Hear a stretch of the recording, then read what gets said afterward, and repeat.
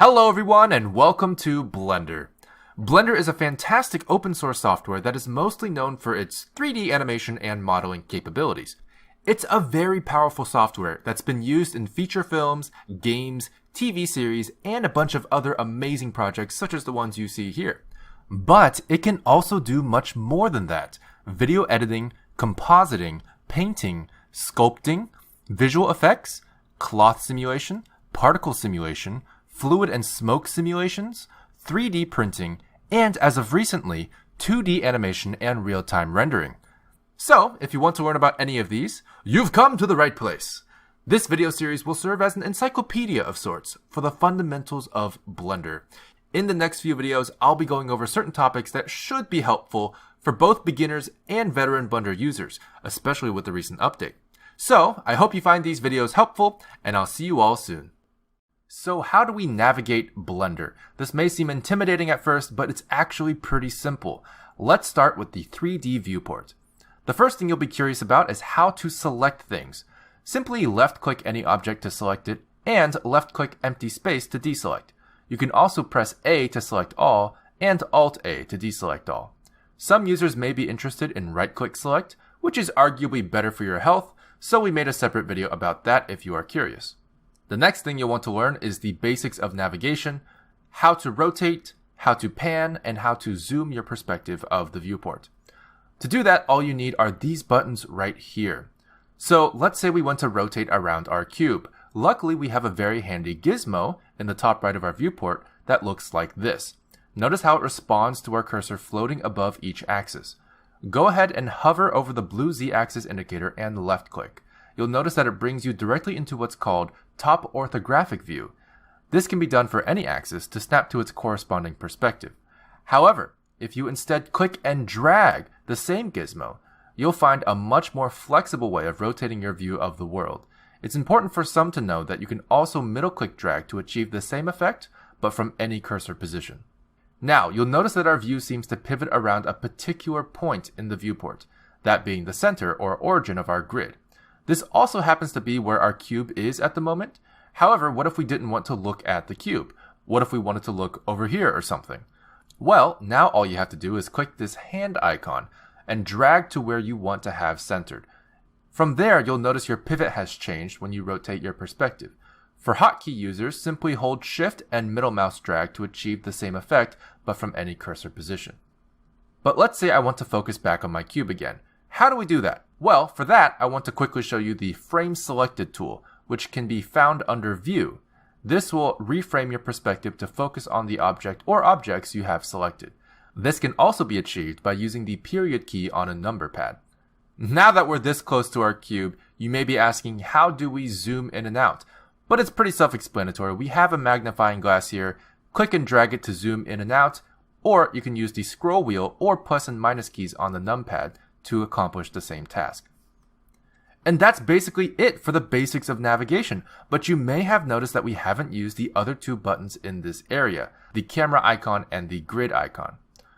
The camera icon will bring you into the eyes of your camera. This is very helpful for setting up camera angles and previewing what will eventually be your output image. Alternatively, you can also use 0 on the number pad. The fourth button here is a grid. This may confuse you at first, but this switches your viewport between orthographic mode and perspective mode. I went ahead and set up a scene here to make it more obvious to you, but you may be asking, what's the difference between these two modes? Well, perspective mode is a realistic view of the 3D objects in your scene, which takes into account how far away objects are from you into how it displays the object. The further away something is, the smaller it gets visually. However, orthographic mode ignores all of that and flattens your world so that no perspective is seen. Everything is angle perfect. This is an unrealistic view but helps immensely with making models accurate, especially in relation to, say, a 2D concept sketch. But that's just the viewport. In the next video, I'll be talking about all the different windows we see here, what they do, and how to navigate them as well. Blender provides a lot of information with its interface, and can be flexible enough to fit the workflow you need. Let's go over some of the basics on how to interpret and interact with Blender's UI. Before we begin, I want to point out that there is a very handy display at the very bottom of the user interface. This is an informative display that lets you know what each click can do in the context your cursor is at the moment. It also applies to when certain hotkeys are being held down to change the function of certain clicks. For example, if you hold Shift, you can see the information at the bottom changing. It tells us that without holding Shift, your middle mouse button rotates your perspective, but holding Shift pans your perspective. Feel free to refer to this display at any time while watching this series or playing around with Blender to learn more of its features. As a quick reference, here are what some of the mouse icons translate to. Now, the next big thing you'll notice is that each important section of the UI is separated into panels. These panels are scalable if you click and drag any of the boundaries, and they can also be whatever you'd like them to be. Simply click the drop-down menu in the top left or bottom left of a panel and select a different type of editor. You can also create more panels by right-clicking a boundary, clicking Split Area, and then left-clicking at a position of the screen you desire. To delete a panel, simply right-click a boundary, click Join Area, and left-click over the panel you'd like to overwrite. Additionally, if you would ever like to maximize a panel to focus on it, simply mouse over an area and press Ctrl Space. You can also press Ctrl Space again to return. While this is extremely powerful, Blender also provides default workspaces you can choose from that set up the appropriate editors for specific workflows. You can find these workspace options in the tabs above. For hotkey users, you can press Ctrl Page Up or Ctrl Page Down. We will be going over each of these workspaces in future videos. However, for this video, we will focus on the primary editors of the Layout workspace. Further introduction of other editors will be given in editor-specific videos. So, let's begin. If you saw our viewport navigation video, then you already know what the viewport is. This is where our 3D scene is displayed. In this editor, you can perform a variety of tasks that interact with your 3D scene and its objects. However, it's important to note that there are two helpful quick menus in the viewport. Simply press T as in Tools, or left-click this arrow here to expand the Quick Tools menu for the viewport. This includes tools such as the Select Box, Move, Rotate, and Scale. For hotkey users, keep in mind you can also use Shift Space at any time to bring up the same tools menu but labeled and at your cursor location. This works similarly to a pie menu in that you have the option to hold the Shift Space hotkey, move your cursor to the tool you want, and release the hotkey to select a tool. You can also press N as in number or left-click the arrow on the right to open additional quick settings, which include your item's transformation data, tool-specific settings, and other viewport options. You'll notice here there is an option for the 3D cursor. This is a very powerful tool which you can see right here. This red and white circle acts as the spawning point for any new objects and can be used as a reference for pivoting, which we'll go over in another video. To place it around your scene, simply hold Shift and right-click. To recenter the cursor, simply press Shift S and select Cursor to World Origin from the pie menu, or adjust the location and rotation settings in the right-hand side quick menu. Now, this feels like a good time to explain what pie menus are for those who are unfamiliar. Pie menus are quick wheel menus that appear around your cursor after a hotkey is pressed. You have three options when navigating a pie menu. The first option is to right-click to cancel in case you changed your mind. The second option is to press and hold the hotkey to initiate the pie menu, drag your cursor to your desired choice, then let go of the hotkey to select, with no clicking necessary. Or the third option is to let go of the hotkey that initiated the pie menu before moving your cursor, then use your cursor to left-click select the option you like. After you get used to where each option is, this can greatly speed up your workflow while also making several options available with less keystrokes. Throughout this series, you will see pie menus quite often for various different contexts. Now below the viewport we have the timeline. This controls playback of your animation. You can zoom in and out with your scroll wheel, drag the timeline with your middle mouse button, change the start and end frames for your output, and create and manipulate keyframes, all of which we'll go over in another video.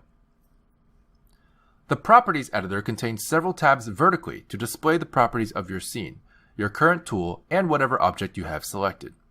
To start at the top, this first tab represents the options your currently selected tool in the viewport may have.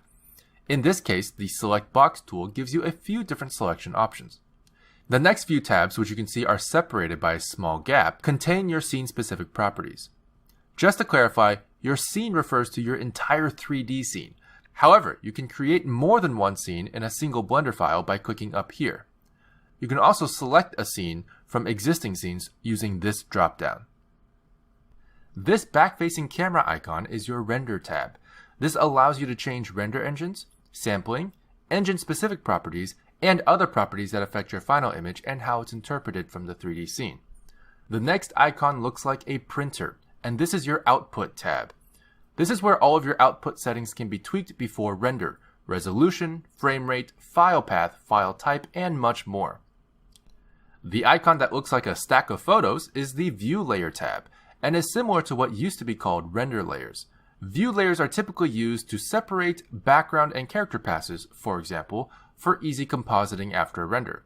However, you'll notice this is only the pass properties, not the objects, and it's for only one view layer, the one we're currently in. To select a different view layer to change its properties, you'll need to go up here, similar to creating a new scene. You can create and select existing view layers here. While we're on the topic, I'd like to point out what this panel above properties is for. In order to specify which collections of objects are rendered out in each view layer, you can check and uncheck collections here in what's called the outliner. I highly recommend using descriptive names for your collections and view layers by double-clicking them, but we will go over this in another video. Next, we have the General Scene tab. This has other miscellaneous scene properties that affect your scene, such as your active camera, your units, and rigid body settings. Finally, the Globe icon is the final tab of this section and is called the World tab. This includes properties for the sky and air of your scene. In other words, the surface option for your world is the shader used for your sky or background color, while Volume allows for volumetric lighting throughout the atmosphere of your scene as a whole, such as fog or mist. For the next section, the property tabs will be specific to the active object you have selected. So in this case, I will select the cube. Our first tab is the Object tab.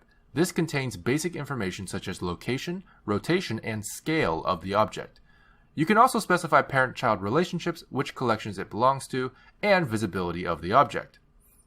The next tab is a very important tab for Blender. Represented by a wrench icon, the Modifiers tab allows for powerful manipulation of objects using predefined modifiers. Simply select a modifier from the drop-down menu to add it to the stack below. You can use as many modifiers as you like and change the order or application of these modifications using these arrows. For example, the Subdivision Surface modifier and the Bevel modifier. This next tab is the Particles tab. You can see the icon looks like an object shooting particles out from its main body. In here, you can create particle systems and add them to the object you have selected. Next is the Physics tab, which looks like an orbiting planet icon. This contains several different types of physics simulations and physics manipulators, including cloth, rigid body, smoke, fluid, collision, and force fields such as wind. The next icon looks like two objects wrapped together. This represents the Constraints tab. This tab is very similar to the Modifiers tab, but deals more so with relationships of the objects you have selected with other objects or values, rather than manipulating the object by itself. You can have an object copy the location of another object with the Copy Location constraint, stay above the ground with the Floor constraint, or point at another object with the Tracking constraints. The green triangle icon is for your object's mesh data. To explain what mesh data is, I can tell you that the reason why our cube is a cube is because of the mesh data. If I were to take this exact same object and change the mesh data, its shape would not be the same, but its object properties such as its location would remain the same. Here you can manipulate your vertex groups, also known as weight maps, your shape keys, also known as blend shapes, and your UV maps. Other geometry specific settings belong here as well. And finally, we have our Material tab. This is represented by a material sphere icon and is where you control much of how your object is shaded during render. The material you choose here will affect how shiny your object is, what color it is, and how rough it may appear to be. The final tab is actually in a different section, as you can see. There's a small gap there. This is the Texture tab, represented with a checkered canvas icon, and is not object specific. textures exist as separate entities that can be referenced for a number of things, including the world, aka skybox, materials, or brushes.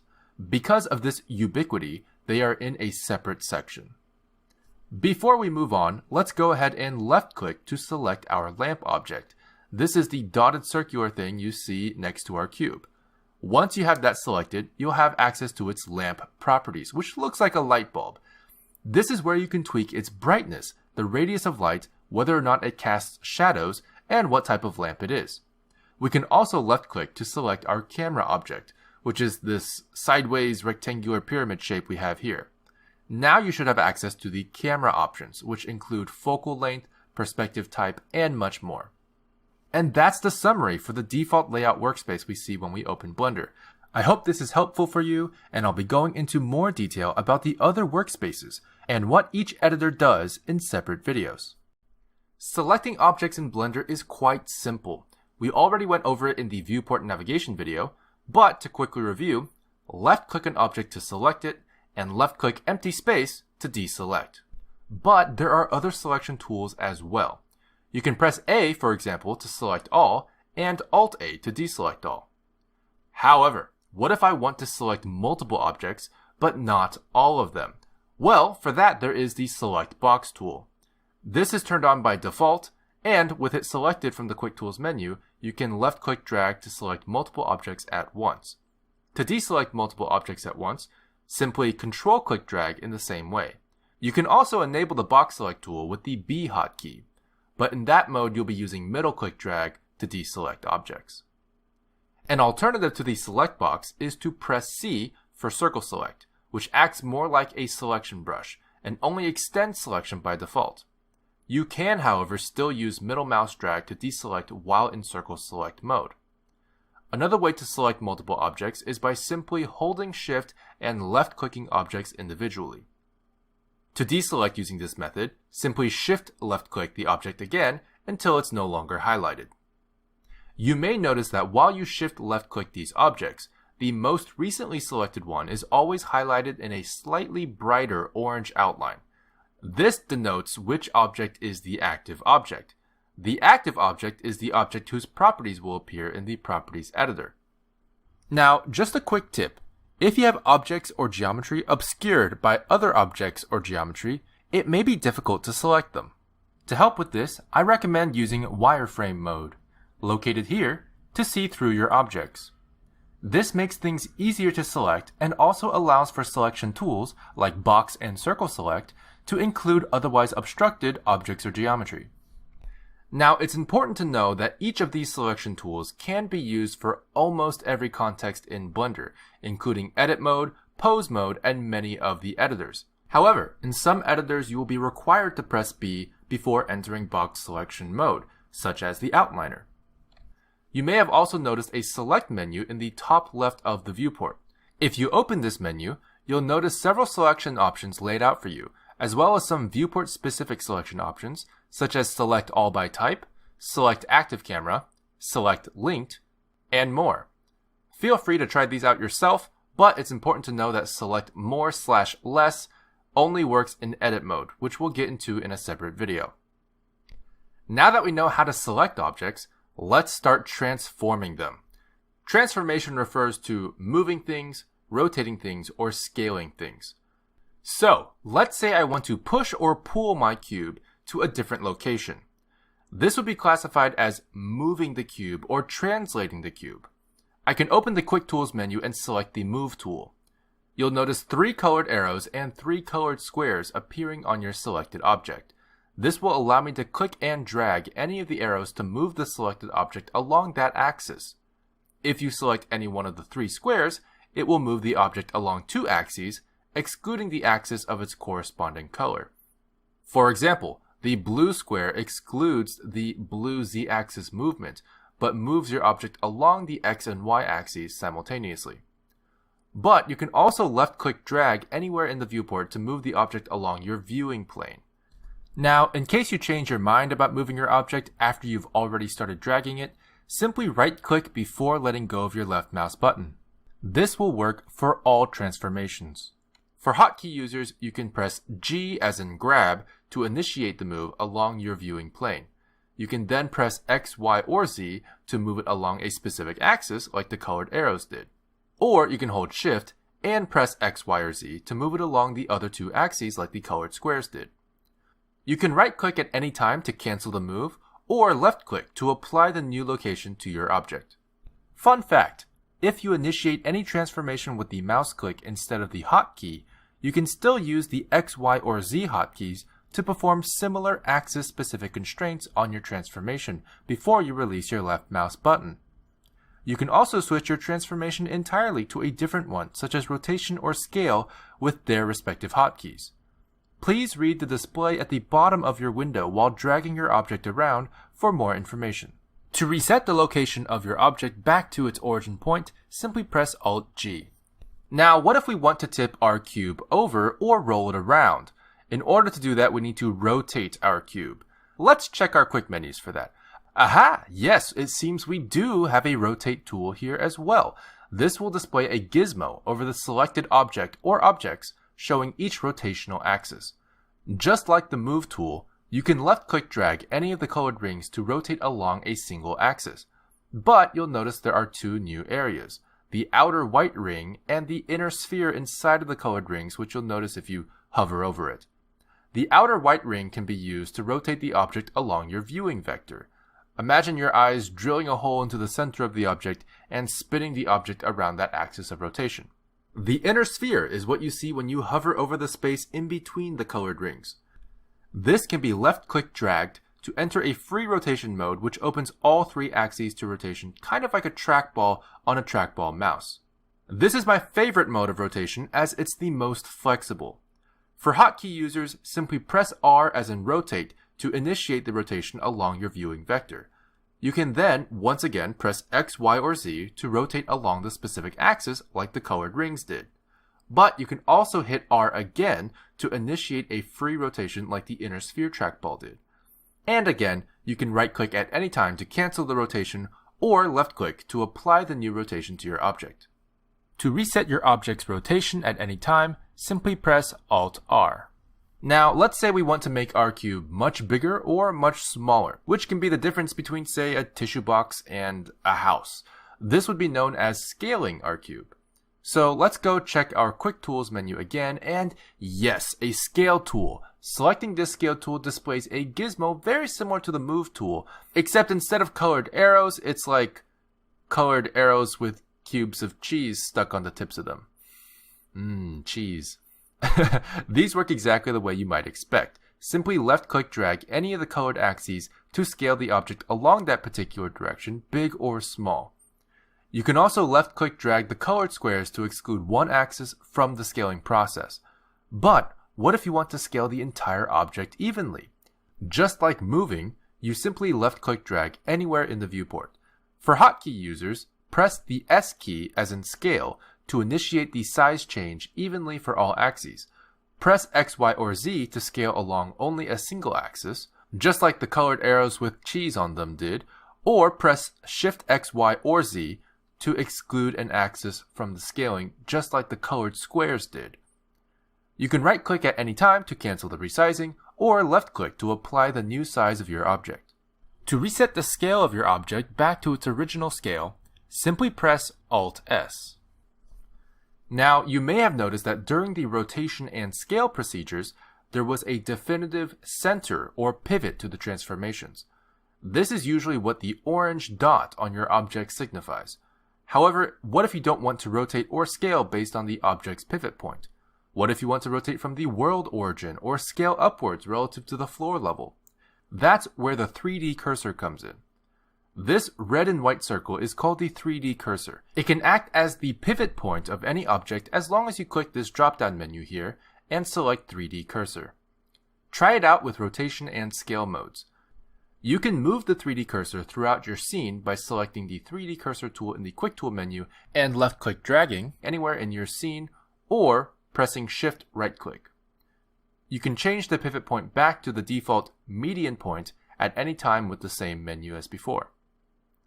The 3D cursor can also be used for moving your object. I personally love this feature for quick moving your object to a specific point.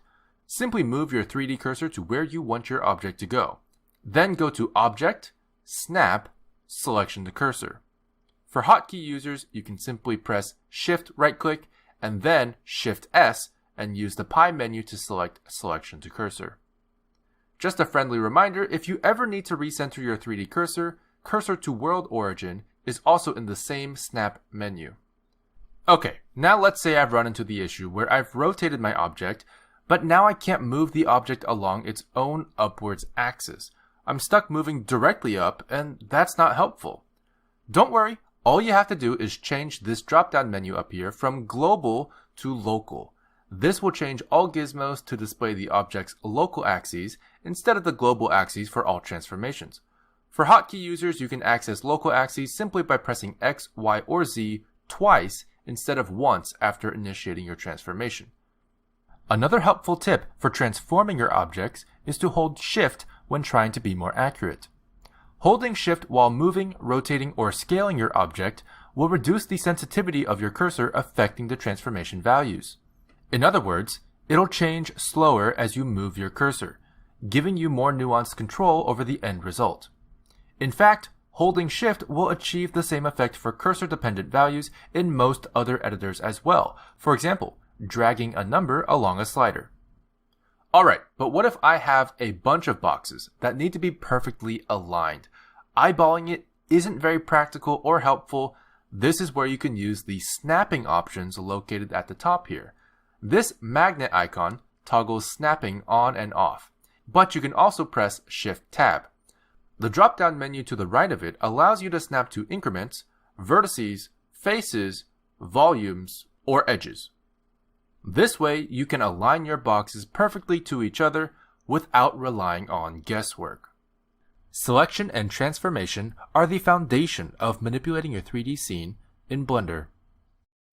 To add an object in Blender, it's really quite simple.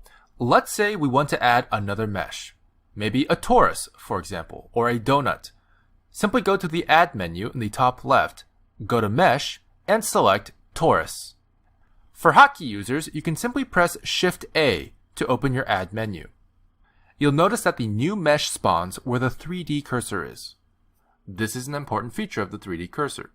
I'm sure you've noticed you can add things other than toruses. Inside the Mesh menu alone, you can see all of these primitives here. Most of them are self-explanatory, but you might be curious about what this monkey option is.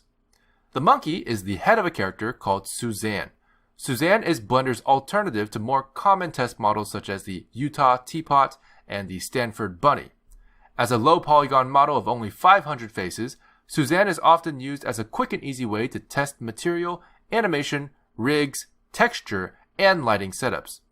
Fun fact, the largest Blender contest, which takes place at the Blender conference every year, gives out an award called the Suzanne Award. To delete an object, there are 3 ways to do it. Make sure you have the correct object or objects selected, then go to Object, Delete. For hotkey users, you can press X or the delete key. However, if you press X, you'll get a confirmation message. To confirm, simply left-click or press D. These delete functions also extend to almost every other editor where you can delete things. But it's important to know that the deletion menu in edit mode, for example, can look very different. Instead of a simple confirmation menu, deleting things in edit mode will bring up another menu, which will ask you for more information. For example, you can choose to delete the vertices, the edges, or the faces that you have selected, and each one will do something slightly different. If you delete vertices, it will also delete all connecting edges and faces of the vertices you selected.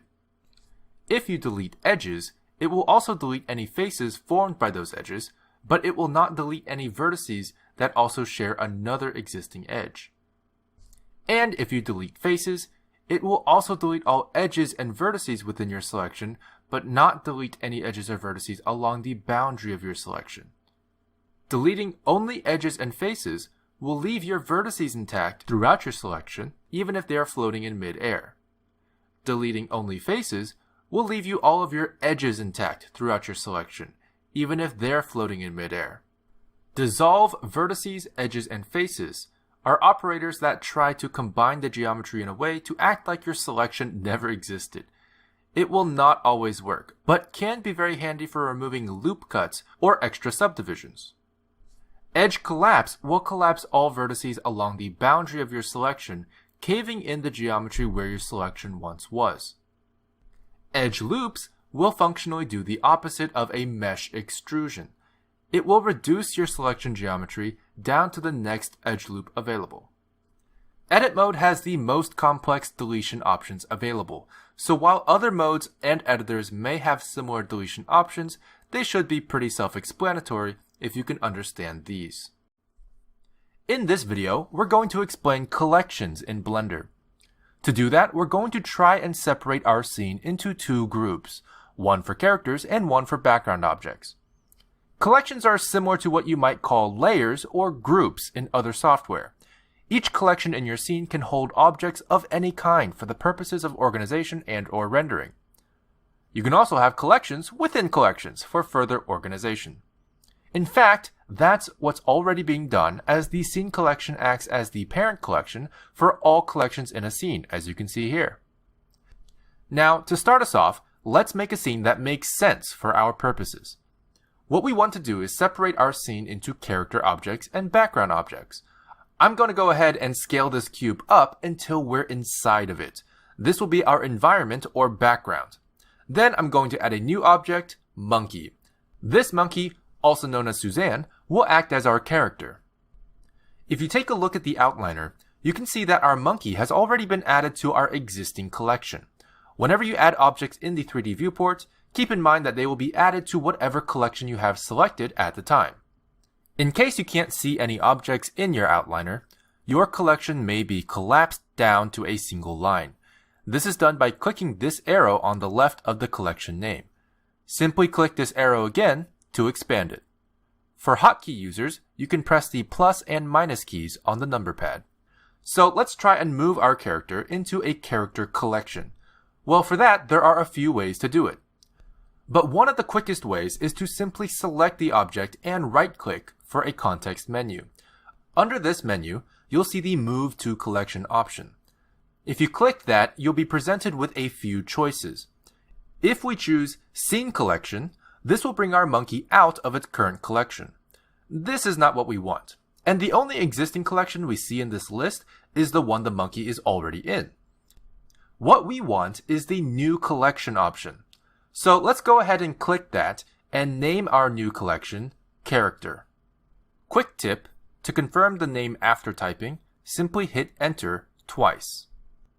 Now, if you look at our outliner, you can see that our monkey is in our character collection. For hotkey users, you can press M, as in Move, to bring the same Move to Collection menu for whatever object or objects you have selected. Another way you can add an object to a new collection is to create an empty collection first. To do this, simply right-click any empty space in the outliner and click New. This will create a new collection within the scene collection. If, instead of empty space, you right-click a collection name, it will create a new collection within the collection you right-clicked. For hotkey users, you can simply hover over the outliner and press C to create a new collection in the scene collection. And if you happen to have a collection already selected, your new collection will appear under the selected collection. Fun fact, you can create as many collections as you like. You can rename collections at any time by double-clicking or control-clicking their names in the outliner. So let's go ahead and rename our new collection as BG, or background. We can then move our cube, which is our background object, to our background collection in the viewport with the same Move to Collection menu, or the M hotkey, and then selecting the now existing background collection from the menu. Or we can use the outliner and simply left-click drag the object to the background collection. Now that we have our character object and background object in their respective collections, you can check and uncheck each collection to toggle their visibility. This will turn them off during render as well for the view layer you have selected. To quickly show you how view layers work with collections, I will create a new view layer up here. As you can see, the checked or unchecked state of each collection is unique to each view layer. But what about our light and camera objects? Let's say we want to have these objects in both the background and character collections so that they are visible whenever we isolate either one. However, when we try to move our objects to more than one collection, it doesn't work. While it is possible to link objects to more than one collection using the Shift-M hotkey, a preferable way is to use collections within collections. Let's take a look at how that might work. First thing I'm going to do is rename our collection to car/bg, car being short for character. If we were to simply drag the character and BG collections into our car/bg collection, we can now toggle all collections within our car/bg collection off or on with one checkmark, but also keep the light and camera objects on while toggling the other two. Functionally, this achieves the same thing as adding the light and camera objects to both character and background collections, as you can keep the main collection enabled while toggling off the sub-collections you don't want to include. If you do happen to use Shift-M to link objects to multiple collections, however, it becomes a bit harder to keep track of, as there will be duplicates in your outliner even though they represent the same object. However, if you do link an object to multiple collections like this, just know that you can remove the object from a collection by right-clicking it in the outliner and selecting Unlink. Now that we have all of our objects in their proper collections, I want to explain a quick tip for when collapsing and expanding your collections. In case your outliner ever gets too busy, collapsing your collections can be very helpful. What's especially great is you'll notice a few icons next to the collection names. These icons represent what type of objects exist within each collection. For example, right now our character collection has only one object, but if you collapse the car/bg collection, you'll see that it contains two collections, two meshes, one light, and one camera.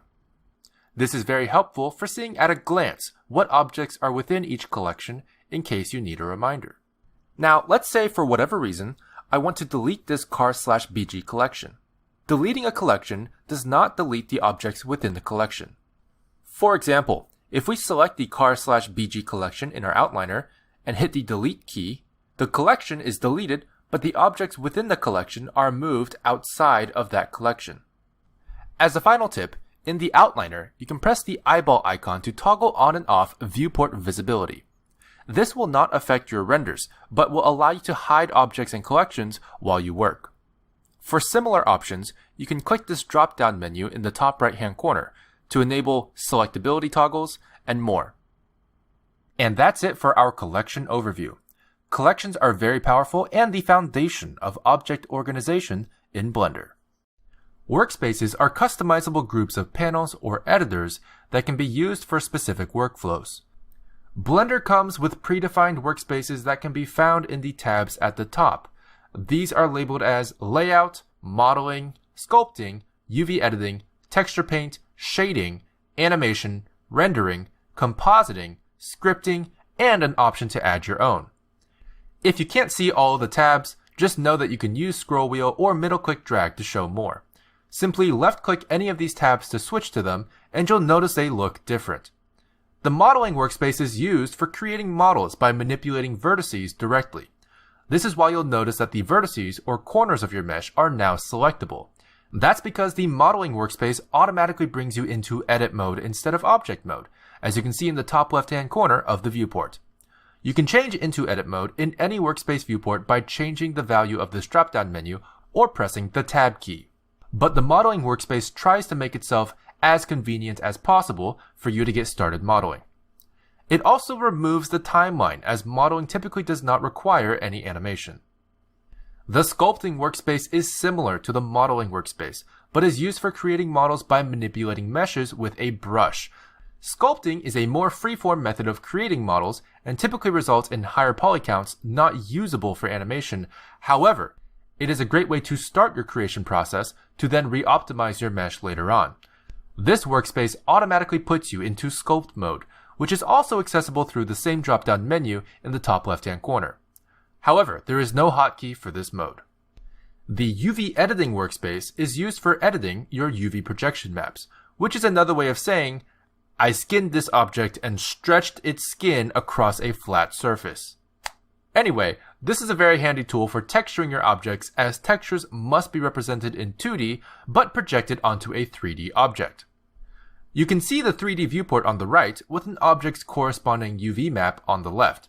If there was an image linked to this UV map, that image may become visible on the 3D object on the right-hand side, which would show you visually how the 2D texture has been projected. Texture paint is probably what some of you were thinking when I mentioned the complexity of UVs. Why paint on a 2D surface and project that to a 3D surface when you can simply paint on the 3D surface directly, like painting an Easter egg? Well, in this case, you can paint any object like an Easter egg. With texture painting, you can paint directly onto the 3D object, and Blender will project your painted texture onto a 2D surface based on the UVs. The shading workspace is a very important workspace used for manipulating materials, particularly with node-based shaders. The workspace puts your viewport into look dev mode, showing you in real time what your shaders would approximately look like at render. You can also access this from any viewport window using these buttons here. For hotkey users, simply press Z and use the pie menu that appears. If you want a more accurate display of your shader, you can also change it to rendered mode. If you play around with the numbers in the node editor below, you'll be able to see some changes in real time in the viewport above. It also includes an image editor and file explorer for any necessary image files. The animation workspace is catered specifically for animators to have all the tools they might need. The 3D viewport is where most of the animation will happen, but the dope sheet, which looks similar to the timeline, will be where all of your keyframe manipulation happens. You may also notice that there is a sliver of the timeline editor below the dope sheet. That is simply to provide all of the playback options, start and end frames, and keyframe navigation buttons the dope sheet does not have. For example, you can click this circle/record icon to start automatically recording changes in your object's location, rotation, or scale as keyframes for animation. The camera view on the left is also a 3D viewport panel, but focused on the camera's perspective. This is great for getting an idea of what the animation will look like at render. Now, there may be some of you who are wondering where the graph editor is. If you want to use the graph editor, simply create a new panel and select graph editor from the editor options in the dropdown. However, the dope sheet is so powerful with keyframe manipulation compared to other 3D animation software that the graph editor is not used nearly as often, but it can still be useful. The rendering workspace is used for testing or finalizing the output of your file. If you had a recent render, it'd likely be displayed here. It's important to note that this is the same image editor that we see in other workspaces. However, the image selected is render result, giving you access to slots, which serve as great temporary render test comparisons. These slots are accessible both through the top right drop-down, as well as the right-hand side quick menu, pulled up with the N hotkey, under Image. For hotkey users, you can use J to toggle between the most recent two slots, or use any of the numbers on the number row to go to a specific slot corresponding to that number. The compositing workspace is used for post-processing and After Effects that would add beautification to your renders, such as glow, blur, masks, etc. The compositor in Blender is node-based and is very similar to the shader editor in the shading workspace, but has its own editor in the drop-down menu. In order to start using the compositor, simply check Use Nodes at the top here. This will automatically generate a View Layer node and a Composite node. The Composite node is simply the end result receiver, your final output. And the View Layer node represents how you can use view layers to combine different passes, such as character and background in this compositor. Now you may notice that there is a dope sheet provided at the bottom, which is Blender's keyframe manipulator for animation. So why is it here? Well, let's say you're doing an animation where you want one particular part of the animation to have heavy directional blur because the camera is moving fast, but you want to turn it off after a certain point. In this case, you'll want to keyframe your blur property. The dope sheet is provided to help you keep track of those compositor-specific frames. The scripting workspace is for those instances where we might have to write some code. The text editor is very flexible. It can load and save files externally, enable syntax highlighting, enable word wrap, enable word lines, and a number of other useful coding tools. It can also provide easy to set up templates for common Blender script functions, such as UI elements or gizmos. You'll notice there's also a console panel provided on the left. This is for seeing error messages at runtime. And at the bottom, we have what's called the info panel. This is a list of recent operations that have been performed by Blender, which usually correspond to actions the user has taken somewhere in the software. For example, if you select an object in the 3D viewport and transform it, you'll notice a new line appear in the info panel. You can copy and paste these operations onto your text editor for reference on how to use certain functions. And finally, we have our Create New Workspace option. This will bring up a few options, but you'll notice many of them are grayed out. This is simply because they already exist in your tabs. However, you can select Duplicate Current, which is a great way to start customizing your own. Simply duplicate the workspace and double-click the tab to rename it to whatever you like. If you'd like to bring a certain workspace to the beginning of the list for easy access, you can right-click the tab and choose Reorder to Front. You can also remove workspaces from the list by right-clicking and selecting Delete. Keep in mind that if you delete a custom workspace, it will be lost forever. In order to save a custom workspace, I recommend setting up a custom startup file by opening up a new file, setting up your workspace, and then going to File, Defaults, Save Startup File. Your workspace will then be included in every new Blender file you create. However, while you are looking through the new workspace options, you may have noticed that there are a few workspaces in the creation options that we haven't seen yet. We may go over these in another video, but I highly recommend looking into the strengths of Blender's 2D animation capabilities, as well as its powerful VFX and motion tracking capabilities. And that's the general summary of how workspaces work. We'll be going over specific workspaces in more detail in their separate videos. As promised, let's talk a little bit about how modeling works in Blender. The workspace itself can already tell us a lot on what modeling entails. As you can see, the object is in edit mode, which is very important for modeling since it relies on manipulating the vertices, edges, and faces of a mesh. You'll also notice that the modeling workspace opens the Quick Tools menu on the left for us already. While in edit mode, the left-hand side Quick Tools menu provides several more tools for us to use, including Extrude Region, Bevel, Knife, and Loop Cut, to name a few important ones. We'll go into more detail about some of these tools in their own videos. The modeling workspace also automatically brings us to the Modifiers tab of our Properties editor. Modifiers are very useful during modeling, and we'll be going over a few of those in their own videos as well. Additionally, there are several more options up here at the top of the viewport now that we're in edit mode. Each of these menus will give you additional operators to work with during modeling. That being said, most basic functions will be available through the Quick Tools menu alone. Just to demonstrate real quick, let's say we want to model a chair. You can do that very easily in the modeling workspace by simply selecting the appropriate tools. I'll be going over exactly how I made this chair as we learn more about the modeling tools. Modeling revolves around the editing of meshes. But what are meshes? A mesh is a collection of vertices, edges, and faces that describe the shape of a 3D object. But then you ask, what are vertices, edges, and faces? Vertices is the plural form of vertex, which represents a single point.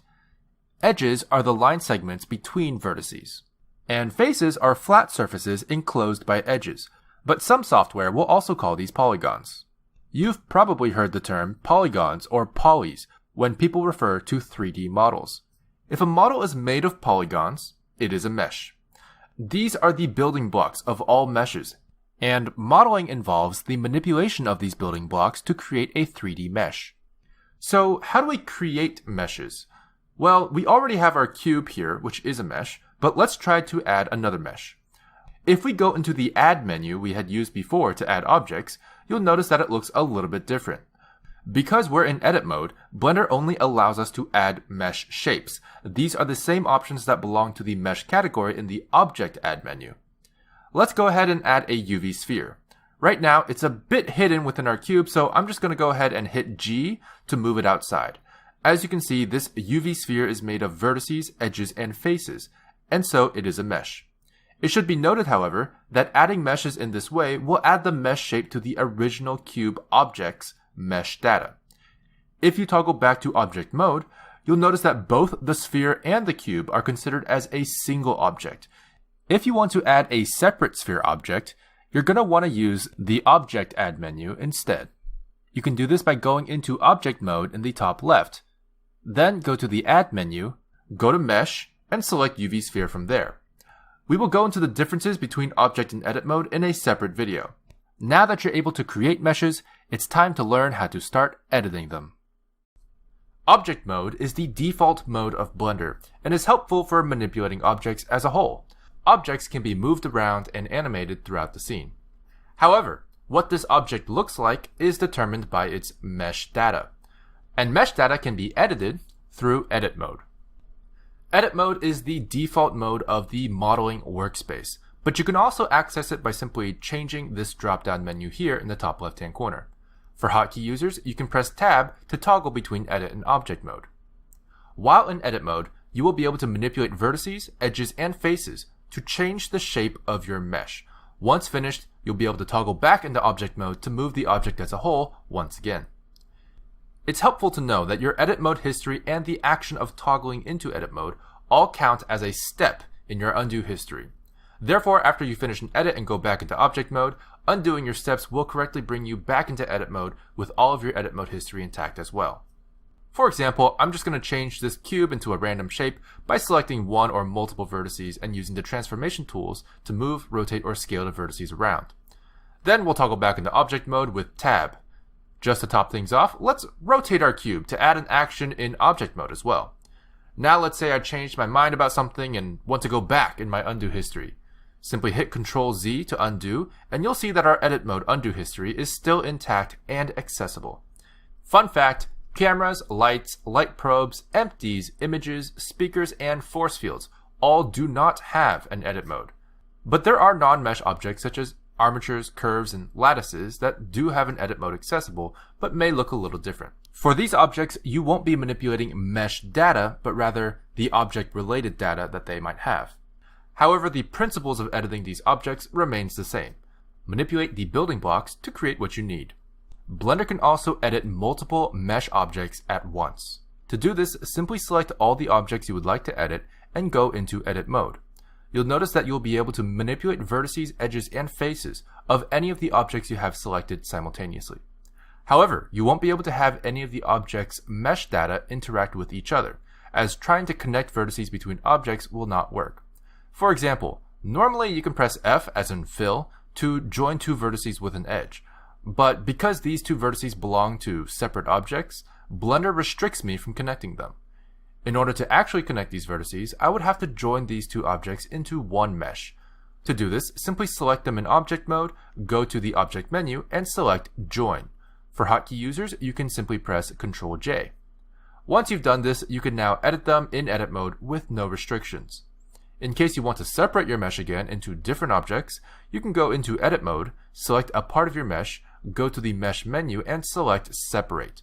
Here you have a few options, but selection is the one you want. This will separate your selected geometry into a new object with its own mesh data. Let's talk about how to manipulate the vertices, edges, and faces of our mesh while in Edit Mode.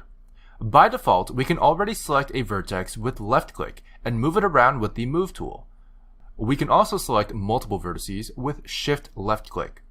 This allows us to rotate and scale our vertices with their respective tools as well. You'll notice that when you select a bunch of vertices, there are edges and faces that exist between these vertices that you selected that will also get highlighted. For example, if you select two vertices, the edge between them will be considered selected. And if you select all four corners of our cube, you'll see that the face within these vertices is also considered selected. You can technically manipulate faces and edges simply by selecting the vertices that form them, but you can also change your selection mode. In the top left-hand corner of the viewport, you will see three icons that represent what selection mode you're in. By default, we're already in Vertex Select, but you can also change it to Edge Select or Face Select mode. These will allow you to select the edges or faces directly. For a more intuitive experience, you may enjoy holding Shift and left-clicking these icons to activate more than one selection mode at a time. For example, if we were to turn on every one of these modes at once, you could click anywhere on the mesh to select either a face, an edge, or a vertex at any time. Box Select, Circle Select, Shift Select, and most basic selection tools are available in Edit Mode as well. For hotkey users, simply use the 1, 2, and 3 keys on your number row to change your mesh selection mode. You can also hold Shift and then press 1, 2, or 3 to activate multiple selection modes. Another very important tool while in edit mode is loop selection. Depending on your mesh selection mode, you can select a loop of edges or faces by holding Alt and left clicking. In vertex and edge select mode, you will select edges when alt clicking, and in face select mode, you will select faces. Quick tip, in vertex and edge select mode, the edge loop that gets selected is the one that runs along the edge you alt click. However, when in face select mode, the face loop that gets selected runs perpendicular to the edge you alt left click. The extrude tool is one of the fundamental tools for modeling.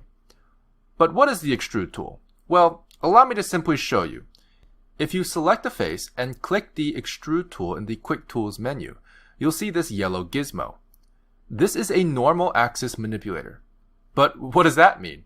Well, it certainly doesn't look normal, and that's because normals are a type of vector related to faces. Simply put, the normal is the vector that sticks out perpendicular to the surface of a face. If we go ahead and left-click drag this manipulator, you'll notice that it duplicates the face and moves it along the normal axis. But it also creates new edges and faces between the original face you had selected and the new duplicate face to maintain a connection. This is extruding. You can also left-click drag anywhere else in the viewport instead to move the extrusion along your viewing plane. You can do this for all types of selections, including multiple faces, vertices, and edges.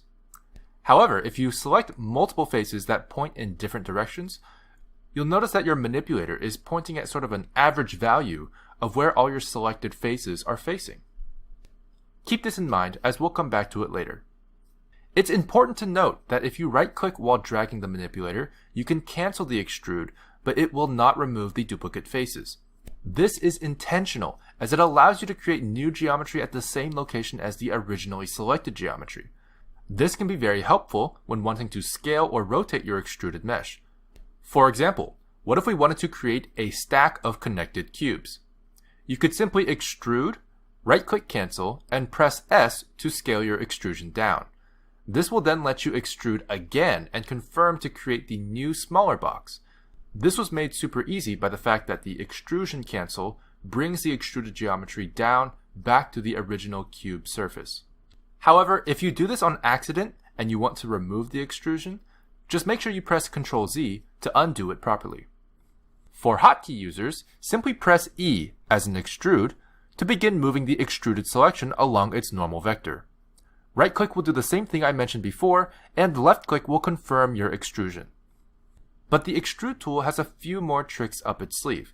If you click and drag the extrude tool icon in the quick tools menu, it will open up a sub-menu with more extrude options. The first option is our default option, so we'll skip that. But our next option is called extrude along normals. This is what you might prefer to use if you select multiple faces that point in different directions. This will allow you to sort of push the geometry outwards along each individual face's normals, but still keep the faces connected to each other after extrusion. This is great for adding a layer of thickness to your mesh, for example. The next extrude subtool is the extrude individual tool. This is extremely helpful for making certain faces extend out independently from its neighbors. For example, you could use this to create spikes or stylized bumps on a surface.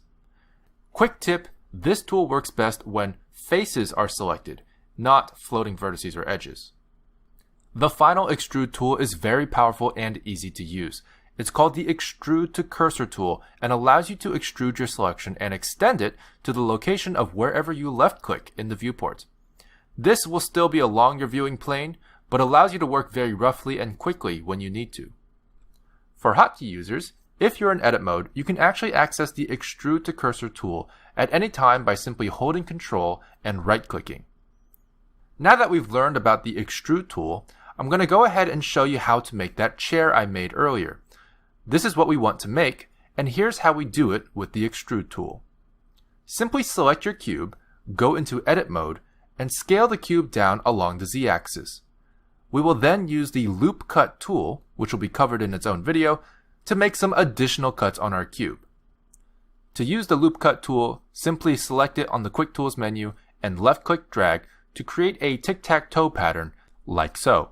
This will then allow us to use our extrude tool. Using face select mode, select the faces you would want to use to form the back of the chair as well as the legs of the chair. You can then go to the extrude tool and select the subtool extrude along normals. Then simply left-click drag to bring out both the chair back and the chair legs at the same time. Ta-da! You've officially modeled something in Blender. One very powerful modeling tool in Blender is the Loop Cut and Slide tool. To use it, simply go to the Quick Tools menu on the left while in Edit mode and select it. Then, hover over your mesh with your cursor and you'll notice a yellow indicator that seems to loop around your mesh in various ways. If you left-click, you'll notice that the Loop Cut has created a new loop of edges around your mesh where the indicator was, inserting new vertices wherever necessary. This is very handy for manually increasing the number of polygons in certain parts of your mesh for modeling. So that's the Loop Cut part of the tool, but what about the Slide part of the tool? Well, for that, all you have to do is left-click drag instead. You'll notice that instead of immediately creating the loop cut in the middle, it allows you to slide the loop along your mesh before letting go of left-click. The placement of your loop cut will then correspond to wherever you dragged it along the mesh. If you happen to start dragging the loop cut on accident and would prefer to cut your mesh along the middle after all, simply right-click before letting go of left-click to cancel the slide. If you notice in the bottom left-hand corner, after you've created a loop cut, an operator panel will appear that you can expand. This panel will include settings that will affect what your recently performed loop cut will do. For example, you can increase or decrease the number of cuts along your mesh, smooth your mesh based on a falloff, or slide to adjust your loop cut along your mesh with the factor value. For hotkey users, simply press Ctrl R. However, I should mention that if you already have the loop cut tool selected, Ctrl R will simply act as a left-click action, entering the tool into slide mode. So I recommend using the hotkey without the tool selected. Now, there are a few key differences between hotkey users and toolbar users for this particular tool. Assuming you do not have the loop cut tool selected and you press Ctrl R, you will also be able to very easily change the number of cuts you make by using the scroll wheel. This bypasses the need to open the operator panel to change the number of cuts. When left-clicking with the Ctrl R hotkey, you'll also notice that it automatically enters slide mode instead of creating a loop cut immediately like the toolbar tool does. Simply right-click to default the loop cut back to the middle of the section you cut, or left-click to confirm your slide position. Real quick, let's take a look at the practical application of the loop cut tool. For this, we're going to go ahead and make a chair. First thing I'll do is take my cube and scale it down so it's flatter. Then I can take the loop cut tool and cut my mesh in a few places that will give me more faces in particular areas of the mesh that I want to work with. For example, we're going to have to add the back of the chair as well as the legs of the chair. So let's make sure we have 4 faces we can choose from for the legs, as well as a row of faces for the back. From here, I can use the extrude tool, which will be covered in its own video, to add geometry to my mesh along my selection. I hope this demonstrates how useful the loop cut tool can be for modeling. The bevel tool is very helpful in 3D modeling because it allows you to keep the realism in your hard edges. In real life, no edge is perfectly sharp like it is in the flat shaded cube that we have here, for example. Because no edge is perfectly sharp, most of the time you're going to want to bevel it in some way to keep the edges hard but realistic. So let's demonstrate what beveling is. There are 2 ways to bevel. You can either use the bevel tool in edit mode, or you can use the bevel modifier. To use the tool, simply select the tool in the Quick Tools menu on the left while in edit mode. Let's go ahead and hit A to select all of our mesh. Then left-click drag anywhere in the viewport to begin adding a bevel to your selection. Let go of left-click to confirm. For hotkey users, you can press Ctrl B. As usual, right-click to cancel and left-click to confirm. Like many tools, after you confirm the action, an operator panel will appear in the bottom left. This gives you several more settings to tweak before finalizing the action. For example, you can change the width type, which are simply different ways of calculating the amount of bevel.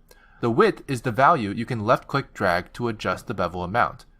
As for segments, This setting lets you change the resolution of the bevel, as the more segments you have, the rounder your corners can be, and Profile adjusts the curvature of your beveled edges. Checking Vertex Only option will only bevel using vertices instead of edges as the source geometry. This will look very different, but can be helpful for certain situations. For hotkey users, you can also press Ctrl-Shift-B instead of Ctrl-B to access the Vertex Only bevel directly. Most of the other settings are perfectly fine at default values, but Material is a very powerful one that I want to talk about real quick. To demonstrate what this does, let's go ahead and add a few materials to our object by pressing the plus key in the Materials tab of our Properties editor. We can then change the color of each material and set our viewport to rendered mode here. Let's go ahead and bevel the mesh once more in edit mode and open the operator panel. The material index allows you to use a different material in your object material list to do cool things like this. The material index is correlated to the material's position in the list. Another way to bevel is with the bevel modifier.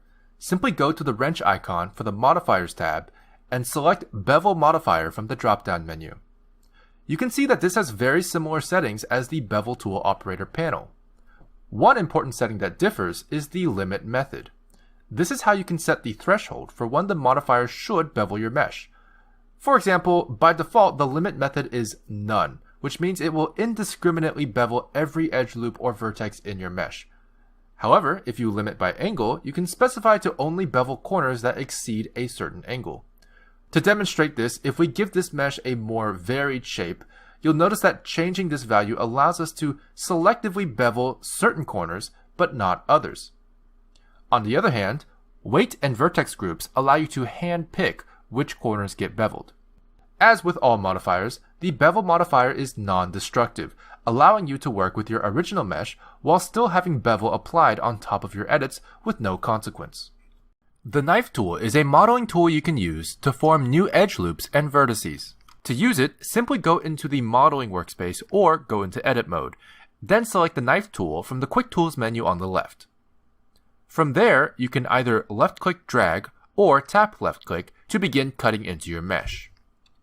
You may notice at this time that there is still a purplish-pinkish line attached to your cursor after drawing. To disengage this knife tool drawing mode, simply double left-click or press E. This will then allow you to continue drawing if you so choose.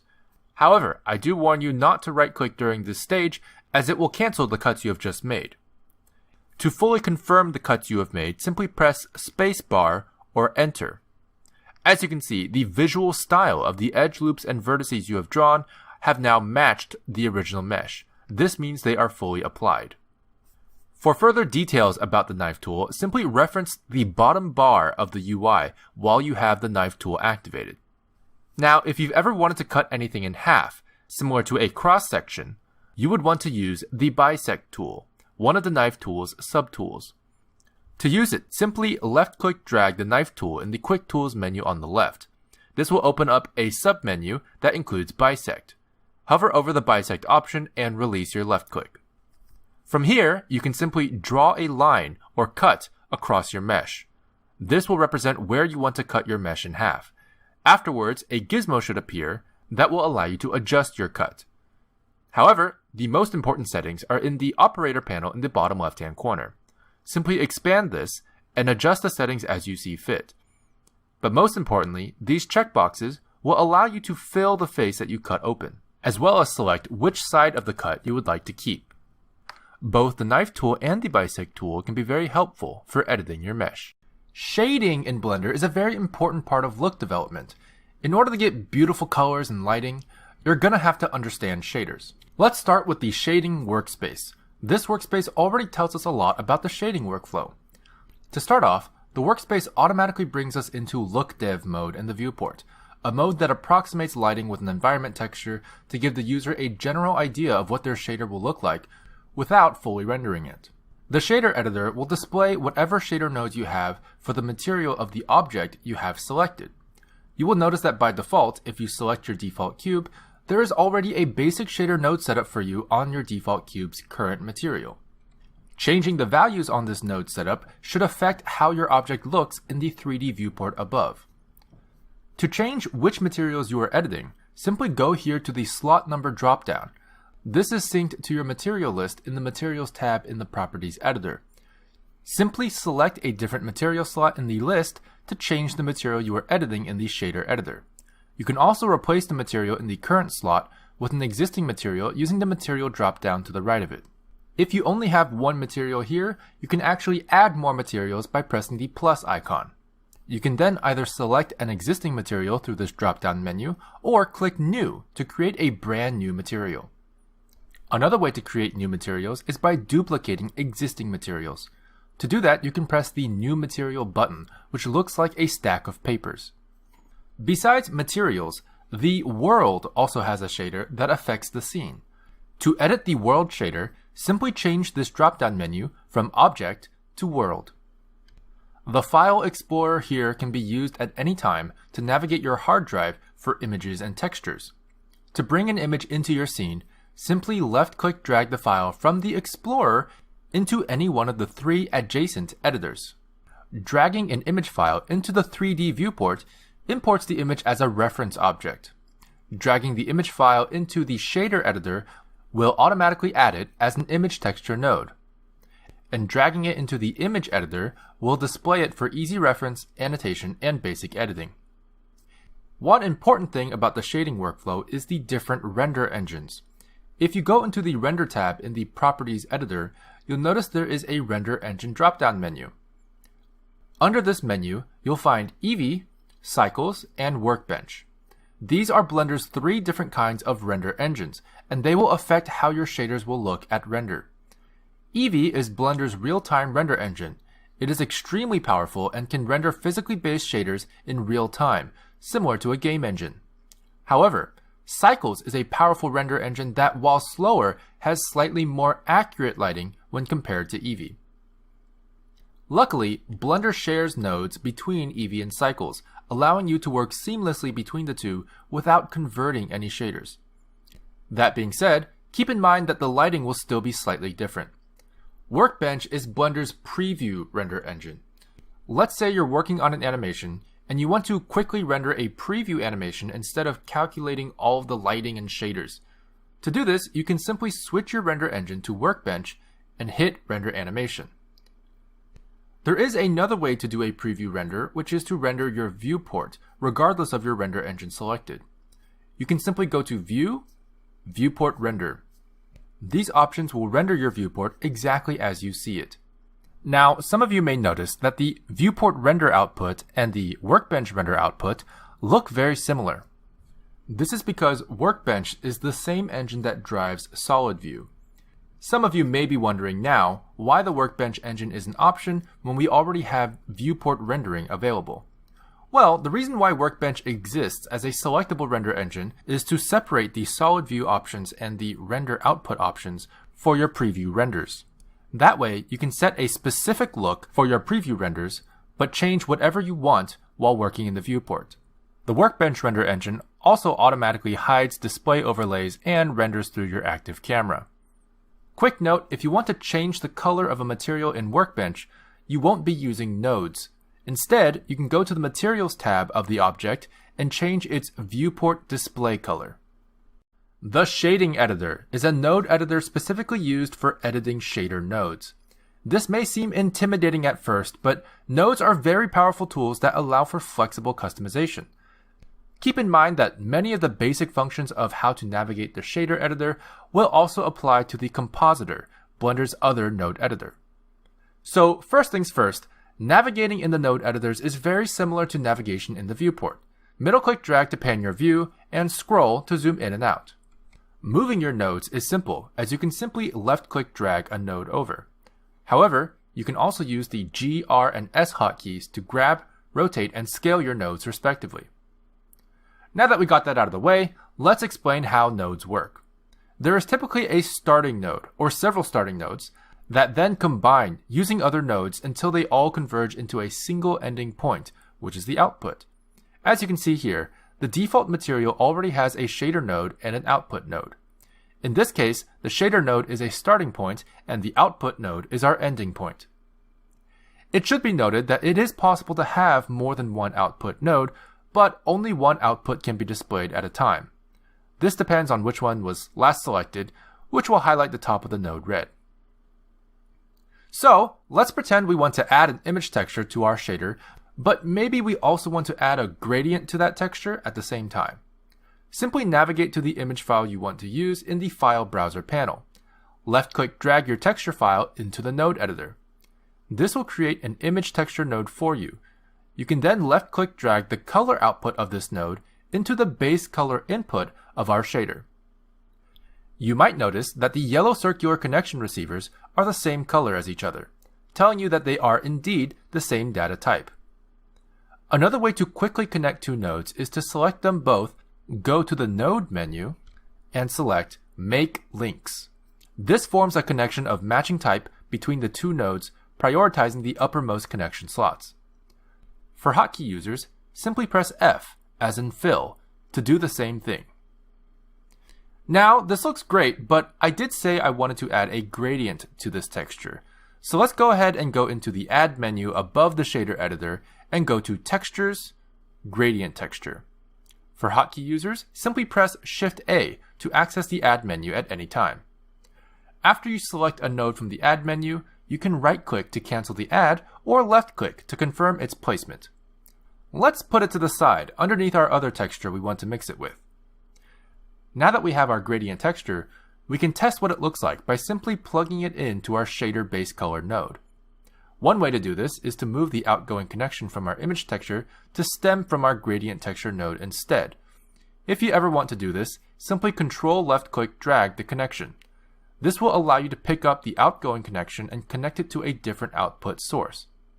Quick note, holding Control is not necessary for picking up existing incoming connections. Let's go ahead and connect this now to our gradient texture output. As we can see, it is indeed a black and white gradient texture. Cool! Now we can reconnect our image texture and figure out how to combine these two textures. Because these two outputs are color outputs, we want to manipulate these values with a color node of some sort. This is a great way to get hints on what nodes to use in certain situations. Let's go back into our Add menu and take a look under the color category. We see that there is a node called Mix RGB. Well, we do want to mix our textures in some way, so I think it sounds like something we want. Let's add it in. You might notice that before you confirm the node's placement, if you hover over an existing connection, it will highlight that connection. Placing the node over an existing highlighted connection will automatically sandwich it between the two connected nodes. Let's do this for our new Mix RGB node. Now that we have our Mix node connected, you'll see that our texture has gone a bit gray. That's because the Mix node currently is using a default gray color as the secondary input to mix our texture with. Let's simply connect our gradient texture node into the bottom half of this mix editor to replace the default gray color. As you can see, we're already getting there. The gradient texture is now mixing with our image texture. Okay, but let's say I want to quickly compare the difference between having the gradient mixed and having nothing mixed at all. To do that, Blender allows you to mute nodes. Simply select a node and right-click for the context menu. Then select Toggle Node Mute. You can then select it again to unmute the node. For hotkey users, simply press M, as in mute, to do the same thing. As you can see, muting a node allows the connection to bypass the effects of the node. The gradient is no longer being shown. Keep in mind that muting a node will choose the uppermost input to bypass as the output, ignoring all other inputs. So let's say I toggle between my options, gradient or no gradient, and I decide that I prefer it with no gradient at all. Well, for that, we might as well delete the Mix node. There are a few ways to delete a node. Most forms of deletion work here in the same way as they do in the 3D viewport. Let's select the Mix node and press X or the delete key to delete it. However, as you can see, this forces us to manually reconnect the image texture node back to our shader node. This is a bit tedious, but luckily there's a way to avoid it. Let's go ahead and hit undo until we have our Mix node back. Now, we can right-click our Mix node and select Delete with Reconnect. As you can see, the mix node has been deleted but keeps the connection intact. For hotkey users, you can simply press Ctrl X. Another trick you can use is to simply Alt-click drag the node away. This will disconnect the node without disrupting the existing connection. Wonderful! Now my shader looks exactly the way I want it. Or does it? What if I changed my mind and decided that I wanted no image texture at all? How do we completely disconnect our image texture from our shader? One way we can do that is to simply click and drag the endpoint of the connection off of our shader node, and release. This is intuitive, but can be very tedious. A faster way is to cut the connections with the Links Cut tool. You can select the Links Cut tool in the Quick Tools menu on the left. Once you select it, you can use this tool by left-click dragging over the line of a connection or connections. This will break any intersecting connections immediately. For hotkey users, simply hold Ctrl and right-click drag. I hope this gives you a good introduction on how to navigate the node editors as well as how to manipulate nodes. Texturing is one of the tools you can use to fully customize your shader. But what is a texture? Well, a texture is basically an image or a pattern of some sort that is used to drive a certain aspect of your shader. So, for example, a color texture for a wall could be the image of a plaster or brick texture, and that texture will be projected onto your material and can then be used in many ways to create a more interesting and detailed material for your mesh. So most of the time, texturing is going to be done through images, photographs, or painted textures. This is the most common way to texture materials, as it allows for full customization of how your materials will look.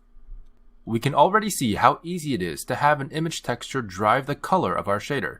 Simply navigate to and left-click drag the file from the File Browser panel into our shader editor. Then connect it to the base color input. As you can see, the image is now projected onto our object. This uses the UV map of our object, which is the skinned version of our 3D object in 2D space. You can see some examples here, but we'll be going over UV mapping in another video.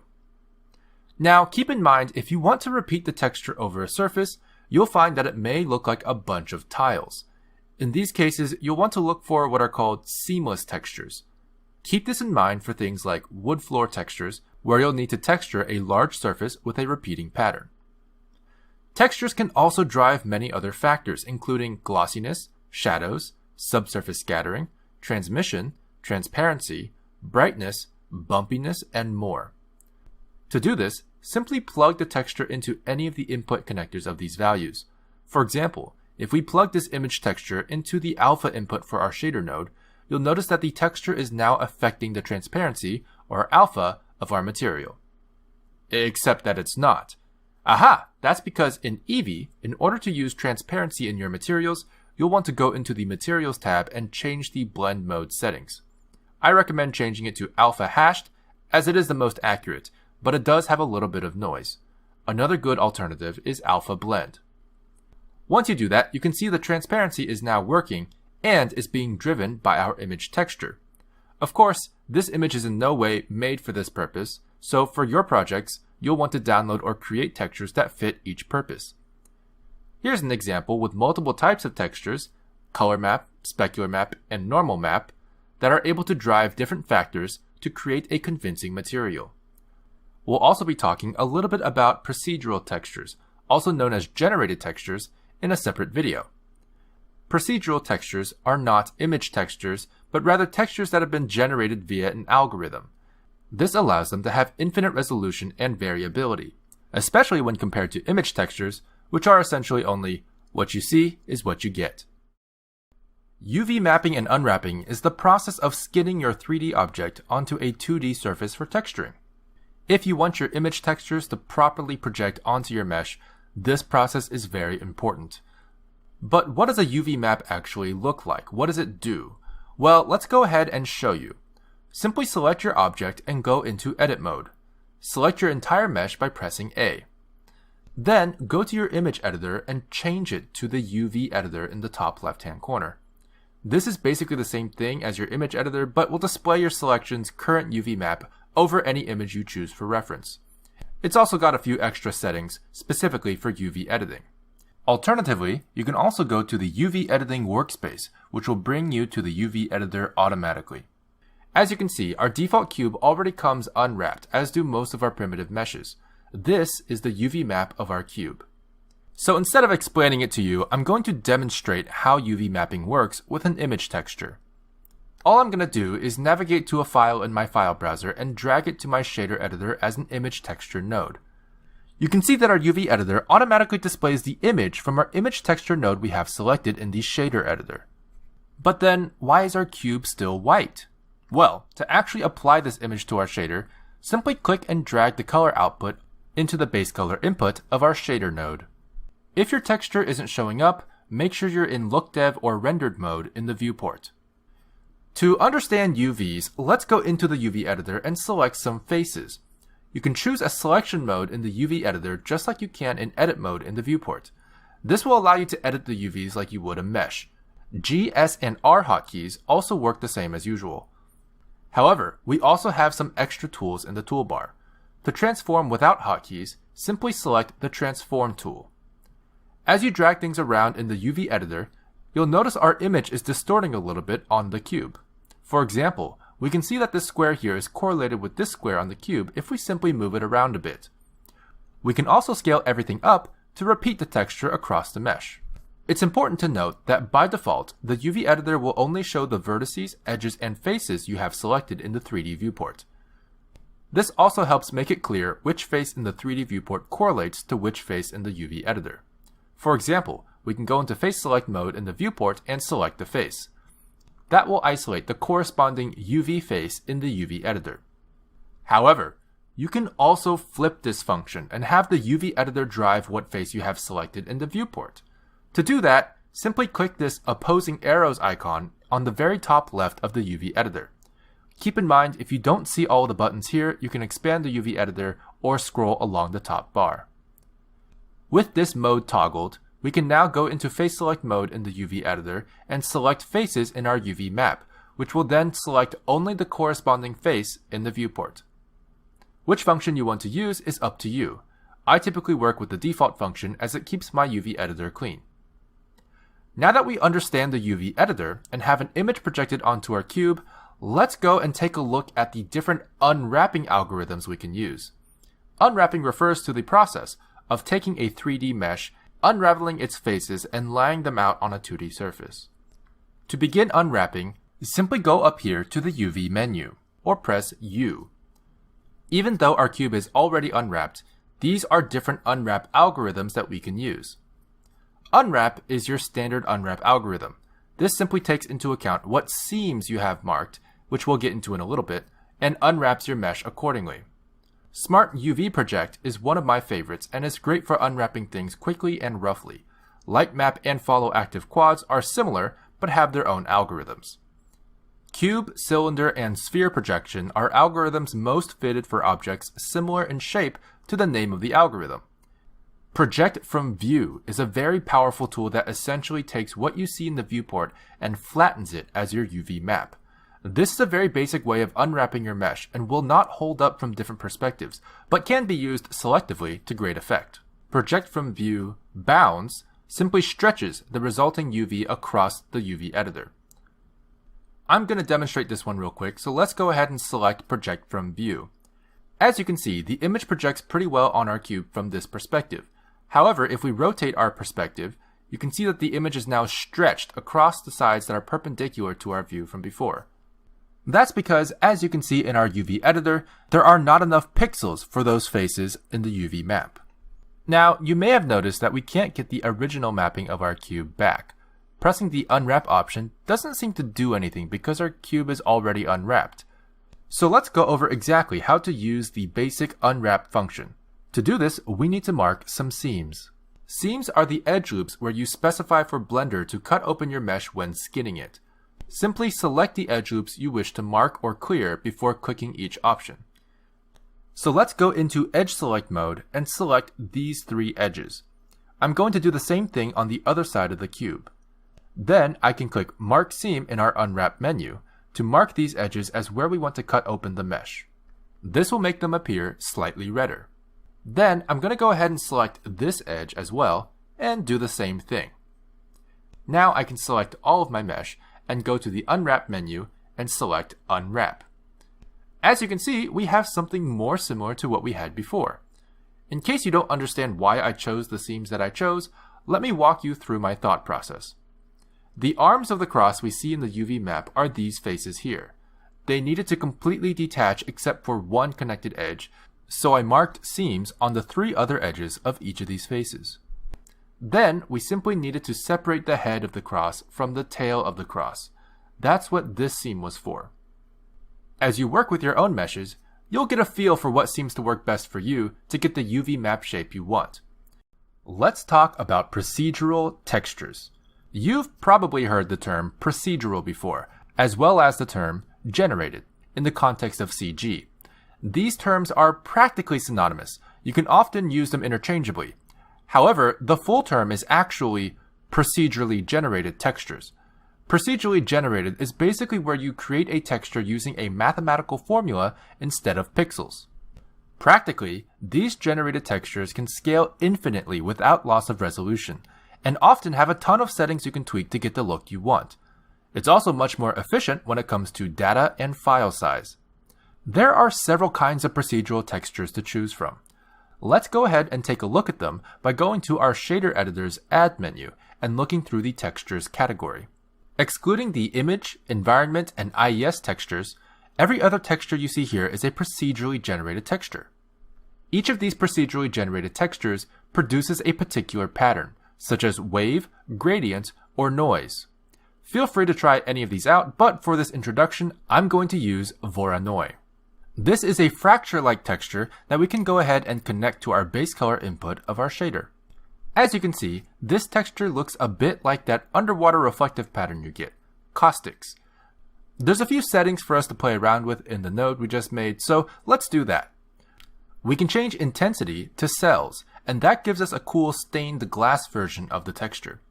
We can also switch around exactly what kind of distance formula it uses, but feel free to experiment with that. Most importantly, you can change the scale of the texture infinitely, practically speaking.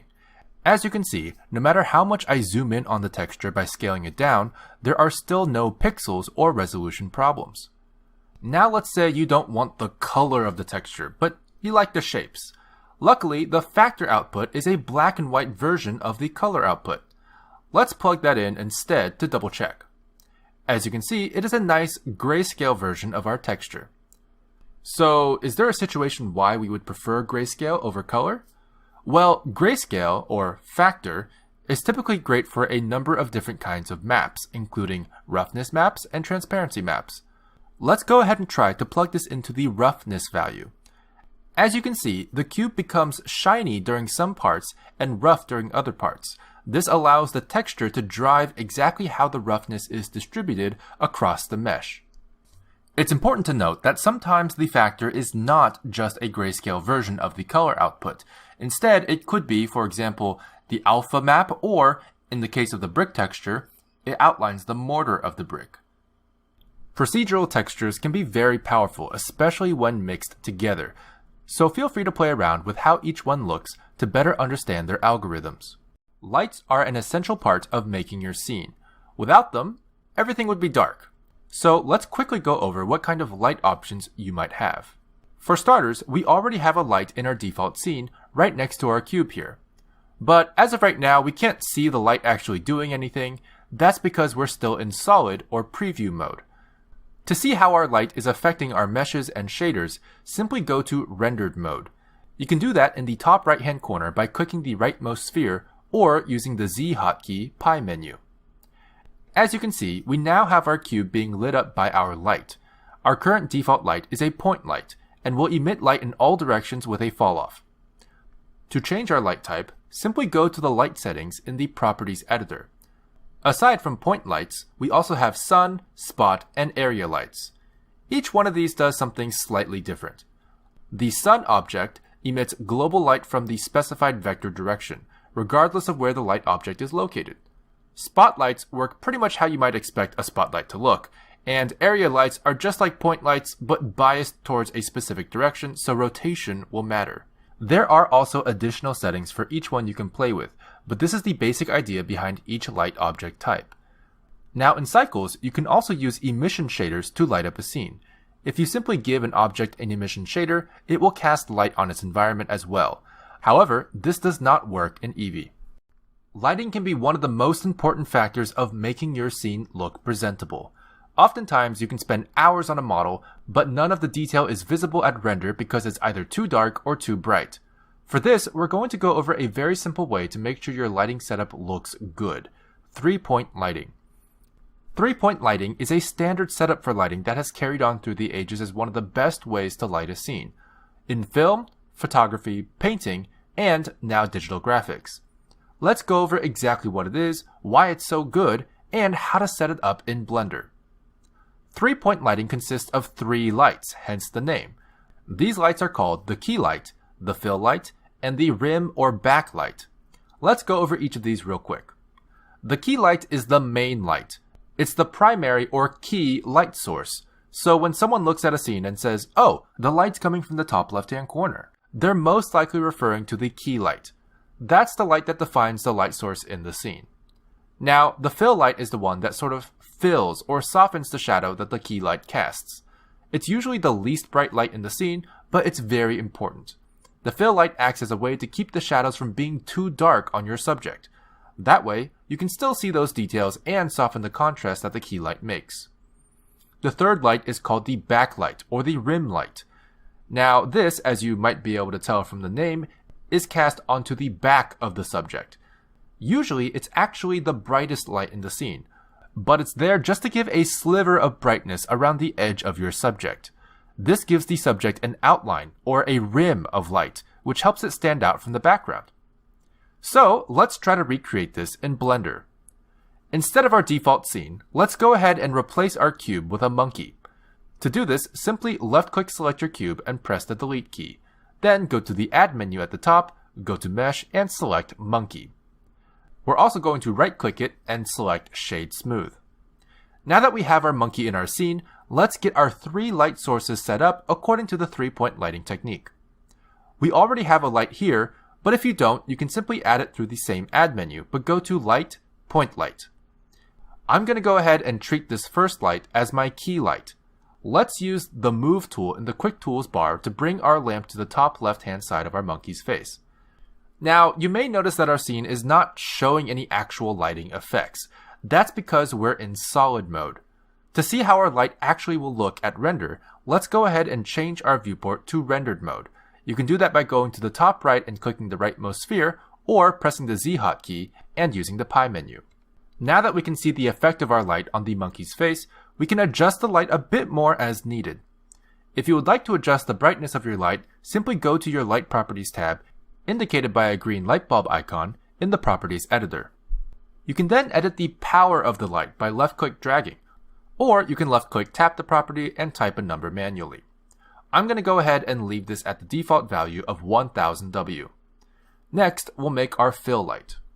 Now, as long as you have one light, it can be very easy to make more, as you can simply select the first light object and press Shift-D to duplicate. With this new light, let's place it on the other side of the key light. If the key light is a little higher than the monkey, make sure to place the fill light a little lower. However, it seems a bit too bright on both sides. If you remember from our previous descriptions, the fill light is meant to be the dimmest light in the setup. I'm going to go into our Light Property tab and slide our power value down with left-click drag, all the way down to 0. Then I'll slide it right back up just a little bit to a point where I feel like it's bright enough, but not too bright. That's perfect. Now we can finally add our back or rim light. Let's create a third light object in the same way we did before, and place it behind the monkey's head. For now, we can place it directly behind the monkey's head, but oftentimes it is a bit off-center depending on where the camera is. Feel free to experiment with this to get the best outline shape for your subject. Now, if you remember, the rim light is typically the brightest light in the setup. So let's just start off by dragging that power slider in the Light Properties tab as high as we can get it, until we see that bright white outline around our subject. Just to save you some time, I'll say that the number I decided to use was around 50,000. Definitely the brightest light, but feel free to tweak the numbers based on your scene. Awesome! Now you have your 3 lights set up, and it looks pretty decent. However, let's add a cube to act as our environment real quick. To do this, simply go into the Add menu of the viewport, go to Mesh, and select Cube. We can then scale the cube up with the Scale tool until we find ourselves inside of it. Now, you might notice something a little weird. Our cube is almost completely white. What's happening here is our environment is now super bright because of our lighting setup. This isn't very ideal, especially if you want to have your character stand out. One reason for the environment being so bright is because we're currently using point lights for our light sources, meaning that they cast light in all directions. In film and photography, the physical lights used are typically directional lights, specifically to avoid this problem. Let's try to do the same. Starting with our brightest light, the rim light. If we select it with left click, we can go into the Light Property tab to see other light options: point, sun, spot, and area. Feel free to experiment with each light type, but I personally like the spotlight for this purpose, as you'll be able to focus the spotlight column as needed.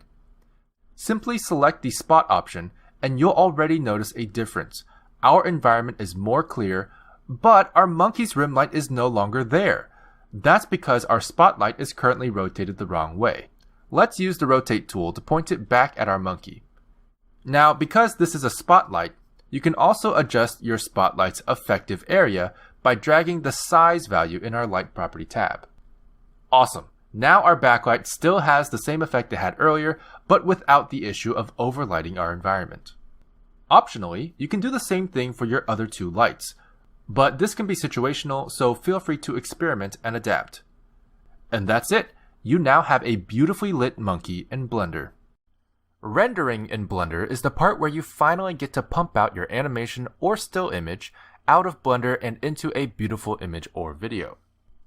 To see how this all works and what options you might have for this process, let's go into the Render Settings tab of the Properties editor. This is labeled with the backwards facing camera icon. This tab can be a bit intimidating, so in this video we'll be introducing the important settings and going over some specific ones in the next few videos. But before we go over anything here, you'll want to learn how to render. To render a still image, go to the Render menu in the top left and select Render Image. To render your entire playback range, simply go into the same Render menu and select Render Animation. For hotkey users, you can press F12 to render an image and Ctrl F12 to render an animation. Now let's go back to our Render tab and do a quick overview of some of the settings that will affect these renders. The first setting is your render engine. This is a drop-down menu with 3 different engines: Eevee, Cycles, and Workbench. The differences in each engine are covered in the Introduction to Shading video, but I'll go over them once again. Eevee is your real-time render engine. This is currently Blender's default engine and is node-based, just like Cycles. In fact, Eevee and Cycles can share nodes between each other. This means you can often preview your shader in Eevee and render it in Cycles later. Why would you want to do this? Because Cycles is a more accurate, more realistic engine, but takes a lot longer to render. Workbench is Blender's preview render engine.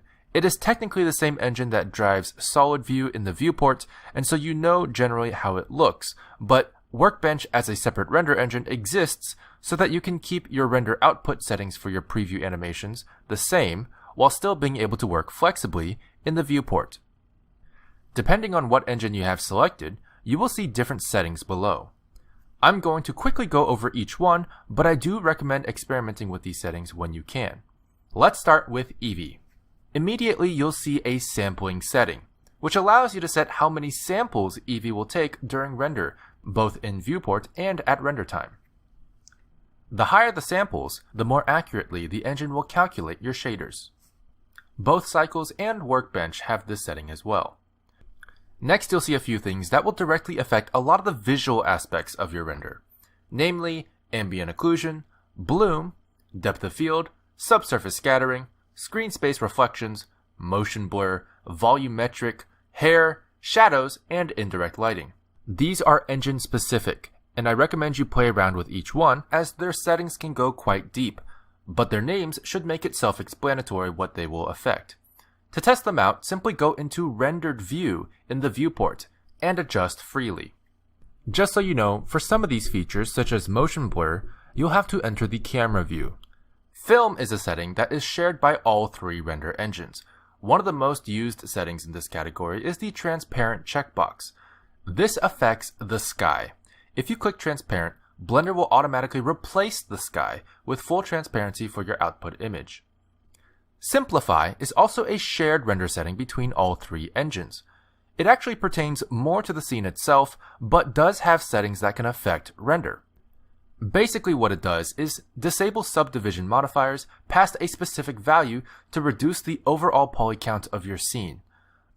This is typically used to help the viewport run more smoothly, but also has a value to specify max subdivisions at render. Freestyle is a powerful tool that allows you to do non-photorealistic outlines and strokes in your render based on a plethora of different settings.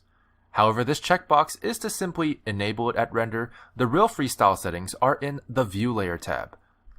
Freestyle is also available in Cycles, but not in Workbench. And finally, we have Color Management, which is also available for all three render engines. This one is pretty self-explanatory. It manages color. Feel free to experiment with these settings as they will affect how your colors are interpreted for your output render. Now, if we switch over to the Cycles render engine, you'll see that the options we have are slightly different. The first thing you'll notice is the ability to switch between CPU and GPU. This is a very important setting for those wishing to take advantage of their graphics cards to decrease render times. If you don't have GPU as an option or it's grayed out after selecting GPU, you might need to go into your preferences, go to System and select CUDA. If your graphics card is not listed underneath here, it may not be supported. But if it is, make sure it's checked and then go back to your GPU-CPU dropdown and it should be working just fine. Sampling works the same as Eevee, but has a few extra settings you can play around with. Light Paths gives you options to change the accuracy of the light in exchange for render times. The volume and hair settings will affect the quality of volumetric shaders and hair particles respectively at render. You can see these in the rendered viewport for testing, but motion blur is not real time for Cycles. For that to be visible, you'll have to render an image by pressing F12. Performance is an important setting for Cycles, especially if you're switching between GPU and CPU rendering. Tiles are what Blender divides your image into. During render, Blender will complete the render of a tile or chunk first before moving on to the next one. The most efficient way to divide up your render depends on each shot, but the general rule of thumb for CPUs is to keep the tile relatively small, as CPUs can render multiple tiles simultaneously. Default settings usually work great for CPU rendering. However, for GPU rendering, the general rule of thumb is to keep the tile large, as it only renders one tile at a time. So you'll want to adjust the tile size accordingly. For GPU rendering, I typically recommend a tile size of 256 by 256. There are also a few other settings you can play around with. And finally, the Bake category includes the Bake button. This button is used to bake lighting into textures so you can use them instead of recalculating the lights every time. Now let's go over the Workbench settings. But if you're already familiar with the Viewport Solid View settings, you'll find these to be very similar. Workbench also has sampling, but generally it does not have to be very high, especially since Workbench is mostly for preview renders. As usual, if you want to see how each of these settings affects your render, simply go into rendered mode in the viewport and tweak them as you like. The Workbench specific settings here are lighting, color, and additional options. Lighting allows you to change how your scene is being lit. Studio is your default, and you can choose different presets by clicking on this sphere. You can also click the globe icon to rotate the light source direction. Matte Cap is another great way to see your scene very clearly, especially during sculpting or modeling. More Matte Cap presets can be found by clicking on the sphere. Flat is just giving all your objects a single color with no lighting. The color settings allow you to change the color of the objects in your scene based on different parameters. My favorite option is the random option, as it gives every object a random color and makes everything super easy to see. Under options, you'll have miscellaneous stylized options that affect your scene visually, such as X-ray, shadows, depth of field, and outline. That's it for the Render tab settings. However, there's also much to be learned about the related Output Settings tab right below it. This is labeled with the Printer Icon tab. Here is where you'll be able to change information regarding your render output file, such as resolution, file path, file format, and metadata. This tab is not Render Engine specific. Now that you've gotten a general idea of what these render settings are for, I'm going to go a little bit more into detail about some of these settings in the next few videos. Dimensions and metadata are two settings that can be found in the Render Output tab. This is labeled with the printer icon in the Properties editor. Dimensions simply refers to the resolution of the final output image. For example, most HD images and videos are 1920 pixels by 1080 pixels. You can set your resolution by left-clicking the number and manually typing a new one, or you can left-click drag to slide the value left or right as you see fit. It's important to know that when you change your output resolution, the shape of your camera will change to match the aspect ratio of your output resolution. This percentage value represents your ability to reduce the resolution very quickly for, say, test renders. If you want a 1080 final output, but you want your next few renders to be test footage only, you can reduce the resolution with a percentage factor to minimize render times and file size. The aspect slider is simply another way to quickly multiply your X or Y resolution values by a scalar. Render region is a checkbox that is very important if you want to only render a small region of your camera. However, you'll notice that if you check this box, nothing actually happens or changes, except when you go into camera view, your camera is now outlined in a dotted red line. That's because currently your entire camera is selected as the region you want rendered. To change this region, simply go to the View menu, go to View Regions, and select Render Region. This will give you the ability to draw a rectangular area on your screen to specify which part of your frame you want rendered. This will become represented by the dotted red line. For hotkey users, simply press Ctrl B to begin drawing your render rectangle. It's important to note that if you draw a render region with the Render Region checkbox turned off, it will automatically check this box for you. To clear your render region and simultaneously turn off the Render Region checkbox, simply go back into the View menu, go to View Regions, and select Clear Render Region. For hotkey users, simply press Ctrl-Alt-B. Crop to Render Region is a checkbox that will reduce your image dimensions to match the render region dimensions. If you don't have this checked, the final output image will not be reduced, and will still be the same dimensions as it would be if it rendered the whole image. However, only the rendered region will be visible, with the rest of the frame being transparent. The frame start and end values are the same values you see on your timeline. They are synced, so changing the start and end frames of your playback region in one place will affect the other. The step value will affect how many frames you step forward before rendering the next frame. By default, the value is 1, which is the minimum value. This means that it will render every single frame. However, if you decide you only want to render every 2 frames or every 10th frame in the timeline, you can specify that here. This does not affect viewport playback, however. Frame rate is simply how many frames per second are meant to be played during playback. This can affect both viewport playback and rendered animation playback. Time remapping is a setting that will help you very quickly retime your animation to be faster or slower, stretching or squashing the existing keyframes based on the ratio you provide. Time remapping is not very commonly used, but can be used to quickly retime your animation to be faster or slower at render. Stereoscopy, roughly meaning 2 eyes, is basically the thing that makes 3D glasses necessary at 3D movies. It's a big topic, but to create a stereo 3D output, you'll need to enable this checkbox. You'll immediately notice options for the left and right eyes, which allow you to specify your preferred suffix for the file names, as each eye will need to be a separate image. Fun fact, you can also go into camera view to see how your scene might look in 3D, assuming you have some basic red and cyan 3D glasses. Metadata is another output setting that allows you to include additional information and stamp it onto your output file. If we open up this category here, we can see there is date, time, render time, frame number, etc. You also have the option to include a custom note. Now, right now, if we render our scene with the F12 hotkey, you'll see Blender render out a simple image of our camera perspective. However, there is currently no metadata visible.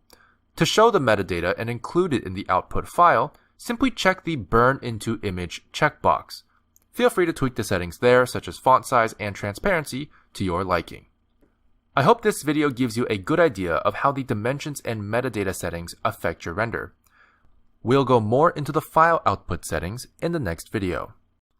Oftentimes, the most important thing to get right about your render output is your output file itself. The settings for this can be found in the Output category in your Output Properties tab. This is the tab labeled with a printer icon. Here you can immediately see a line where you specify your file output path. Simply click on the folder icon to open the file browser for easy navigation, or left-click the path and type it manually. You will want to make sure to include a file name at the end of this path, but don't include the extension, as that will be provided for you as a checkbox below. Very quickly, I'll go over these checkboxes. Overwrite is a checkbox to specify that if a file name is identical, simply overwrite it without confirmation.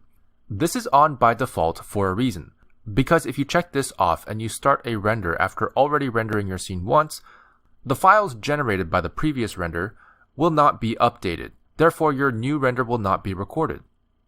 There are times where you would want this, but most of the time I recommend leaving this checked on. Placeholders is a great way to create the file name before the render finishes. By default, the file itself does not get generated until the render is done with that frame. Cache results will save your render cache, aka your slots, as an OpenEXR file, which can sometimes speed up compositing calculations in post-processing. This is relatively situational, and default settings for all four of these checkboxes are typically fine. Next, you have your file format. This should be familiar territory if you've ever worked with images or videos before. PNG is a great image file format to use, and your render will output each frame as a separate PNG file on your hard drive. Feel free to use any of the other file format options Blender has available. If you choose a movie file, you'll have an additional section called Encoding that has settings you should tweak. For starters, your actual file extension will be specified by the container value. Also, to make sure you include any existing audio in your render, make sure to select an audio codec from the drop-down menu. Quick and very important tip: even if you're rendering an animation, it is recommended to output image sequences instead of movie files. This is because in case your render fails midway, the files up to that point for your image sequence have already been output, so you can still pick up where your image sequence left off. However, if you are rendering a movie file format, a render that fails halfway will never even become a single file, as it will output a corrupted, incomplete file, leaving you to start over completely from frame 1. Color type lets you choose between black and white, RGB, or RGB plus alpha. RGBA allows your images to include transparency and is usually recommended, especially if you're rendering out passes. Color depth changes the amount of color information in your image. Compression simply affects the file size of your output. Now that we've gotten those settings out of the way, let's quickly show how this works. I'm going to go ahead and animate my cube really quick. I can then render it out by going to the Render menu. Here we have two options: Render Image or Render Animation. If you were to select Render Animation, you would see the output files being automatically generated for you like so. For hotkey users, you can simply press Ctrl F12. Once your rendered animation is done, you can also view your rendered animation by going to the Render menu and selecting View Animation. For hotkey users, you can simply press Ctrl F11. Now, if you were to select Render Image instead of Render Animation, Blender will not output a file for you automatically, as this would actually overwrite a lot of important frames when running single frame test renders. But let me show you how to save a single frame if you need it. Let's go back to the Render menu and select Render Image. For hotkey users, you can simply press F12. From the new Render window, which is simply an image editor popped out, you can go to the Image menu at the top and select Save As. This will allow you to save the image as a new file using the output settings you specified in the Properties editor. If you don't see this new render window, simply go to the Render menu and select View Render. For hotkey users, you can press F11. Sampling is a setting for all three render engines in Blender at the moment, but in this video we'll be specifically talking about sampling in Cycles. You can argue that out of the three render engines, Cycles relies on sampling the most. The higher the samples, the more accurate the light calculations will be. But instead of explaining it, let's just demonstrate this real quick. If we go into our Cycles render engine, we can play around with the sample settings. For the sake of demonstration, let's bring the render samples down to something low. Let's say 10. Now we can render out a test image by going to the render menu and selecting render image. Or you can press F12. If you look very closely, you can see that the image is very grainy and has a bit of noise. Now what I want to do is preserve this render so I can compare it to the new render I'm about to make with some tweaked settings. We can do that by simply changing the slot number. You can change your slot number by selecting a new slot from this drop-down menu here, or pressing J or any number on the number row. I'm going to go ahead and go to slot 2, which will save our previous render in slot 1 as we render a new test. So now we can go ahead and go to our sample settings again and change it to 400. Now if we render it, you'll notice first of all that it will take a lot longer. This is the byproduct of increasing the number of samples. However, the trade-off is that our new render is much smoother. There is very little noise and it looks and feels great. This is the difference between low samples and high samples. However, not every person or project will be able to afford the longer render times for higher samples.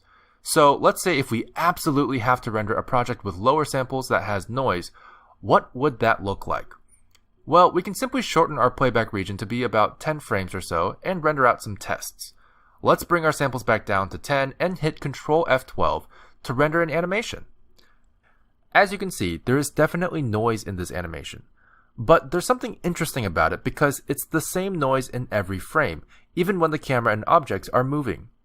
This can be a bit jarring and very distracting in animations, but there is a value under the advanced options called seed. Seed is basically just another word for randomizer, as it provides random algorithms that can be re-referenced with a seed index. But anyway, this seed is what drives the random pattern of our noise in our render. If you prefer not to have the same pattern of noise in every frame of your render, simply press the clock next to the seed value. Let's try the render again, but with a different file name output to compare the difference. As you can see, the noise is now different for every frame, giving it a more natural look even if it's grainy. Now, this is great, but ideally we still don't want any noise at all, but we still want to have short render times. Believe it or not, this is actually possible with the denoiser. Cycles actually comes with a denoising function that will help remove a lot of the noise left over from lower sample renders.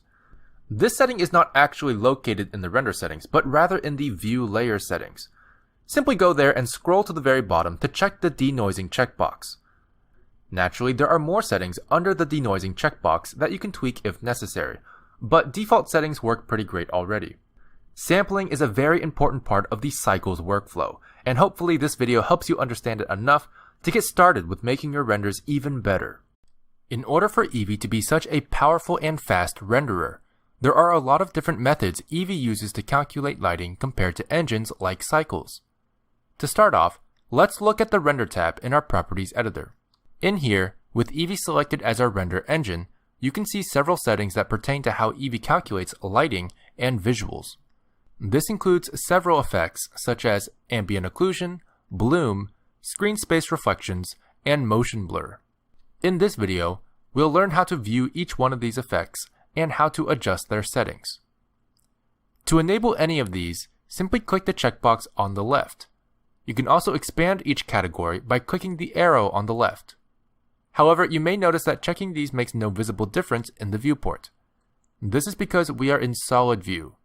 In order to view in real time the differences each of these settings might make, simply change your viewport mode to rendered view.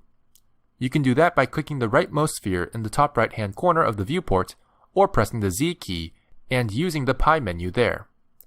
Once in rendered mode, you can test each of these settings to see how they might affect your render. Enabling ambient occlusion will be most apparent at the corners or crevices of your scene. To show this better, let's go ahead and add a mesh plane object and scale it up to act as our floor. This is a real-life effect that can help make geometric detail really pop and often helps renders feel more 3D. Let's take a look at the ambient occlusion settings. Distance affects how far the ambient occlusion shadow extends from the corners. Factor affects the darkness of the shadow, and you can actually manually set it past the maximum of 1.0. For the rest of these ambient occlusion settings, feel free to hover over them for more information and experiment to get what you like. Bloom is basically another word for glow, but you'll notice when we enable it, it doesn't really change much in the viewport. That's because nothing in our scene is bright enough yet to trigger the bloom effect. But it's a very pretty effect, so let's see if we can get it to show up. Let's select our cube and go to the Material tab, indicated by the red material sphere icon at the bottom of our Properties editor. Here under Surface, we can see that we have the principled BSDF selected by default. This is great, but we want to make it bright. Well, luckily if we scroll down here, there is an emission value. This is a color that we can set. Let's drag the value slider all the way up so that it's the brightest white it can be. Now, this isn't bad, but it's not obvious enough for testing purposes. We can confirm that the bloom is working, however, if we go into our Render Settings tab again and check on and off the bloom checkbox. Yes, the cube is glowing slightly. But how do we make it really glow? Like, a lot. To make the emission even brighter, I'm going to use an emission shader. To do this, let's go into our cube's Materials tab in the Properties editor. We can then switch out our principled BSDF surface shader node for an emission node from the drop-down menu. Now we have a strength value we can increase to our heart's desire. I'm going to set the brightness of our emission to 10. Now that's a lot of bloom. Let's play around with our settings now.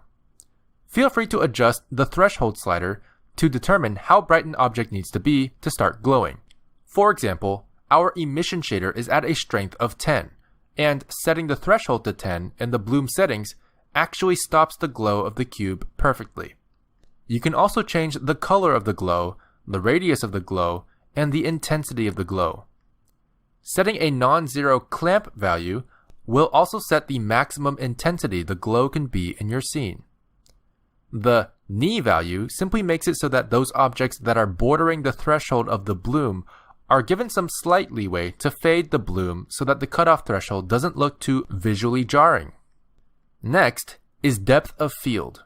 This isn't actually a lighting effect, but I want to go over it anyway. This simulates a real-life camera effect that depends on the focus of the camera. This is when only certain parts of the image are clear, while the rest is blurry based on distance from the focal point. Before we test this out, I'm going to add a few monkeys at various distances throughout our scene so the effect is a bit more obvious. However, unlike the other two settings before it, this does not have a checkbox. This is because the depth of field setting is enabled for each camera object individually, while this setting is simply a way to set max blur size for the effect. To turn on the depth of field effect, we have to select our active camera. Then go to the green camera icon tab in the Properties editor and check depth of field from there. However, we still don't see any huge blurriness or depth of field effects. That's because we still have to set the focal length for the camera itself. Let's simply left-click drag the focus distance down to around 1. But still nothing? That's because the depth of field effect is only visible through the eyes of the active camera. So let's simply click this camera icon to change our view. Hotkey users can press 0 on the number pad instead. There we go. As you can see, everything in the image is blurry due to them being far away from the focus point. If we drag our focus distance back up slowly by holding Shift while sliding the slider, we can see the focus point moving through the scene, as certain objects get clearer and blurrier. But where is this focus point in 3D space? Well, we can actually scroll down here and go to Viewport Display, then check Limits. If we go back into our perspective view and drag the focus distance again, you can see that we can very easily adjust the distance how we need to.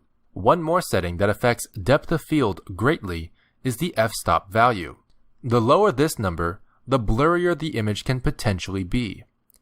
To get a very shallow depth of field, where only a small portion of your frame is clear, you want a smaller f-stop. For a deep depth of field, where many things are clear, you'll want a larger f-stop. Also, going back to our Render Settings tab, we can adjust the depth of field max size value to clamp the blur amount for render efficiency. But default values typically work fine. The subsurface scattering setting affects how subsurface scattering is calculated. With a similar samples option to the global samples, these settings overall increase or decrease the quality of the subsurface scattering calculations. We can add a quick subsurface scattering shader to our monkey here by simply selecting it, going to the Materials tab, and dragging the subsurface slider on our principled BSDF shader all the way up to max. Now, as you can see, the monkey has a soft skin-like texture. But we're not really seeing the redness of the ears like we should. That's because there's one more setting in the material that we need to check. Let's select our monkey and go to the Material tab. If you scroll down, you'll notice the option for Subsurface Translucency. This will allow light to pass through the ears and other thin parts of the mesh to give a more realistic skin shader effect. By moving our light object closer to the monkey, we can really see more clearly both the translucency of the ear and the banding artifacts of subsurface scattering approximation. Now, to get rid of the banding artifacts, we can increase the samples to increase the resolution of the effect, while jitter helps hide some of the banding by randomizing it a bit. Separate albedo preserves the colors a bit better but uses more video memory. Screen space reflections is used specifically to approximate reflective and refractive surfaces in our scene. If we go back into our Materials tab, we can select our plane object and add a new material. Then decrease roughness to 0.2. As you can see, we now have a very shiny floor, but there are no reflections of our objects, only our lights. Although technically it's also reflecting our background. I'm going to add a checker texture to my world shader to make that a bit more obvious. Anyway, by enabling screen space reflections, objects will actually start to appear in the reflection on the floor plane. The settings here will affect various aspects of the reflection. Roughness, for those who don't know, is how you set how clear the reflection looks. The rougher it is, the more diffuse the reflection. Whereas mirrors are typically a roughness of 0. Max roughness here is similar to threshold in that anything above the roughness value will not display reflections. This saves screen space reflections for only the shiniest of reflective shaders. Trace precision will affect the quality of the reflections to a certain extent, but in reality, the global sampling settings is what will affect the noise in the reflection the most. Increase the samples to decrease the noise. Half-res trace also allows you to lower the quality of the reflections without affecting your global samples. This makes it more noisy, but faster, so feel free to play around with what works for your scene. The refraction setting under screen space reflections is specifically for glass-like shaders that refract light as it passes through. Let's go ahead and go to the Materials tab and select a monkey to give it a glass shader. I'm simply going to add a material and switch out our surface option from principled BSDF to glass BSDF. Now you'll immediately notice that it looks like glass, but you can't see through it at all. Let's check on the refraction option under Screen Space Reflections in the Render Settings tab. But it's still not see-through. That's because just like normal transparency and subsurface scattering translucency, glass refraction is also handled as a transparency effect that needs to be enabled in the Materials tab. Let's go back into the Materials tab and scroll down until we see Settings. Then check to enable Screen Space Refraction. Now, as you can see, the object is refracting the light. However, we can also edit the object-specific refraction depth to approximate the thickness of our object if we want to be a bit more accurate. For your reference, each grid square in our viewport is typically 1 meter, but default settings are fine too. Next we have motion blur, which is also only visible from the camera's perspective. So let's turn on the motion blur checkbox and go into our camera perspective by pressing the camera icon here, or pressing 0 on the number pad. However, we still don't see any motion blur, but that's because there's no motion in our scene. So the fastest way to see it in action is to animate our camera real quick. Let's select our camera by clicking on the border of its frame and turn on Auto Keyframe Mode by clicking this white circle record button. Then we can rotate our camera by pressing R twice to look a little to the left of our monkeys. As you can see, the timeline now has a yellow diamond keyframe set at our current frame. Then click and drag the top of the timeline to move our current keyframe to frame 10. Here, we'll want to rotate our camera again to look a little to the right of our monkeys. Dragging our timeline back to the beginning, we can play our animation with the spacebar and see a very prominent motion blur effect when the camera is in motion between our two new keyframes. To see this more clearly, you can also pause and simply scrub through the frames as the motion blur will still be visible to help tweak. Looking at frame 5, for example, we can very clearly see how the motion blur settings affect our visuals. So now it's time to play with the settings. The shutter value affects the amount of blur, while the number of samples affect the quality of the blur. Volumetrics is a setting that affects how volumetric shaders look in our scene. If we expand this section, you'll see a few things that we can tweak. However, we don't currently have any volumetric shaders in our scene to test. So let's go ahead and add another cube from the Add menu. Then we can go into the Materials tab and switch out our Principled BSDF for Remove. This will remove entirely our surface shader. Then we can expand the Volume section and select Volume Scatter from the dropdown. This will add a volumetric shader to our cube. To better illustrate what this does, let's scale our cube up to engulf our light object and maybe half our scene. You'll notice it really fogs up the place. Just to make things a bit more clear, let's turn the density value of our volumetric scatter setting down to 0.5. Nice. Now we can test out the volumetric settings in our Render Settings tab. To start off, the start and end values determine the clipping range, relative to the distance from the camera, for when volumetrics should be visible. As you can see, if we zoom out far enough, our volumetric cube will disappear. Likewise, if we drag up the start value to something like 10 meters, we can zoom in and the volumetrics will disappear before we can get too close. Default settings are typically fine here, but feel free to experiment for your scene. Tile size and samples are both ways you can control quality of the volumetrics. You may have noticed by now that when moving around in the viewport, the volumetrics show a kind of banding pattern as it refreshes. The number of bands is based on the number of samples. The more samples there are, the more bands there are, and the less obvious the bands are, thus the higher quality the volumetric becomes. Meanwhile, the tile size actually affects how sharp the edges of these bands are. Setting a high tile size number will result in blurry banding edges, but won't be as accurate, while the smaller tile size will slow down your viewport a bit, but increase the sharpness of the samples.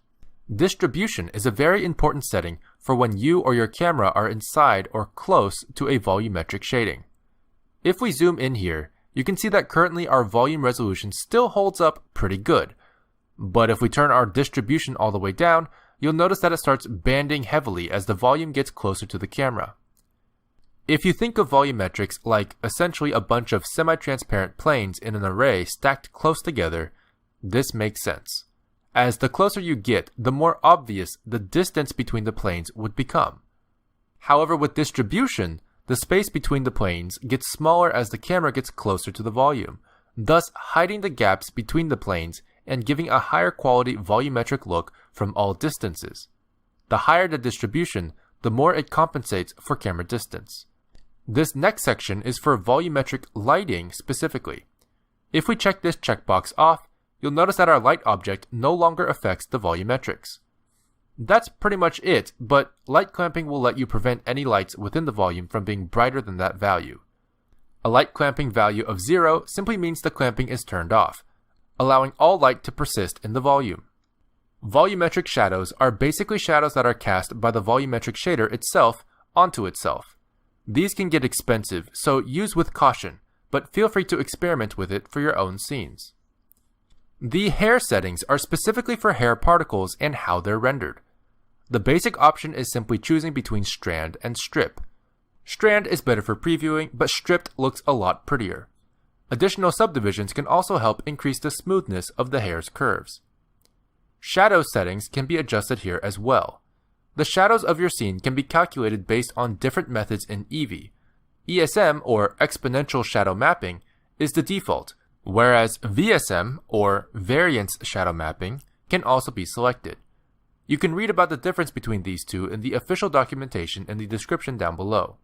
Furthermore, cube size can visibly increase the quality of your shadows. This is basically resolution for your shadows. The higher the cube size, the higher resolution the shadows will look. Cascade size increases or decreases the detail of shadows specifically from sunlight.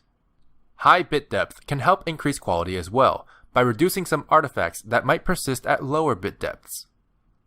Soft shadows randomizes the shadow maps to soften the edges of your shadows. And light threshold is an interesting setting, as it allows you to change the threshold at which shadows are calculated. Typically, a shadow is simply an area with little to no light.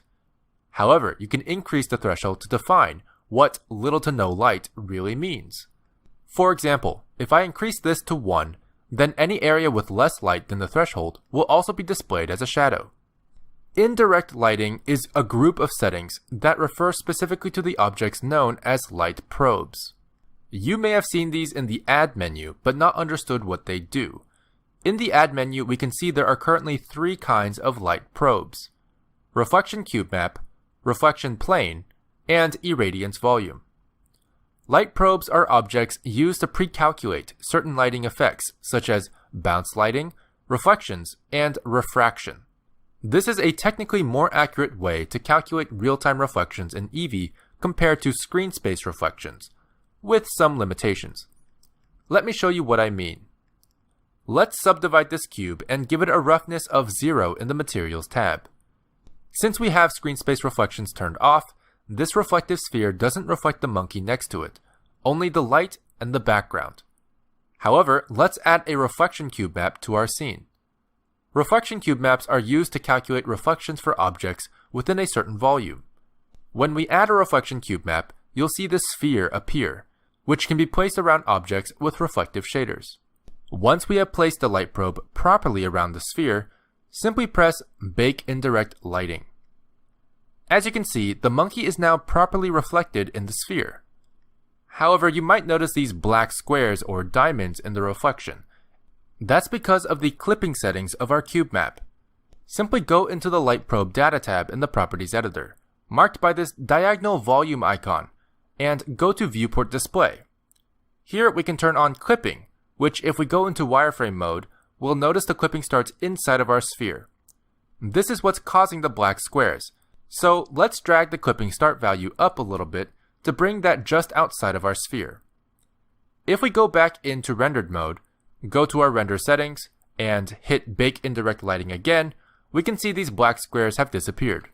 But in case you don't want to press Bake every time you make a change, you can also check this Auto Bake checkbox. This will update the bake every time you make a change to the light probe objects. It's important to note that reflection cube maps do not update reflections to show the animation of objects, as the reflection calculated is static. However, irradiance volumes and reflection planes do show object animation in real time. Reflection planes work much the same way as reflection cube maps, only they are flat. Irradiance volumes are a way to simulate bounce light. You can add them to your scene to sample surrounding colors and brightness and cast that bounce light onto other objects. Remember when I said you can't use emission shaders as light sources in Eevee? Technically with irradiance volumes, you can. However, they don't cast shadows and require the light sources to be static. But irradiance volumes along with other light probe options can be incredibly helpful in Eevee to make the lighting feel more realistic. Light probes are an Eevee-specific feature, and you can read more about them in the official documentation in the description down below. As you can see, Eevee's real-time lighting settings can make big differences in how your scene looks in final render. I hope this video helps you get started enough to allow you to experiment further for your own projects. In this video, we'll be introducing basic ideas and concepts used in rigging. We will also, however, be going into detail about each step in separate videos. Rigging is a fundamental step for going from static models to animated characters. Without rigging, you would only be able to move and animate objects as a whole. But what is rigging exactly? Well, the broad definition of rigging in CG can be described as the act of assigning relationships between objects so that moving one thing will move another. This can be seen in the very basic example of parenting one cube to another. For example, by assigning a parent-child relationship between these two cubes, you can move the parent cube and the child cube will follow. But you can also create more complex relationships with the help of constraints and armature objects. Constraints are powerful and flexible relationships that can be assigned between two objects, beyond the basic parent-child relationship. With constraints, for example, you can add a copy location constraint to our cube to copy the location of our light object, while also adding another copy location constraint to copy the location of our camera object. This creates a stack of constraints, just like modifiers, so stack order matters. So then you ask, what are armatures? In CG, the word armature is just another word for skeleton. Skeletons, in real life, are made up of bones, which serve as the foundation of how our bodies move and bend. Skeletons in CG are also made up of bones and do the same thing. Allow me to demonstrate real quick. You can download this character from the description down below. So let's say we have a character that looks like this, and you want to start animating it. If you want to move, rotate, or scale the character, only the whole character will move, kind of like a statue. In order to move the character like a character, you would need to, at the very least, be able to bend its joints individually. So let's demonstrate that with the arm real quick. If we simply add an armature and go into edit mode, we will be able to extrude and place our bones within our mesh according to where we might expect bones in real life. This includes the upper arm, the forearm, and the hand, for example. Once we're happy with that, we can go back into object mode and parent our mesh to the armature object with automatic weights. Weights are how you assign certain vertices to certain bones. And as we can see, selecting and transforming the armature will allow us to deform each arm bone individually. Except that it doesn't. That's where we introduce pose mode. Pose mode is the mode where you'll be able to select and transform each individual bone to deform your mesh. These bones can be animated individually and each have their own rotation and location values. Now, in case you feel like the vertices assigned to each bone aren't fully accurate, you might want to adjust the weights. To do this, simply select the mesh and go into weight paint mode. This will allow you to paint your weights, letting you better control how you want the mesh to be deformed. For extra control, you'll be able to add bone constraints to your bones, allowing you to form relationships between bones and objects to make animation easier. For example, having one bone point to another bone to form a simple controller. But what's a controller? Well, a controller is just a bone that doesn't deform the mesh directly, but rather is used to drive other bones in some way. Most of the time, they exist solely to make it easier and more intuitive for the animator to use the rig. We'll go over each of these concepts in separate videos. So I hope this introduces you to the basic concept of rigging, what it is, and how it works. Parenting in Blender is a fundamental part of the rigging process. But what is parenting? Well, parenting is when you form a parent-child relationship between two objects. And a parent-child relationship is when a child object inherits the transformations of a parent object. However, the child can still have its own local transformations in addition to the transformations inherited from the parent. It's kind of like how kids have to follow their parents when their parents move from one city to another. But once they're in the new city, the kids can still walk to school on their own. But why would we want to parent objects to another object? Oftentimes, parenting helps to more easily control the transformation and pivot points of a group of objects for the sake of animation. Some examples include parenting fingers to a hand, parenting objects or papers to the surface of a desk, or parenting leaves to a tree. Allow me to demonstrate. Let's take our cube, for example, and duplicate it with Shift-D. Let's make this duplicate cube our parent object. Just for visual clarity's sake, let's scale this cube up a bit so that we know for sure it's the parent cube. We can then select both cubes using Shift left-click, and then right-click for a context menu. Go down to Parent and select Object. For hotkey users, you can press Ctrl P after you have selected your objects to access the same parenting menu. Let's go ahead and start moving, rotating, and scaling our larger cube, and the smaller cube should follow. However, it doesn't. Looks like we parented the wrong cube, and accidentally made the smaller cube the parent cube. Since this isn't what we want, let's undo that with Ctrl Z. Now, why did this happen? Well, it's very important to make sure you select your intended parent object last. This will highlight the object in a slightly brighter yellow outline, indicating that it is the active object. Once we've ensured that our active object is the one we want to parent our objects to, we can repeat the parent action again. Right-click, go to Parenting, and select Object. Now we can move, rotate, and scale our parent cube, and as you can see, our child cube is following right along. An important note with parenting is that the pivot point of the child object is completely ignored when inheriting parent transformation. This includes instances where you select both the child and parent objects. However, transforming the child object still uses the child's local object origin. In fact, the child can still move around normally while parented. It will simply be influenced by the parent's transformations in addition to its own. A parent object can have multiple children objects, but child objects can only have one parent. For example, we can add a new cube to the scene by going to the Add menu, going to Mesh, and selecting Cube. This new cube does not currently have a parent, but we could parent it to the same large cube our other cube is parented to. This will give our larger cube 2 child cubes. Fun fact, if you want 3 child cubes, you can actually duplicate one of these cubes and it'll still be parented to the same large cube. However, what if we introduce another parent cube? Let's say we duplicate the larger cube, so now we have 2. I'm going to name this cube Daddy Cube 1 and this cube Daddy Cube 2.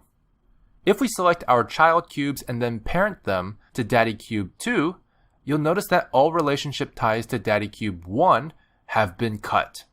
Transforming Daddy Cube 1 no longer affects the child cubes. Meanwhile, Daddy Cube 2 now affects the transformations of the child cubes instead. As you can see, each object can only have one parent, but parents can have multiple children. Additionally, we can also have a chain of parents. If we select Daddy Cube 2 and then select Daddy Cube 1, we can actually make Daddy Cube 1 the parent of Daddy Cube 2. This will also make Daddy Cube 1 the grandparent, in a way, of our 3 child cubes. This chain of parents can go on for as long as you like, but it can't form a loop. In other words, if you try to parent Daddy Cube 1 to any of its own children or grandchildren cubes, Blender will prevent you from doing so, as that will form a cyclic dependency, which is kind of like dividing by 0. This is the basic idea behind parenting, but it's important to know that it doesn't apply to only objects. Parenting works for bones and empties as well. Bones are what armature objects are made of, also known as rigs or skeletons. We'll go more into detail about bones in another video, but you can also parent things to empties. These are objects that contain little to no data except their own basic transformation data. They're invisible at render and are typically used for purposes of organization or reference. You can find them in the Add menu and can parent them in exactly the same way we did before with our cubes. Parenting objects to empties is a common practice, as you'll be able to transform and deform multiple objects at once very easily if they're all parented to the same empty. My favorite example of this is when working with environments that contain multiple objects and props. By parenting all of the environment objects to an empty, you can transform the entire set very easily with one movement. As an added bonus, the empty itself does not appear at render time. This makes it even easier to manually control where the pivot point for your group of objects will be for transformation.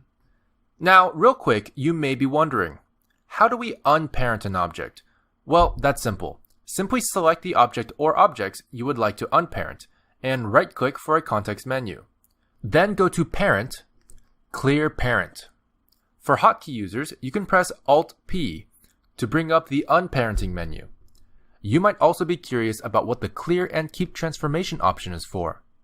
This is used for cases where the object you're trying to unparent has already inherited transformation from its parent for a while, and you want to keep that transformation, but removing the parent-child relationship actually removes that transformation entirely. So instead, you want to choose Clear and Keep Transformation under the Unparenting menu. As you can see, despite being unparented, the object has not moved from its previous location, rotation, and scale.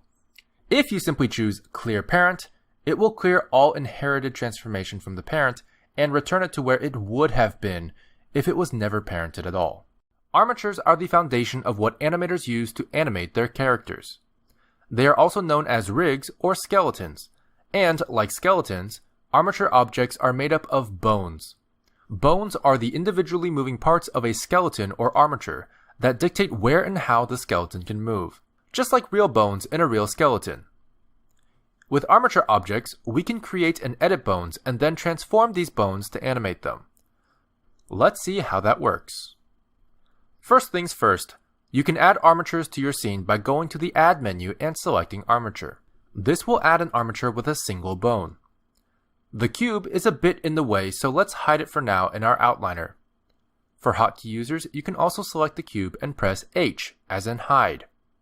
With this armature object, we have two modes other than object mode that we can go into. We can edit the bones by going into edit mode, and we can pose bones in pose mode. Posing is where you'll be doing most of your bone animation as well. You can enter both of these modes by going to the top left-hand corner, but for hotkey users, you can also press Tab to toggle in and out of edit mode, and Control Tab to toggle in and out of pose mode. But right now, we only have one bone, so let's go into edit mode and change that. Once we're in edit mode, the bones that make up our armature object can now be edited. This is very similar to how we edit vertices, edges, and faces for a mesh in edit mode. Now, a bone is made up of three parts: the head, the body, and the tail.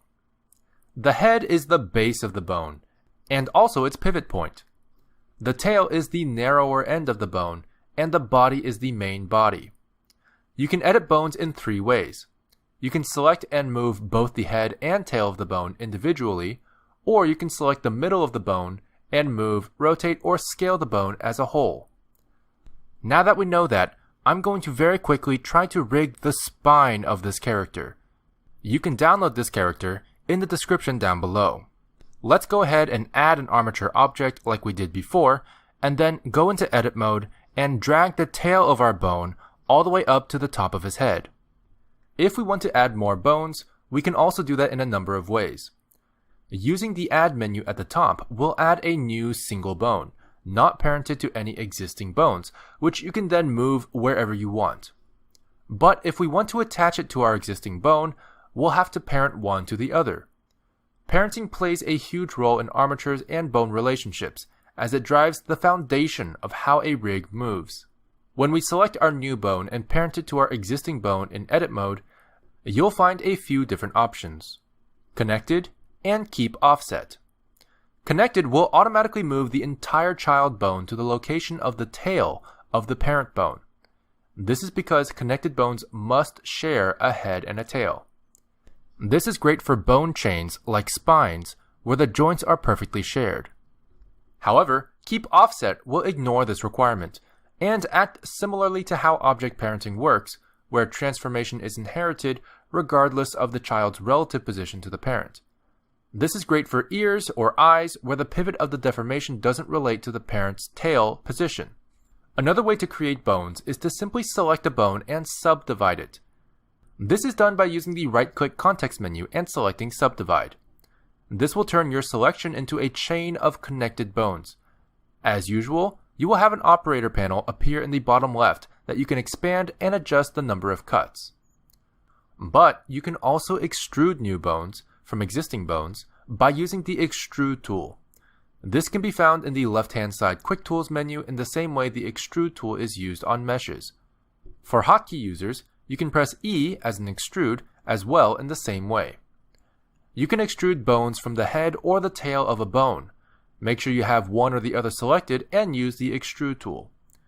You can also extrude multiple bones depending on how many heads or tails you have selected. Bones created from extrusion are connected by default. You can disconnect these bones by unparenting them, which can be done through the right-click context menu, going to Parent, and selecting Clear. For hotkey users, you can also press Alt-P. However, here we'll see two options pop up. Disconnect will disconnect the bones, allowing you to move them away from the tail without affecting the bone it was connected to. But it will keep the bone parented to the other bone with an offset. Does this sound familiar? Well, that's because this is the same state as the Keep Offset option when parenting bones. On the other hand, selecting Clear Parent will disconnect and sever the parent-child relationship completely. Another tool you can use from the toolbar is the Roll tool. Bone roll dictates simply how a bone is rotated along its vertical axis. This is typically its local y-axis. Why would you want to use the Roll tool? Well, assuming you have something simple like an elbow to deform, and you know elbows only bend in one direction, you would want that direction to be along an axis of rotation, X, Y, or Z. To view the axes of your bones, simply go to the Armature Data tab of your Properties editor, denoted by this green stick figure icon. Then go to Viewport Display and check Axis. Suddenly, all of your bone's axes will become visible. You can use the Roll tool by simply left-click dragging anywhere in the viewport to rotate the axes of the bone to align with how you want it to transform later. You can also edit the roll in the Bone tab of the Properties editor, denoted by this green bone icon. Simply left-click drag the roll value or left-click tap and enter a number manually. And the last bone editing tool you can select is the Bone Size tool. This is not the same as scaling the bone, and you'll notice that if you left-click drag, it doesn't do anything. That's because these changes are only visible with a different bone display. Simply go back into the Armature tab of the Properties editor. Under Viewport Display, we can open this drop-down to select different kinds of bone displays. For the Bone Size tool to reflect any changes, you'll want to choose either the B-bones or the envelopes display. Now, when we left-click drag this tool, you can see the width of our bone changing. You can read more about what each of these bone types do in the official documentation, which you can find in the description down below. But most of the time, you can choose one based on preference. I typically keep it on octahedral, but some people prefer stick, for example, to simplify the visuals. Now, let's go ahead and talk about how to use these bones for animation. In order to do that, we need to understand how pose mode works. Let's go into pose mode by either selecting it from the drop-down or pressing Ctrl Tab. This will then turn all of our selected bones blue. Transforming a bone here will actually record location, rotation, and scale in the individual bone data.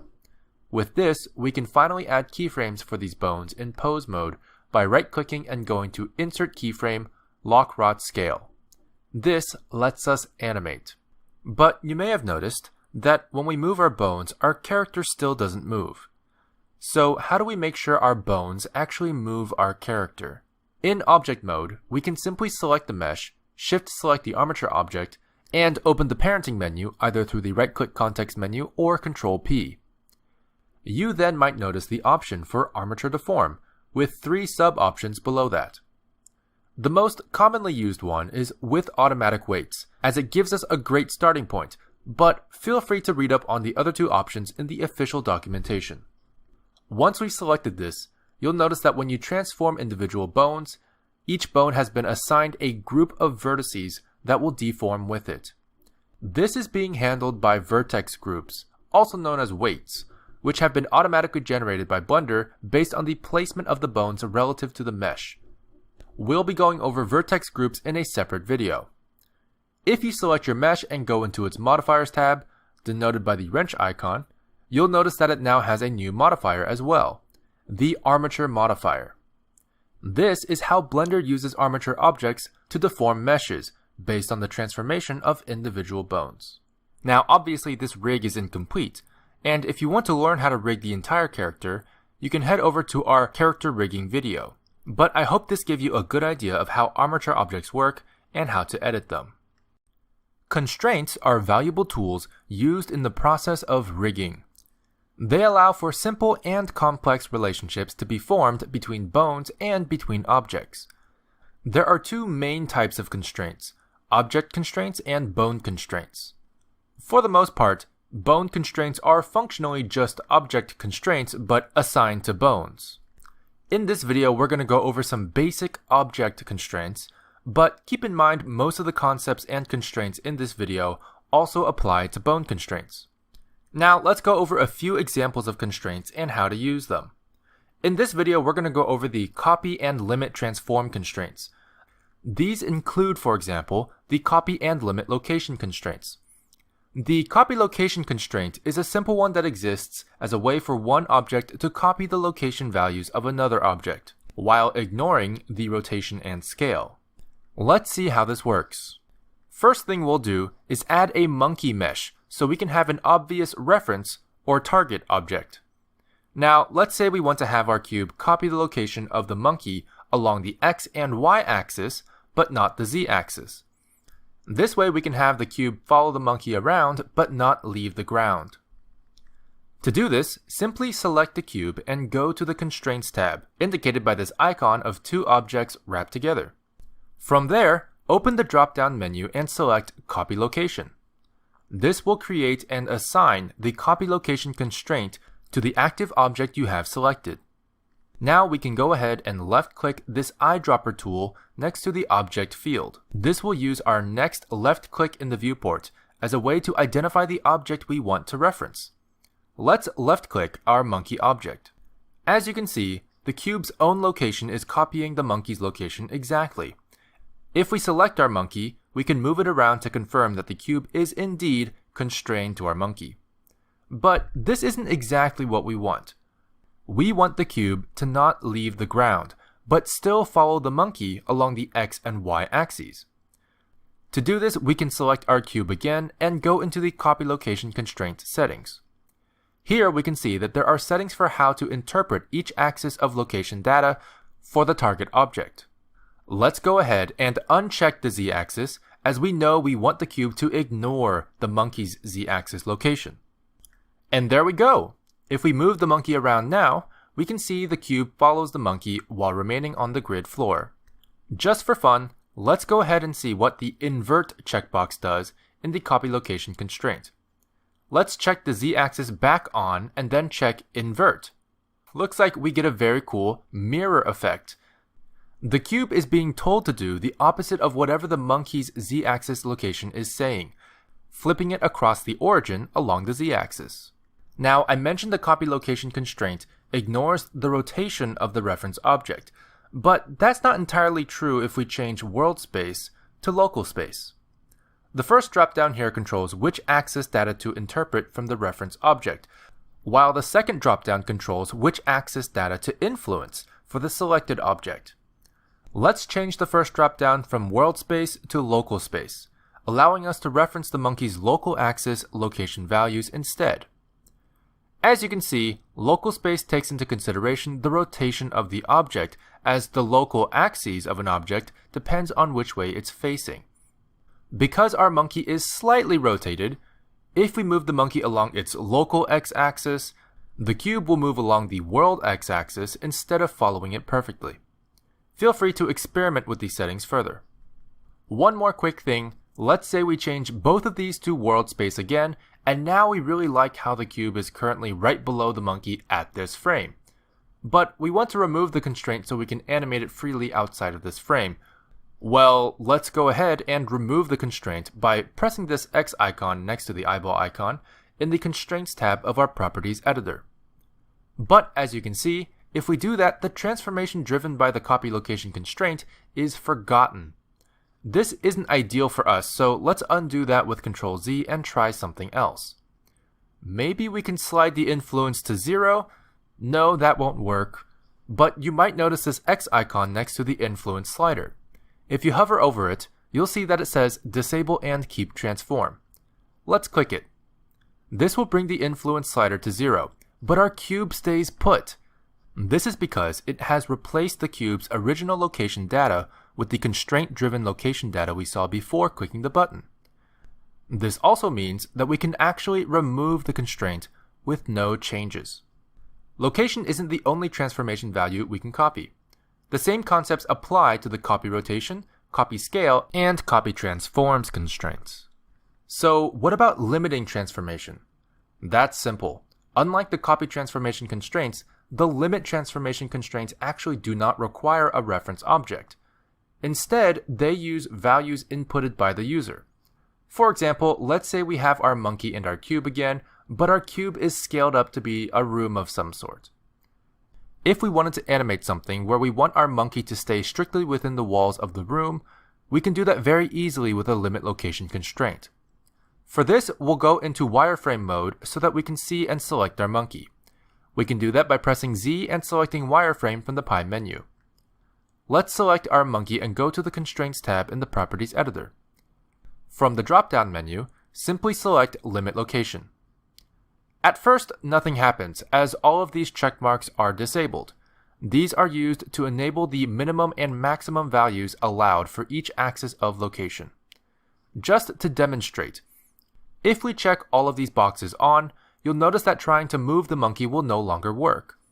However, if you left-click drag the maximum Z value, for example, you'll notice that suddenly you can move the monkey, but only as far as what you set the maximum Z value to.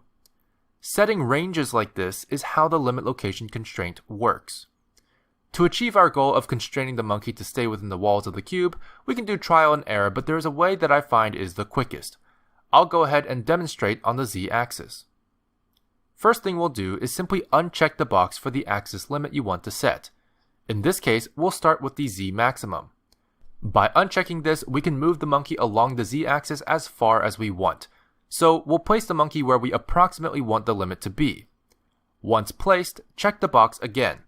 This will snap the monkey back to its limit, but you'll then be able to left-click drag the maximum Z value until the monkey moves back into the position you brought it to before. Once the monkey stops moving, you'll know that you increased the value too much, so adjust a bit and you should be able to match your maximum Z value to where you want the monkey to be. Luckily, since our cube is the same size all around, we can just copy this value for all of the maximum values and add a negative sign in front of all the minimum values. But just keep in mind to adjust these values to your own scene how you see fit. And there we go. As you can see, as we move our monkey, the walls of the cube appear to be stopping the monkey's movements in all axis directions. But you might notice something a bit weird. If we move the monkey significantly past where it's allowed to go based on the limit location constraint, and then we try to move it the other way, it'll seem like the monkey takes a while to respond to our actions. This is because the monkey is actually still calculating its true location, the location where it's supposed to be if the constraint was not active. In fact, we can see this visually if we open up the right-hand side quick menu and go to Item. This will display our selected object's location data. And as we can see, as we move the monkey past the limit of the constraint, its true location value continues to change. And in order for it to visibly start moving again in the opposite direction, the value of its location data must fall within the range of the limit location constraint. To prevent this invisible transformation, simply check this box for transform. Now, as you can see, even if you try to move the monkey significantly past the limit, it responds to moving in the opposite direction immediately. We can further confirm this by again checking the object's location data. As you can see, the true location now matches the limit of the constraint. Now let's quickly talk about the difference between working with constraints for bones and objects. Bone constraints work very similarly to the object constraints I've just shown you. In fact, they work exactly the same. But there are some important things I should inform you about working with bones and constraints. First and foremost, you can set bones as the target object for object constraints. How do you do this? Well, let's go ahead and add an armature object into our scene. These, as you remember, are formed from bones, and we can add more bones by going into edit mode. I'm going to select the main bone in edit mode, right-click and select subdivide. This will give us 2 bones. Now it's recommended to get into a good habit of naming your bones clearly. So let's go ahead and do that by selecting each bone and going into the green bone icon tab, which are the bone properties, in the Properties editor. At the top here, we can left-click to rename our bone to whatever we want. I'm going to call the top bone top and the bottom bone bottom. Let's say what we want is for our monkey object to copy the rotation of this top bone here. If we do a copy rotation constraint and set the target to the top bone, you can see that it doesn't actually register the top bone, but rather sets the target as the armature object. That's because our bone is not an object, but rather exists within the armature object, similar to how vertices and faces are not objects, but exist within mesh objects. And unfortunately, the target object must be an object. However, with our armature selected as the target object, a bone parameter will appear underneath, marked with this bone icon. This is where we can select our top bone from the drop-down menu. This is one of the reasons why naming your bones clearly is important, as we do not have the eyedropper tool available for this field. If we now select the armature and go into pose mode, we can rotate the bone and confirm that the monkey is indeed copying the rotation of the bone. So what if we want to flip it? Let's say we want the bone to copy the rotation of the monkey object. That's simple. Let's remove the monkey's copy rotation constraint and then go back into pose mode with our armature object selected. Once we have the bone we want to constrain selected, we can add the copy rotation constraint through the Constraints tab in the Properties editor. Except when we do that, it seems the monkey's rotation actually drives the entire armature object's rotation instead of just the bone we had selected. That's because what we added was an object constraint, not a bone constraint. To add bone-specific constraints, you have to go into the Bone Constraints tab, indicated by a blue icon that looks like a bone wrapped to another object. Once here, we can correctly add the copy rotation bone constraint to our selected bone and set our target object to the monkey. As you can see, the bone now copies the rotation of the monkey correctly. There are a few more transform constraints, such as the maintain volume constraint and the limit distance constraint, that I recommend experimenting with on your own, but we'll also go over these in a different video. I hope this gives you a good overview of how constraints work and how you might use them in your projects. Tracking constraints are a type of constraint that allows for one object to point to another object in some way. Instead of copying the values of another object, tracking constraints take into account the relative location of the reference object, or target object, in relation to the selected object. Let's go ahead and look at how each of these tracking constraints work. Keep in mind that all of the constraints and concepts we show in this video are the same for bone constraints as well. So let's start with the most basic tracking constraint, the track-to constraint. First things first, because the track-to constraint does affect rotation of the object, let's use a monkey instead of a cube to make it more obvious. You can do this by deleting the cube and going to the Add menu, going to Mesh and selecting Monkey. From here, we can select our monkey and go to the Constraints tab in the Properties editor to add our constraint. Under the drop-down, you can choose Track To. We can already see that we need to input a target object. This will be our light, because it's already in the scene.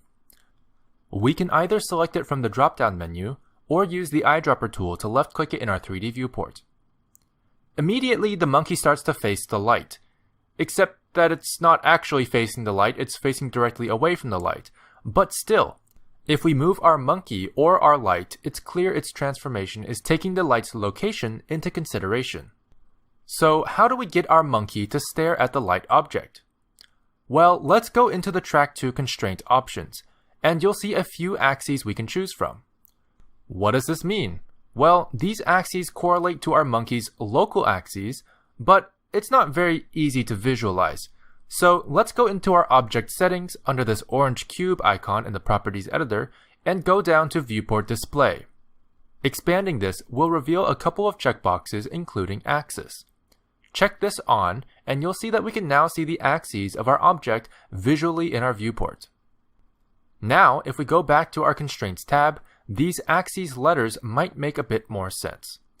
For example, up being the z-axis and y being the 2-axis. So it's clear that the y-axis is pointing at the light object, and the z-axis is considered up for the object. Now, to face the monkey towards the light, it should be obvious now that all we need to do is select the negative y option instead. And that's it! Our monkey now faces the light no matter where the monkey or the light are in the scene. Feel free to play around with the other settings to better understand the constraint. But for the most use cases, this is all you'll need. Let's take a look now at the other related tracking constraints, that being the locked track constraint, the stretch to constraint, and the damped track constraint. Each of these is exactly like the track to constraint, but with some important differences. The locked track points an object towards a target object, but only along one axis. For example, by adding this to our monkey, you can see that it now can face the light, but will not look up or down or tilt its head. The lock axis at the bottom of the locked track constraint refers to the only axis of the constrained object that should be rotating. The stretch to constraint works very similarly to the track to constraint, with the only main difference being that the object will actually stretch or contract based on the distance between the two objects. The object will stretch if it gets pulled past the location it was at when the constraint was applied, and contract if it gets pushed closer to the object that is pointing to. You can, however, reset the scale of the object at any time with the Reset button in the Stretch to Constraint settings. And volume settings help control how much the shape of the object should change as it stretches and contracts. The rest of these settings are typically fine if you leave them at default. However, feel free to experiment further with these settings to better understand the constraint. The damped track constraint is very similar to the track to constraint, but removes the parameter for the up axis. Instead, it simply calculates the least amount of rotation needed to continue pointing at the target object. This allows it to feel more smooth compared to the track to constraint, but also gives you less control in the orientation of the monkey's head. Finally, we have the clamp to constraint. This is not exactly related to the track to constraint, but allow me to show you what I mean. Let's just go ahead and add it to our monkey head real quick. Seems simple enough. Let's add a target object like we have for all the others. Except that we can't. In fact, if we go to the drop-down menu, you'll notice that our options are empty. That's because the clamp to constraint deals specifically with curve objects. But what are curves? Well, curves are smooth, math-driven shapes that can be used as references for a variety of things. To see what they can do with the clamp to constraint, we can add a curve from the Add menu under Curve, then select Bezier Curve. Just to make things more clear, I'm going to scale this curve up a bit so it's large enough to see. From there, we can set this new Bezier curve as the target object of our clamp to constraint on our monkey. As you can see, the monkey immediately snaps to the curve's location. But if we try to move the monkey, you'll see exactly what the clamp to constraint really does. It clamps or limits the monkey's location to follow the curve. This can be very helpful when trying to keep an object on a certain path during animation. Checking cyclic will even allow the monkey to wrap around after reaching the end of the curve, and feel free to experiment with the axis options to better understand the constraint. These are the fundamentals of the tracking constraints in Blender. Aside from the copy and limit transform constraints, the transform constraints also include limit distance, maintain volume, and transformation constraints. Keep in mind that all constraints and concepts in this video also apply to bone constraints. The transformation constraint is the biggest one we should talk about. This is a very powerful constraint that helps map certain transformations to affect other kinds of transformations. For example, in the copy location constraint, we can have the location of one object affect the location of another object pretty easily. Same with copy rotation and copy scale. However, if we wanted to use the location of one object to affect the rotation of another object, we wouldn't be able to do it with those constraints. These are two different transformation channels. However, with the transformation constraint, we can do just that. Let's go ahead and add this constraint to our monkey object. Now, these settings look a bit intimidating, but it's pretty simple to tinker around with once you understand what it does. The source section of the constraint settings refers to the target object settings. Here you can choose what type of transformation you want to listen to from the target object. This includes lock, rot, and scale. And the destination section of the constraint settings refers to the constrained object. Here you can choose what type of transformation to affect for the constrained object. The source to destination mapping section lets you choose which axis of the target object affects which axis of the constrained object. And the X, Y, and Z values you see in both sections is for setting a ratio of movement between each object. This is where the magic happens. So let's say very simply that we want every 10 meters of the target object's location to drive 90 degrees of the constrained object's rotation. We can do this by changing the transformation type in our constraint settings. Our source, or target object, is already set to location, so we'll make sure to set our destination object to rotation. Then we can simply change the max value of the x-axis to 10 meters for the source. And to make sure that these 10 meters will rotate the x-axis of the constrained object 90 degrees, we can change the max value of the x-axis to 90 degrees for the destination. And now, as we move our target object along the x-axis, you can see that the constrained object is rotating a maximum of 90 degrees. Now, let's say we wanted to drag our cube further while still affecting our monkey object. Well, to do that, maybe we can say every 20 meters will rotate the constrained object 180 degrees, giving us a bit more leeway. However, that's not really practical, as we'd have to go on forever, multiplying redundantly until we're confident the range is what we need. No. Instead, we can simply keep our 10 meters to 90 degrees ratio and go to the top of our constraint to check the extrapolate option. This will extend our ratio infinitely and allow us to go past the limits of the min and max, but maintain the same ratio of transformation. Now, if we wanted to have the y location of the source object affect the x-axis rotation of the constrained object, we would just need to change the source to destination mapping here. Instead of x to x, we can change this first value to y. And yes, you can have the same source transformation axis drive two destination transformation axes if you like. And then we would simply need to change the maximum y value to complete the ratio. This should give you a fundamental understanding of the transformation constraint. The limit distance constraint is pretty self-explanatory. Similar to the limit location constraint, this constraint takes the input of the user to restrict movement of the constrained object. However, additionally, it also takes in a target object to use as reference. This allows for the user input to set the max distance the constrained object can be from the target object at any time. In other words, you get to put the object on a leash. But you can also invert the effect by changing the clamp region from inside to outside. This makes it so that the constrained object cannot come within a certain distance of the target object, which makes it feel more like a force field instead. And the final clamp region option, on surface, will force the object to keep the distance a constant, not allowing it to get further or closer to the object than the distance set. The maintain volume constraint prevents objects from freely changing their scale. Typically, when scaling an object, the volume of your object gets increased for free. However, with maintain volume, it restricts you from gaining free volume, forcing your object to bend and contract while scaling, just like a real volume would if forced to change size. However, the volume input value is a world value. Therefore, you'll need to know the neutral volume of your mesh. I hope this helps you understand more of how the transform constraints work. Feel free to experiment or read more about them in the documentation in the description down below. Character rigs are definitely the most common type of rig. So in this video, we'll be going over how to rig this character mesh. You can download this base mesh in the description down below.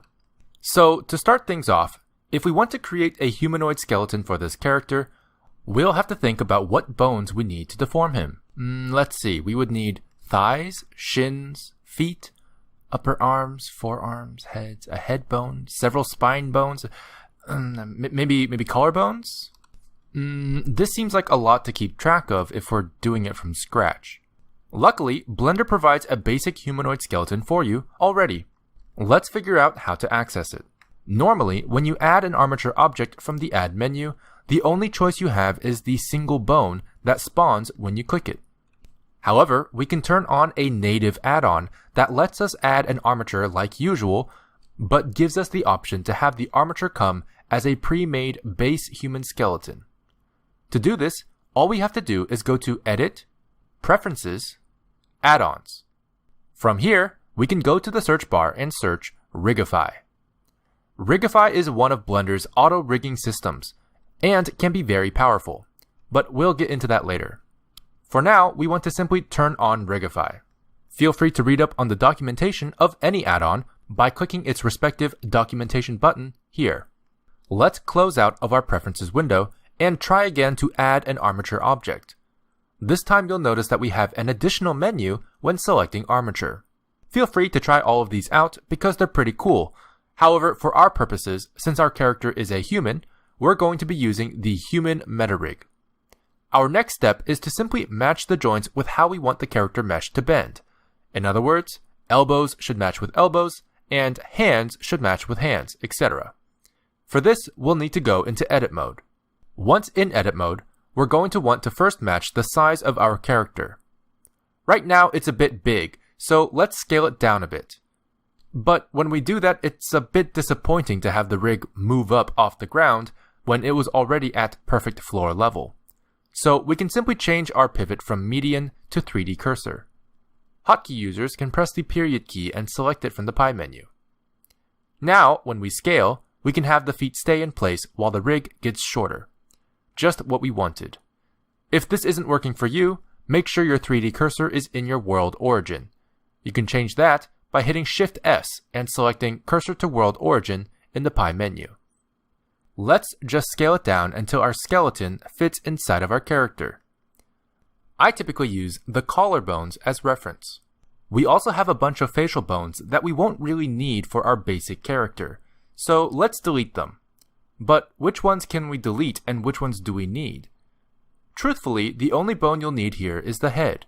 So let's just select everything here with the box select tool, and then deselect the head bone, which is actually labeled spine.006. Then delete all the facial bones at once. From here, our arms are clearly not matching, so I'm going to select the bones and move them where they belong. But you might find this a bit tedious to do for the whole body. Luckily, however, we only need to do it for half the body. To mirror edits you make on the bones on one side of your character onto bones on the other side, simply open the right-hand side menu and go to Tool. Under here, you'll see Options, where you'll be able to enable X-axis mirror. Now, whenever you move a bone on the left side, the right side will follow. Let's continue matching our rig to our mesh. For this, it might be easier to turn your pivot point back from 3D cursor to median point. The most important thing about matching your rig to your mesh is that the elbows and other similar joints match. For the spine, we'll simply make sure that it follows the general location of where a real spine would be, and for the head, we just need to make sure the pivot point is good and it fills the whole head.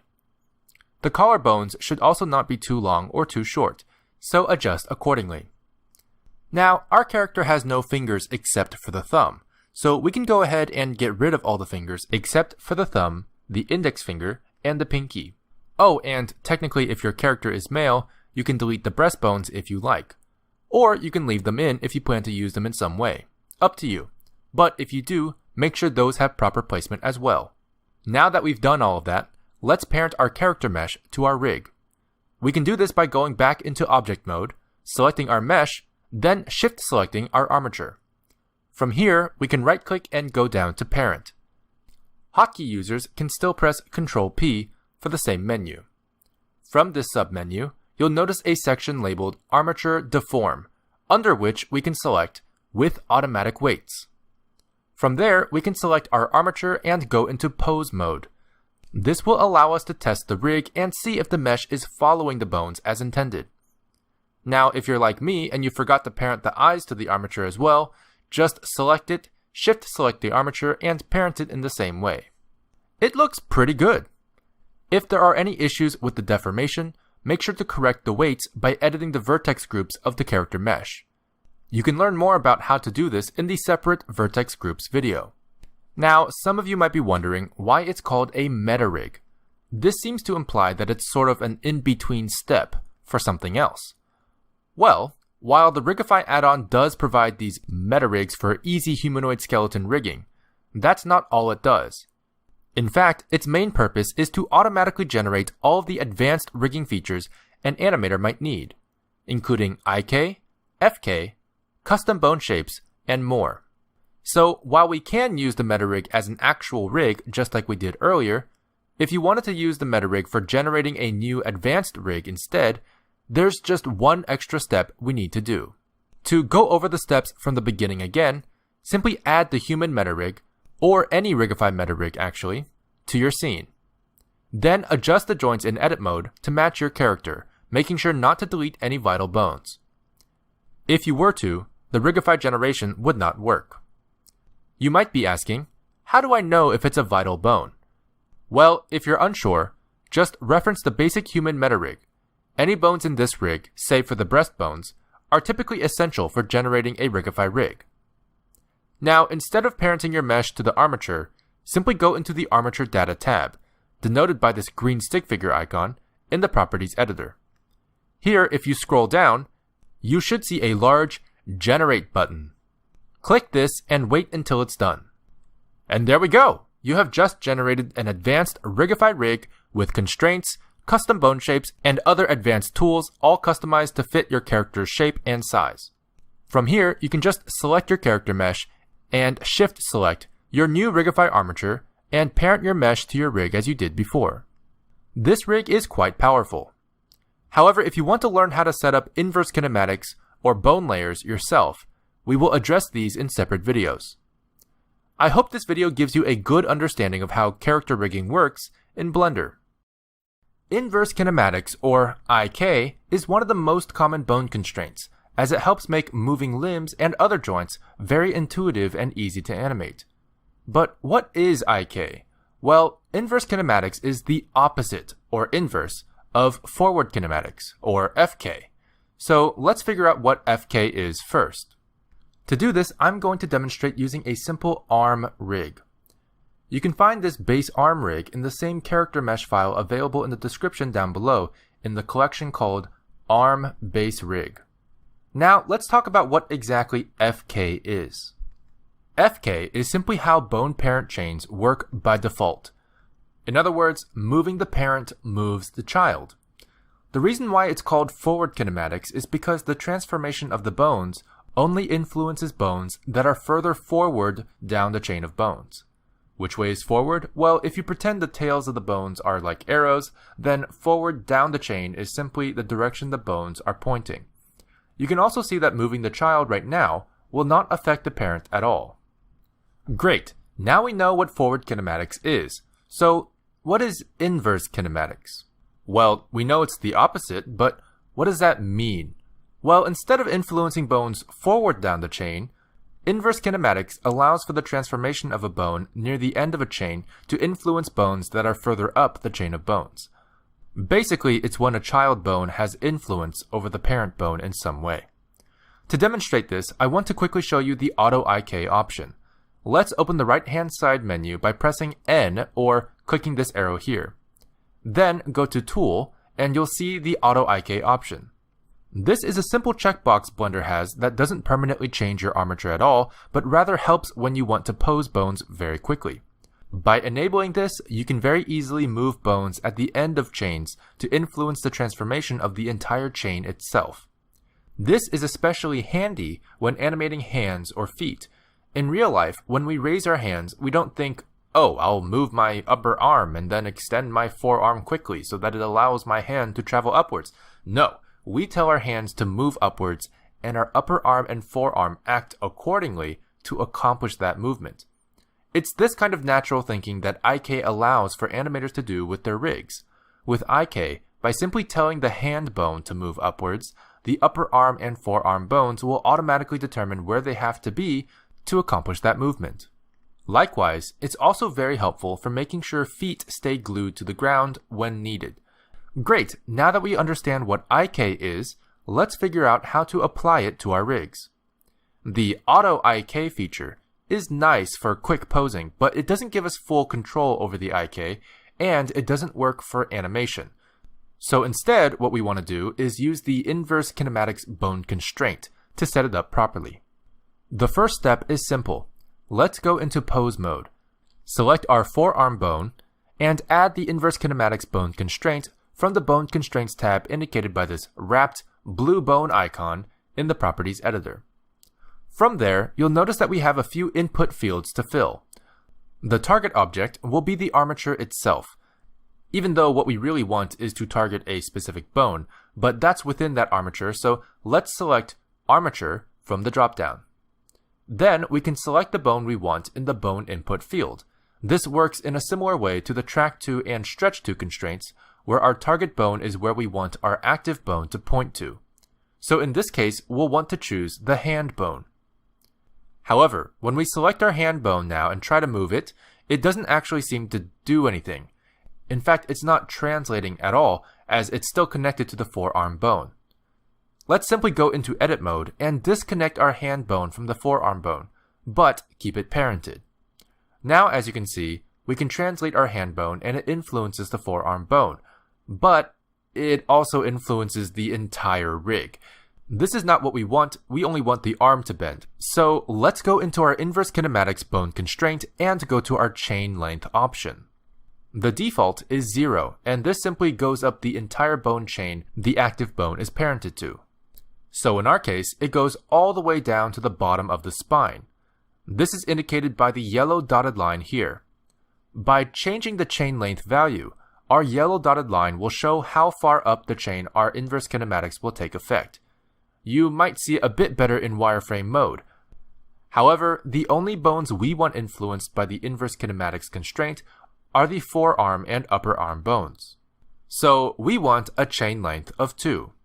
Now, when we move our hand bone, it correctly influences only the forearm and upper arm.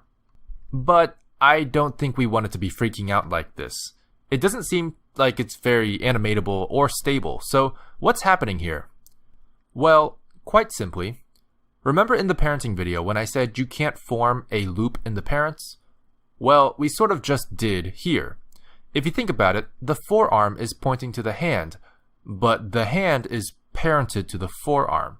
This means that when the hand moves, the forearm will try to point to the hand, but if the forearm moves to point to the hand will have to move because it's parented to the forearm, thus moving the hand further, which will move the forearm further to point to the hand, which will move the hand further because it's parented, which will move the forearm to point to the hand, etc., etc.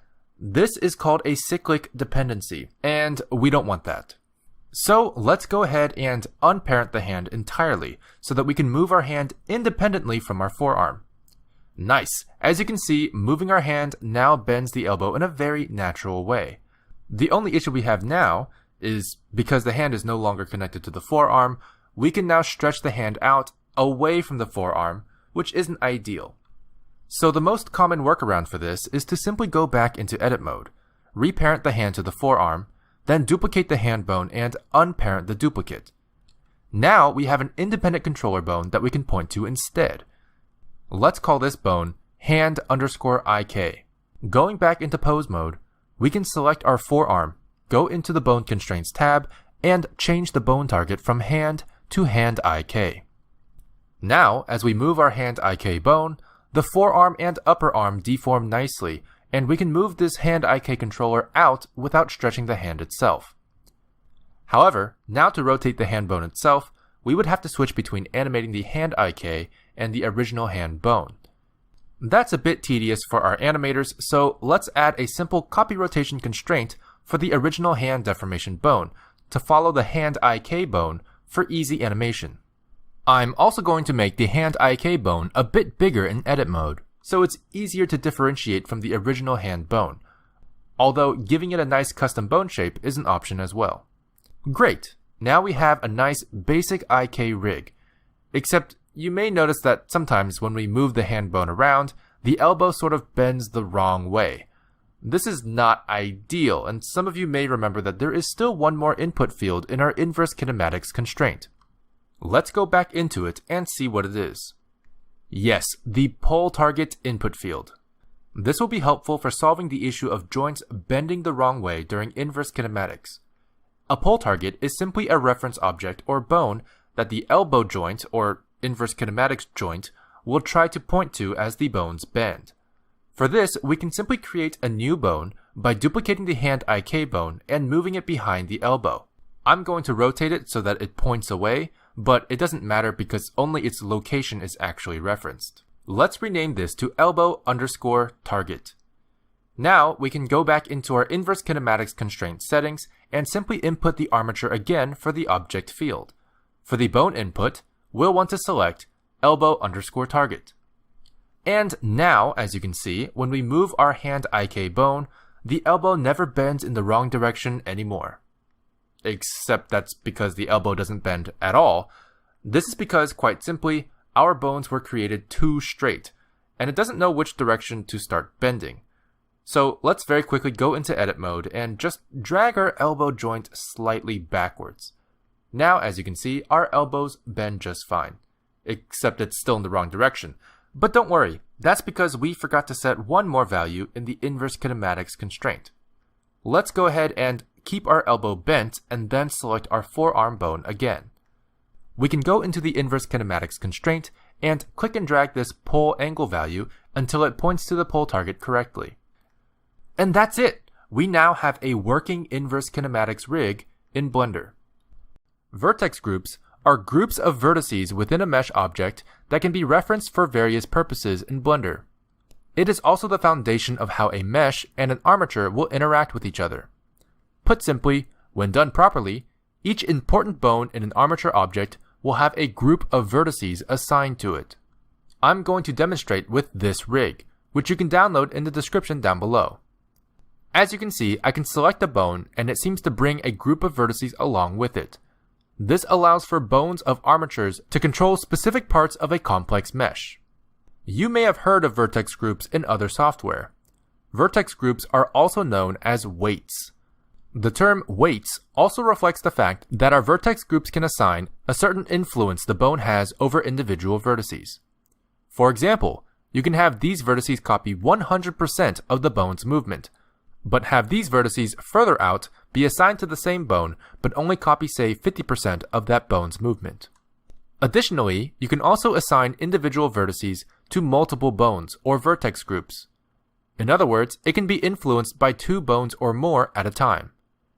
This helps blend weights between bones so deformation of certain joints feel organic and natural. But how do we actually change these vertex groups? How do we edit, create, or manipulate them? To see any mesh object's vertex groups, simply select it and go into the Mesh Data tab of the Properties editor. This is labeled with the green triangle icon and is where vertex groups reside for all mesh objects. Right now, there are none, but we'll come back to this page later. Let's begin by creating a simple rig for our cube.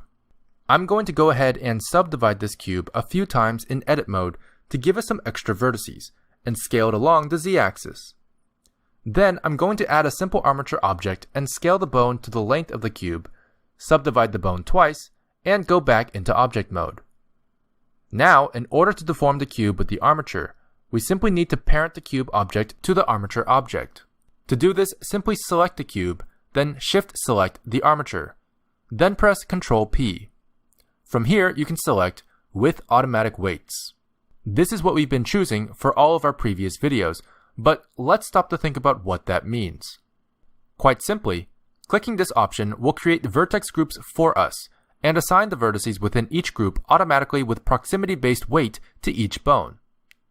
As you can see, as we deform the armature in pose mode, the cube deforms along with the bones in a very smooth and organic way. I'm going to leave it bent like this for now, and then select our cube mesh. If we go into the Mesh Data tab again, we can now see the newly generated vertex groups, each named after the bone they are assigned to. As you can see, our bone names aren't very descriptive, so I'm going to select our armature and rename the bones properly. Let's call the top one top, the middle one mid, and the bottom one bot. Now, if we go back to our cube and look at our vertex groups list, we can see that the names of the vertex groups have changed as well. But what do these vertex groups look like? In order to visually see our weights, we can enter Weight Paint mode. This is another mode option in the top left-hand corner when you have a mesh object selected. For hotkey users, you can press Ctrl Tab to open a pie menu where Weight Paint is an option. Now, as you can see, we have a blue cube with green and red markings on it. This is how weights are displayed in Blender. Each color represents an amount of influence or weight the vertex group has over specific vertices. For example, if the vertices are marked with blue, they have a weight of 0%, as in they are not influenced by the vertex group at all. Whereas if the vertices are marked with red, they have a weight of 100%, or 1.0, which is the maximum amount of influence a vertex group can have. Meanwhile, green represents 50% weight, and every color in between is a blend of weights between these three colors. As you select different vertex groups in the list in your Mesh Data tab, you'll see that you can choose which vertex group to display and to edit. However, these vertex groups are associated with specific bones, so some of you might find it a bit roundabout to not be able to select the bone to see its weight. As you can see, attempting to select the bone now with left click doesn't seem to do what we want. So if we want to select the bones to display their weights in Weight Paint mode, let's go back into Object mode and select the armature first. Then Shift select the mesh, and then go into Weight Paint mode. Your armature will now be put into pose mode automatically. For left-click users, to select bones, make sure you press Ctrl left-click. Right-click users can just right-click to select as usual. To better understand the difference between right-click select and left-click select, make sure to watch our right-click select video. Anyway, as you may have already guessed, Weight Paint mode is one way we can edit our vertex groups. You may have already noticed that your cursor has turned into a circle in the viewport. This is your Weight Paint brush. In Weight Paint mode, you can actually paint weights onto your vertices, adding said weights to the vertex group you have selected. We can also open the left-hand side Quick Tools menu to see our other Weight Paint tools. These include Blur, Average, Smear, Gradient, and Eyedropper. If you're familiar with any painting software, you should recognize these functions. We'll go over each one, but let's start with painting. Let's say I decided that I want this top bone to have more influence over the bottom of the cube as well. Let's simply left-click and drag to paint over the bottom half of this cube, making it more red. By default, as you can see, the weight we paint is set to 100%. Cool, so what if later I change my mind and I actually don't want weights for this vertex group on the bottom of the cube? Well, to remove weights, you can also paint a weight of 0% onto the mesh. To do this, simply open the right-hand side menu by clicking this arrow or pressing the N key and go to Tools. This is where your brush settings reside, and you can change things such as the radius of your brush, as well as the weight and strength of your brush. Just to clarify, weight can be seen as the color of what you want your brush to paint.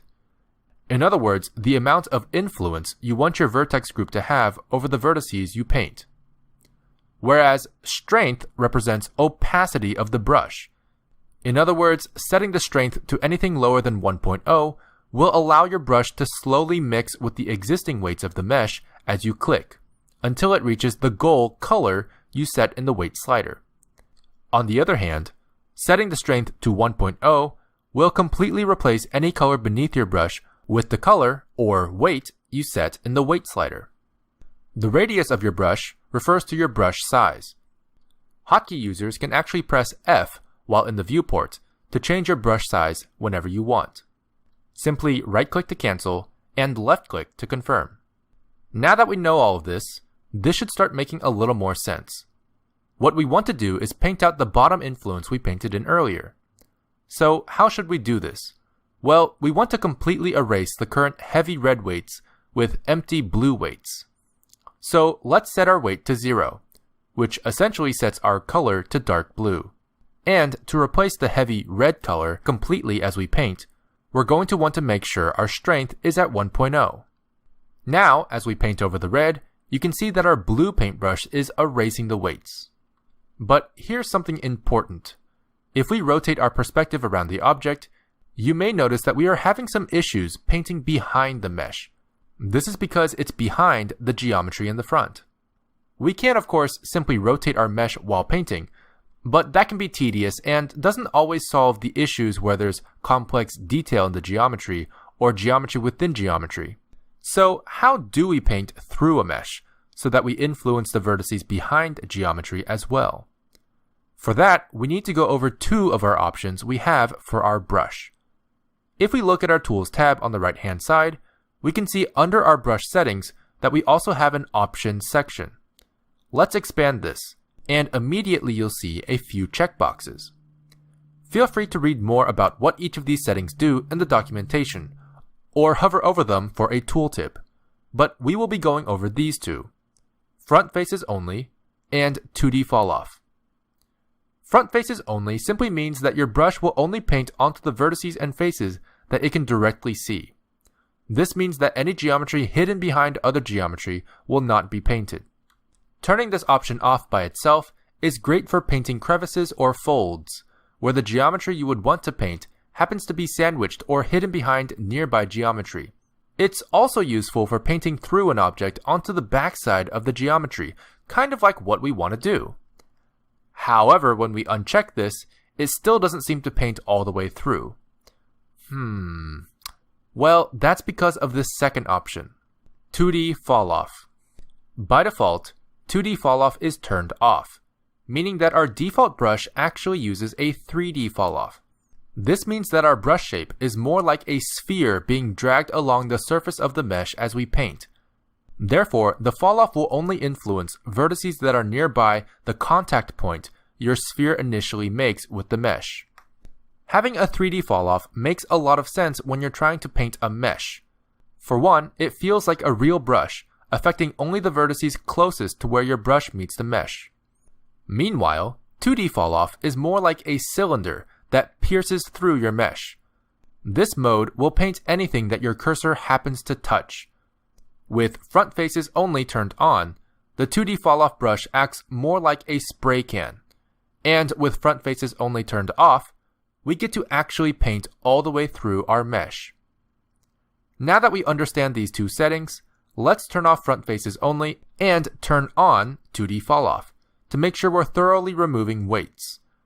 Another way to completely remove weights from a vertex group is to simply go into Edit mode, select the vertices you want to remove weights from, and go to the Vertex Group tab. Make sure the correct vertex group is selected in the list and click Remove. This should remove the vertices from the vertex group entirely. In the same way, you can also assign weights to a vertex group in Edit mode as well. Let's apply a weight of 100% to the top third of this cube again. Simply select the vertices you want to assign weights to, change the value of the weight slider under the vertex group list to 1.0, and click Assign. We can then go back into Weight Paint mode to see these new weights visualized. For those of you who are curious, while in Edit mode, if you select a vertex group from the list and press Select, it will select the vertices in that vertex group, and Deselect will deselect the vertices. Alright, now let's go back into Weight Paint mode and take a look at the other Weight Paint tools we have in our Quick Tools menu. Blur is a very helpful tool to use when looking to paint a natural fall-off. Average does something similar, but specifically averages everything under its influence, smoothing sharp contrast areas. Smear allows you to carry weights over from one place to another with a fall-off. And Gradient lets you paint a gradient starting with your selected weight and blending into the existing weights. Simply select left-click drag to use. Keep in mind, for the Gradient tool, your weight and strength settings will be separate and above your brush tool, as the Gradient tool does not use your brush, but rather a vector. And of course, the Eyedropper tool allows you to quickly select weights by sampling the existing weights on your mesh. Now, weight painting for rigs is great, but it's important to know that vertex groups are not exclusively used for rigging. In fact, you can use them to affect modifiers, particles, physics, and more. Let's take a look at that real quick. First thing we'll do is add a monkey mesh for easy visualization. If we go into the Modifiers tab, we can add a modifier and see if it has a vertex group input field. Not all of them do, but certain modifiers, such as wireframe, include this input field for further customization. Let's add a wireframe modifier and see how it looks on our monkey. As you can see, it turns our entire mesh into a wireframe version of it. This is cool, but I still want to see my monkey mesh too, so I'm going to uncheck this option here called Replace Original. Great, but now what if we only want a specific part of the mesh to be wireframe? Well, for that, we can create a vertex group. To do that, let's go back into our Mesh Data tab in the Properties editor and click the plus icon under Vertex Groups. We can rename the vertex group by double-clicking it in the list. Let's call this one Wireframe Group. From here, we can actually go into edit mode and select all the vertices in the ear with the Box Select tool. Then go to the Vertex Group options, make sure Wireframe Group is still selected in the list, and drag the weight slider to 1.0. Then click Assign. Now we can go into object mode and see if anything has changed. No, not yet. That's because we still need to go into our wireframe modifier and left-click the vertex group input field. Then select Wireframe Group from the dropdown. Nice. Now we can see that the vertex group is influencing the effect of the modifier. Only the ear has been turned into a wireframe, while everything else has been ignored. You can also flip the influence values of the vertex group by simply clicking on the two-headed arrow icon to the right of the vertex group. And now everything has wireframe except the ear. Meanwhile, increasing the factor slider below will simply blend between the vertex group's influence and what we had by default. This exact method of using vertex groups as influence can be seen in Particles and Cloth as well. Feel free to experiment to better understand how you can use vertex groups for your own projects. I hope this gives you a fundamental understanding of how to create, use, and edit vertex groups in Blender. Armatures, or skeletons, can be very powerful, but they can also get very messy.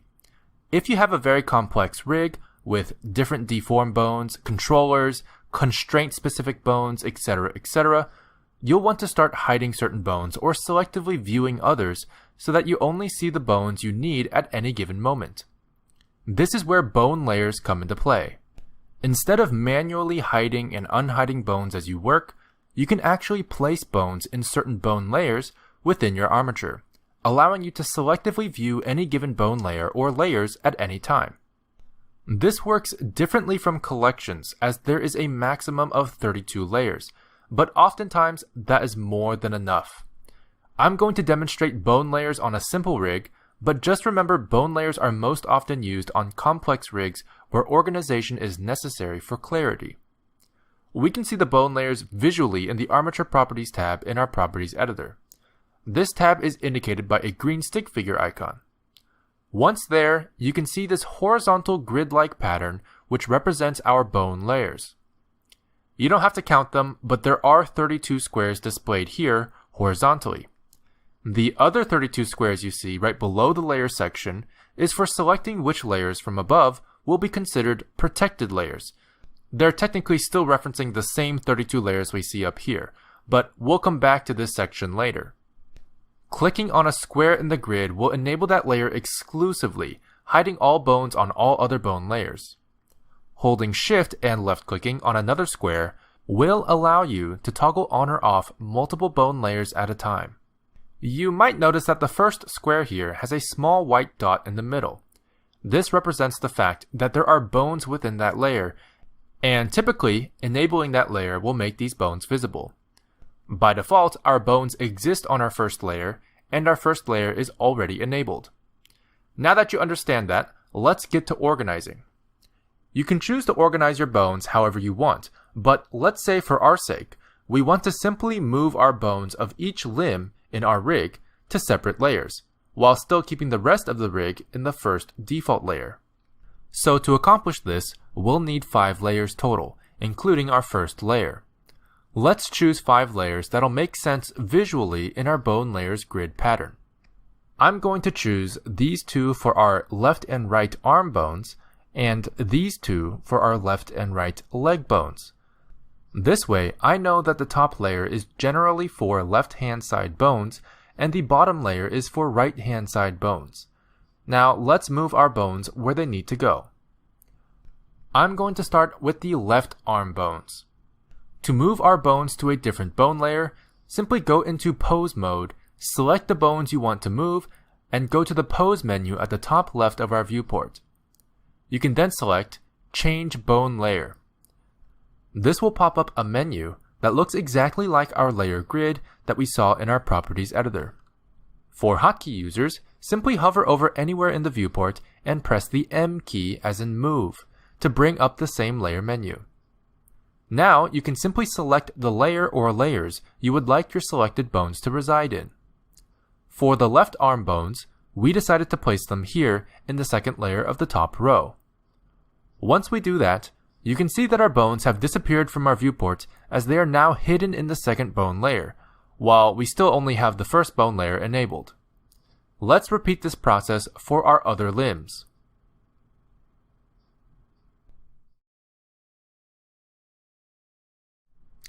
Now that we have our bones in the right layers, we can select these layers with left click to see each limb's bones independently, or shift select to enable multiple bone layers at a time. You may have already noticed that only one square in the grid pattern actually has a filled white dot, while the others have a hollow white dot.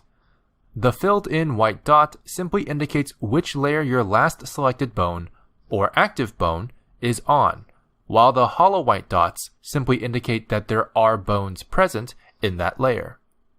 And those are the basics of bone layers, but we haven't touched on what this protected layers section does exactly. For most beginners, you probably won't have to touch these settings, as they refer specifically to when the rig is imported into other Blender files and referenced as a proxy. Protecting a layer tells proxy rigs of the source that bones on that layer should prioritize and reference the original data from the source file if the source changes. Referencing files is most common in studio environments or group productions. And those are the fundamentals for bone layers, but for further organization, I also recommend bone groups. What are bone groups? Well, let me just show you real quick. Bone groups can be edited right below the bone layers in the armature properties of our Properties editor. Expand that and you'll see a very familiar interface if you've worked with vertex groups already. To create a new bone group, simply press the plus key. Double left-clicking a group will allow you to rename the group to whatever you want. I'm going to call this left. And now, since you probably know what I'm going to do, let's create another group called right. We can add bones to whatever group we have selected in this list by simply going into Pose mode, selecting what bones we want, and clicking the Assign button in the Bone Groups interface in our armature properties. I'm going to go ahead and organize these bones so that the left-hand side bones are assigned to the left group and the right-hand side bones are assigned to the right group. Okay, now that I've done that, let's go ahead and deselect everything with Alt-A. Now what's great about bone groups is that we can very easily select or deselect bones in that group by selecting the group in that list and clicking the Select or Deselect buttons here. But another great benefit of bone groups is colors for visual clarity. What I love to do, for example, is to mark our left-hand side bones as red and our right-hand side bones as blue. How do we do this? Well, you can simply select our left group and go to the color drop-down below. From this, we can select a color set that matches what we want, or we can create a custom color set. When setting custom colors, you can read more about what each color is used for by hovering over each colored rectangle. Let's do the same thing for the right group. Now we have this very colorful rig that helps us and whoever animates with this rig understand at a glance which bones belong to which groups. Important note, unlike vertex groups, bones can only belong to one bone group at a time. I hope you find these tools useful for understanding and organizing the bones within your rigs. Keyframes are the foundation of animation. Even if you aren't familiar with animation, you've probably still heard of the word frames, as in frames per second. Frames are basically just still images, and the number of frames per second is how many still images are shown sequentially on screen per second. A sequence of frames creates a moving image. Keyframes are the most important, or key, frames in a moving image. And for an animation, these are set manually by a human animator. The keyframes are typically where the key poses of your characters lie. In other words, if someone was doing a run cycle, the keyframes would be most likely at the extreme points of the run cycle, as well as some important transitions between how the legs move relative to the rest of the body. So, what do keyframes do for animation? Well, in digital animation, if you mark the key poses, the software can often interpolate or blend the frames in between so that you get a smooth movement between keyframes. This is also known as tweening, and keyframes are the foundation of animation because without them, the software would not know how to tween or how to move the character. I'm going to quickly demonstrate how to create and edit keyframes in Blender. Now, it's very important to know that keyframing works functionally the same for objects, bones, and you can even keyframe visibility, materials, and several other values. Before we begin, I want you to know that there are 3 keyframe editors. These are the graph editor, the dope sheet, and the timeline. All 3 of these have the ability to manipulate keyframes, and I will reference them here and there. But the timeline is what we'll be showing as the default screen has it at the bottom of the layout workspace. However, we'll go in depth about each of these editors in their own separate videos. The first thing we'll want to know is how to insert keyframes. There are several ways to do this, but it's simple enough. The first way is to simply select something and right-click for a context menu, or right-click directly on the value and see if it has the Insert Keyframe option. If so, that value can be keyframed. Let's take this rotation mode dropdown for example. As you can see, the value will turn yellow, meaning there is a keyframe on your current frame for that value. This will also create a visible keyframe in your dope sheet and timeline at your current frame, marked by these small yellow shapes. They should be yellow circles by default, but are sometimes squares or diamonds depending on your handle type. They are also typically diamonds in the timeline, but we'll get more into this in the dope sheet and timeline videos. For some things, such as objects and bones in the 3D viewport, you'll also see an additional menu pop up when you try to insert keyframes. For example, if we select our cube, you'll see a list of options that looks like this.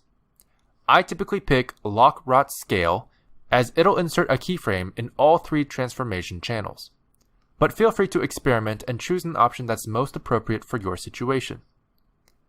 For hotkey users, simply select the object you want to keyframe or hover over the value you want to keyframe and press I as an insert to insert a keyframe in the same way.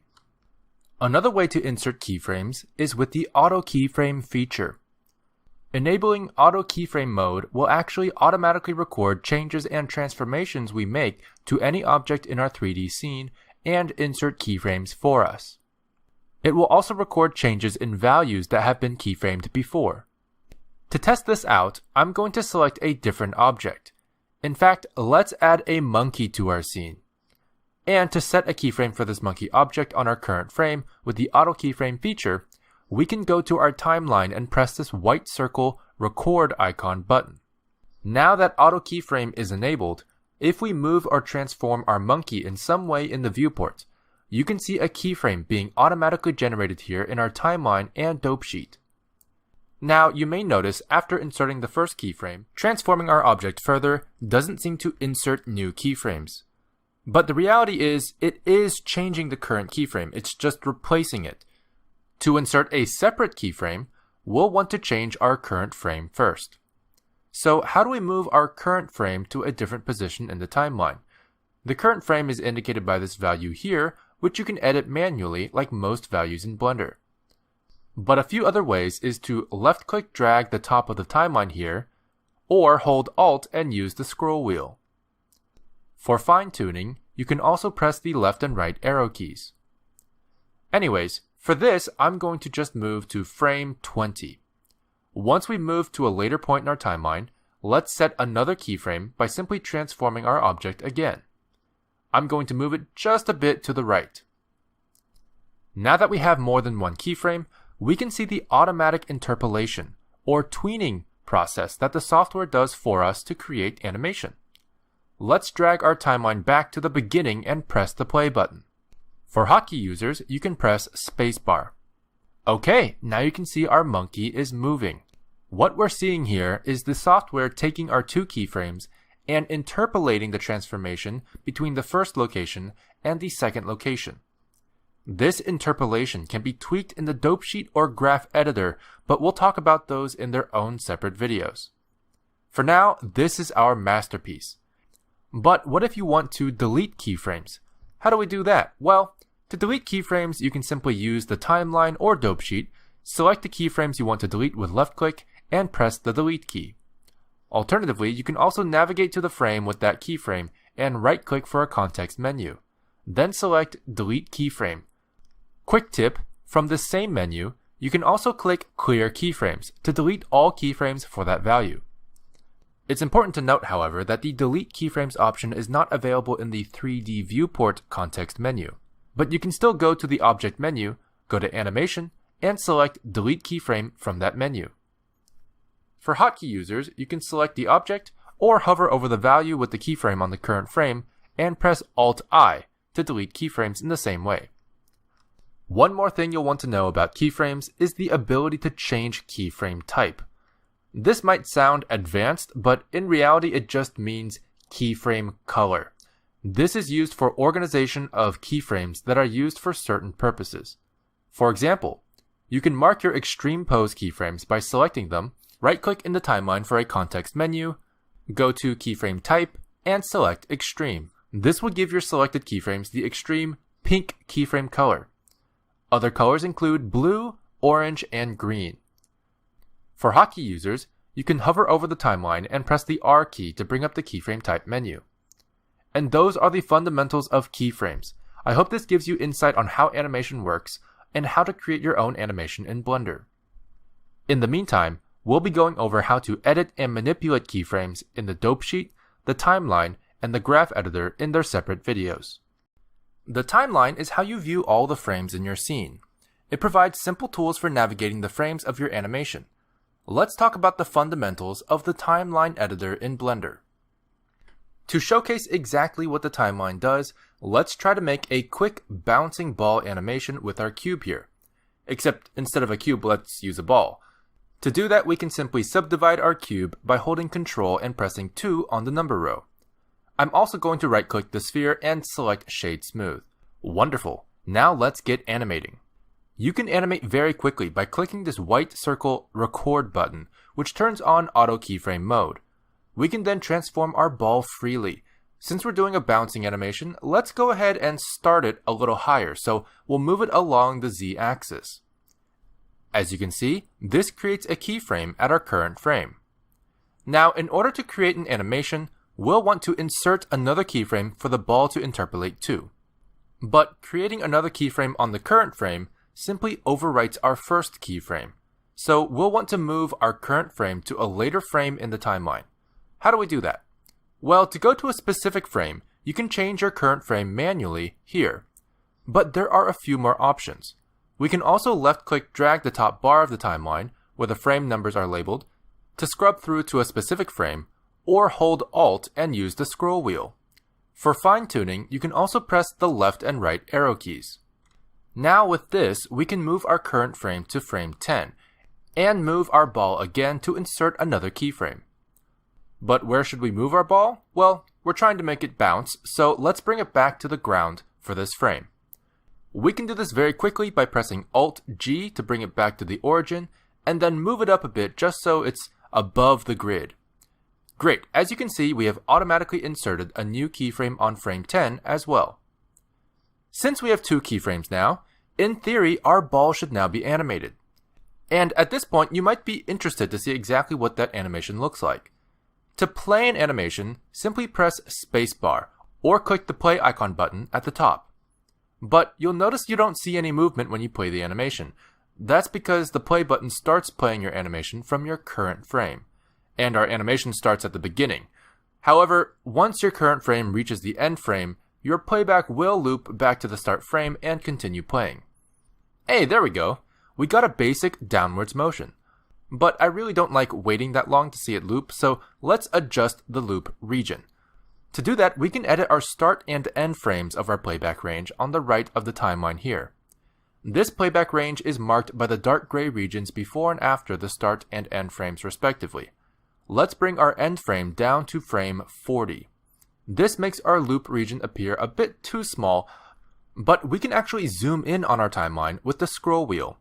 You can also press Home or click View, View All. If you need to also pan your timeline, simply middle-click drag or hold Control and use your scroll wheel. Nice, now we can continue animating. Real quick, let's add 2 more keyframes to finish our bounce animation. I'm going to add a keyframe on frame 15, where the ball bounces up just slightly. This is going to be like a really heavy bowling ball or something, so it won't bounce very high. Then, on frame 20, we'll simply want the ball to be on the ground again. We can insert a new keyframe and try to eyeball it. However, that's not really efficient doing the same pose twice manually. Okay, so let's delete that frame 20 keyframe real quick. To delete keyframes, simply select them, right-click for a context menu, and select Delete Keyframes. You can also simply press X or the Delete key. So what we want to do is copy the keyframe from frame 10 where we already have the ball on the ground. Luckily, that's really easy. We can simply duplicate the keyframe on frame 10 and drag it over to frame 20. To do this, you can simply select the keyframe we want to copy, right-click for a context menu, and select Duplicate. Then move the duplicated keyframe to frame 20 and left-click to confirm. For hotkey users, you can press Shift-D as in duplicate. Let's play back our animation again to see our masterpiece. Well, it's got the right poses, but it isn't really bouncing, but rather just moving up and down. How do we fix this? Well, by default, Blender interpolates the keyframe poses with a sort of smooth ease in and out motion, slowly transitioning the velocity of the object between poses. This is usually great, but for us it's working against our goals. Luckily, Blender allows us to change different aspects of the interpolation curve to fix issues like this very easily. To make the bounces appear sharper and more sudden, we can simply select the frames at 10 and 20, the frames where they bounce off the ground, and change the handle type from our right-click context menu. What is handle type? We'll go over handle types in more detail in the Graph Editor and Dopesheet videos. However, just know that if we select Vector, our curves for the bounce should be fixed. For hotkey users, you can also press V as in Vector to bring up the handle type menu. And as you can see, we now have a bouncy bouncing ball. And congratulations, you've made a quick bouncing ball animation in Blender. But what if we wanted to slow it down a bit? Let's pretend it's going in slow motion, for example. Luckily, with our timeline's basic keyframe manipulation features, that's easy. Simply select all the keyframes in your timeline by pressing A. Then you can bring your current frame back to the beginning and hit S to scale your keyframes outwards from your current frame. As you can see, our keyframes are being spaced out more and more as we drag our cursor. We can also type a number during this process to specify an amount to scale by, so I'm going to type the number 2 and press Enter. This will double the scale of our keyframes. This means that our keyframes will be twice as far away from each other, and thus the animation will take twice as long and be twice as slow. Okay, great! Now let's say we want to render it out. Remember the start and end frames we set earlier? This is also the range of frames marked for render output, meaning that when you press render animation, it will begin calculating with the start frame of your playback range, then render each frame after that one by one, and stop after it finishes calculating the end frame. But it also means that we can't easily animate outside of this playback range in case we wanted to edit or insert keyframes. So let's say we wanted to only render the first 12 frames of our bouncing ball animation. But we also want to animate some keyframes a little bit outside of our render range to adjust our animation. It'd be a hassle to keep the range wide for animation, but then change the frame range manually every time we want to render. So for situations like this, there is this stopwatch button. This will switch between using the render range and the preview range for viewport playback.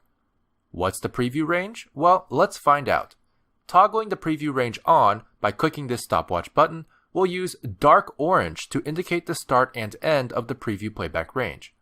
While this is toggled on, the render range will still be visible with the dark gray borders and will still be used for render output, but will be ignored on playback and viewport renders.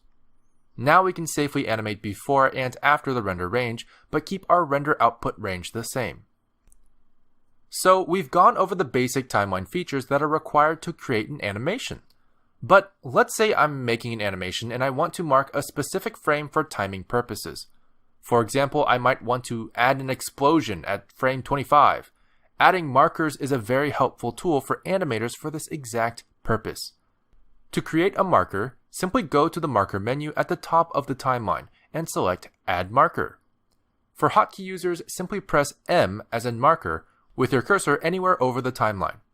As you can see, a small triangle and a vertical line gets created at your current frame to mark that frame for later. You can rename this marker at any time by selecting it, going back into the same marker menu, and selecting Rename Marker. Then type the name you want, let's call this one Explosion 01, and press Enter twice. For hotkey users, you can press Ctrl M as in marker, but you have to have your cursor hovered over the dark area below. Now, some of you may be wondering why our timeline has been so dark since we added that marker. That's simply because adding markers adds a semi-transparent dark gray section at the bottom of our timeline that allows us to select and transform markers separately from keyframes.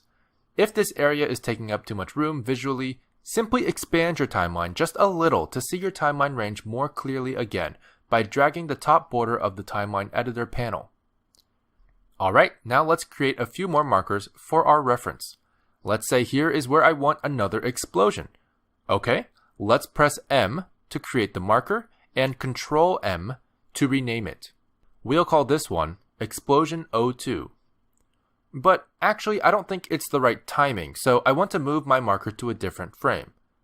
Simply left-click drag to move it around. For hotkey users, you can also press G as in grab, as long as you're within the dark gray marker region in the lower half of the timeline. Another way to create more markers quickly is to simply duplicate them and move them around. You can duplicate markers by going to the marker menu and selecting Duplicate Marker. For hotkey users, simply press Shift D and, as usual, right-click to cancel or left-click to confirm. And to delete markers, simply select them and press the Delete key, the X key, or go to the marker menu and select Delete Marker. That's great. We've got a lot of tools in the timeline to help us animate. Now we're going to switch gears a bit and pretend that we're animating and the viewport starts to lag a bit. You might also see a red number here during playback. This red FPS number means that your current playback speed is less than the actual FPS, or frames per second, marked in your render settings. There will be cases like this where our scene is so heavy that our playback won't be able to keep up. This will mess up a lot of our timing and speed, as we might end up rendering and find out the actual playback FPS is much faster than what we've been animating with. Luckily, the timeline has an option that solves this as well. We can go to the playback options on the left side of the timeline. Open this menu by left-clicking and go to the No Sync drop-down menu. By default, No Sync simply means that Blender is prioritizing displaying every frame in the viewport instead of prioritizing playing the animation back in real time. This is typically good for seeing your whole animation without missing details, but not that great for timing purposes on heavy scenes. If you want your FPS and your playback speed to synchronize, even at the cost of dropping a few frames here and there, you'll want to change this from No Sync to frame dropping. Once you've done this, you'll notice that when you play your animation back, the viewport will still have a red FPS number, but it will be skipping frames now and then so that the position of your current frame matches where your current frame would be if your playback FPS was real time. If you're wondering what AV Sync is, it stands for Audio Visual Sync, and it's functionally very much the same.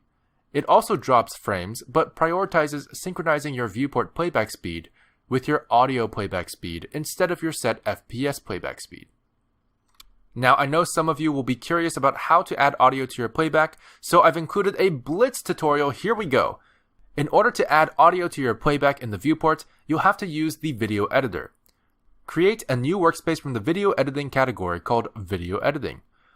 We're going to want to add a sound or movie file, so simply navigate to the file in the File Browser Editor on the top left-hand panel. Then, left-click drag the file into your video sequencer. Move it around your timeline to where you want it to be by left-click dragging or pressing G like usual. And now, if you return to your layout workspace, during playback you should hear audio. Quick tips for the video editor: press K or go to the strip menu and select Cut to cut your audio strip wherever your current frame is. Change volume of the audio here, and you can mute the audio in the timeline under the playback options.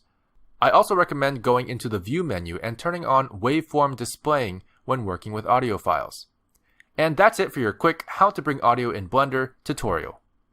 Now, back to the timeline. The Keying drop-down menu will give you options for how keyframes work in your timeline. Most of these settings are fine at their default values, but I'll mention a few things here.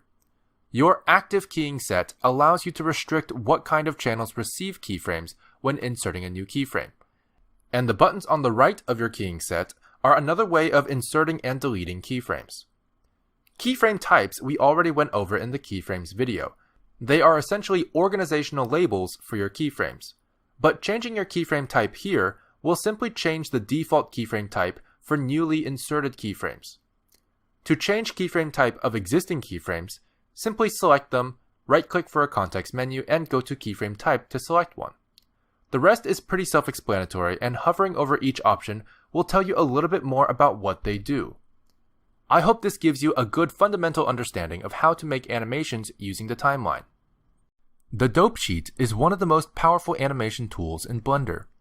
But what is the Dope Sheet?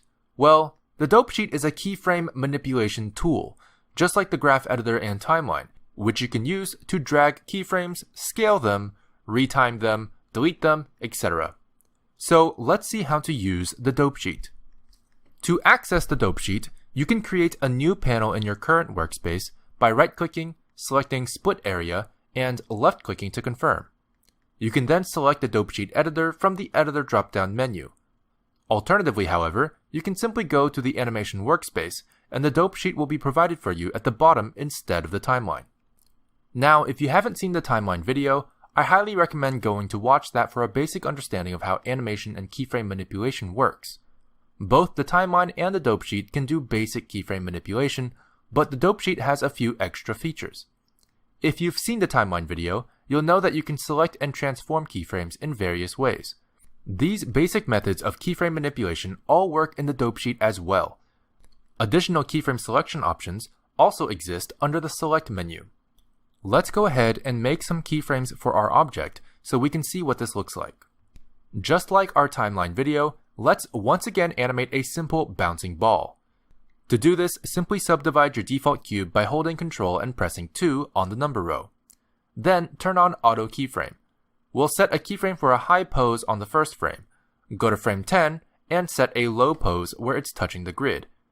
We can then set a much lower high pose on frame 15 and duplicate frame 10 to frame 20 for our final low pose. Excellent! Now we can go ahead and change our handle type for our extreme low poses on frame 10 and 20. This will once again give us that bouncing ball look. We can also bring our end frame back to 40 for a shorter playback loop time. However, let's pay attention to our keyframes here. Unlike the timeline, our Dope Sheet provides a little bit more visual information about our keyframes.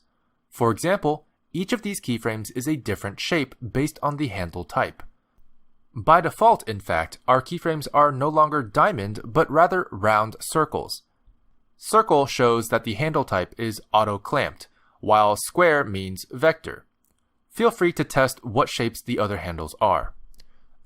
Additionally, you can also change the interpolation mode of your keyframes by pressing T or selecting one under the right-click context menu.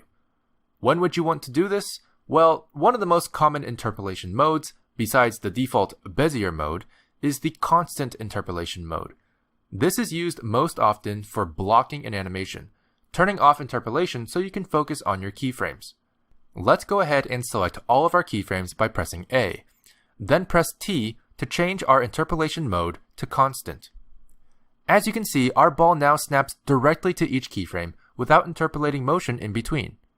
However, you'll also notice that our keyframes have an added visual indicator of the keyframe's interpolation mode being different, specifically this green horizontal line between keyframes. Not only does this tell you that the interpolation mode has been edited, but it also informs you where the interpolation mode is affecting the animation at a glance.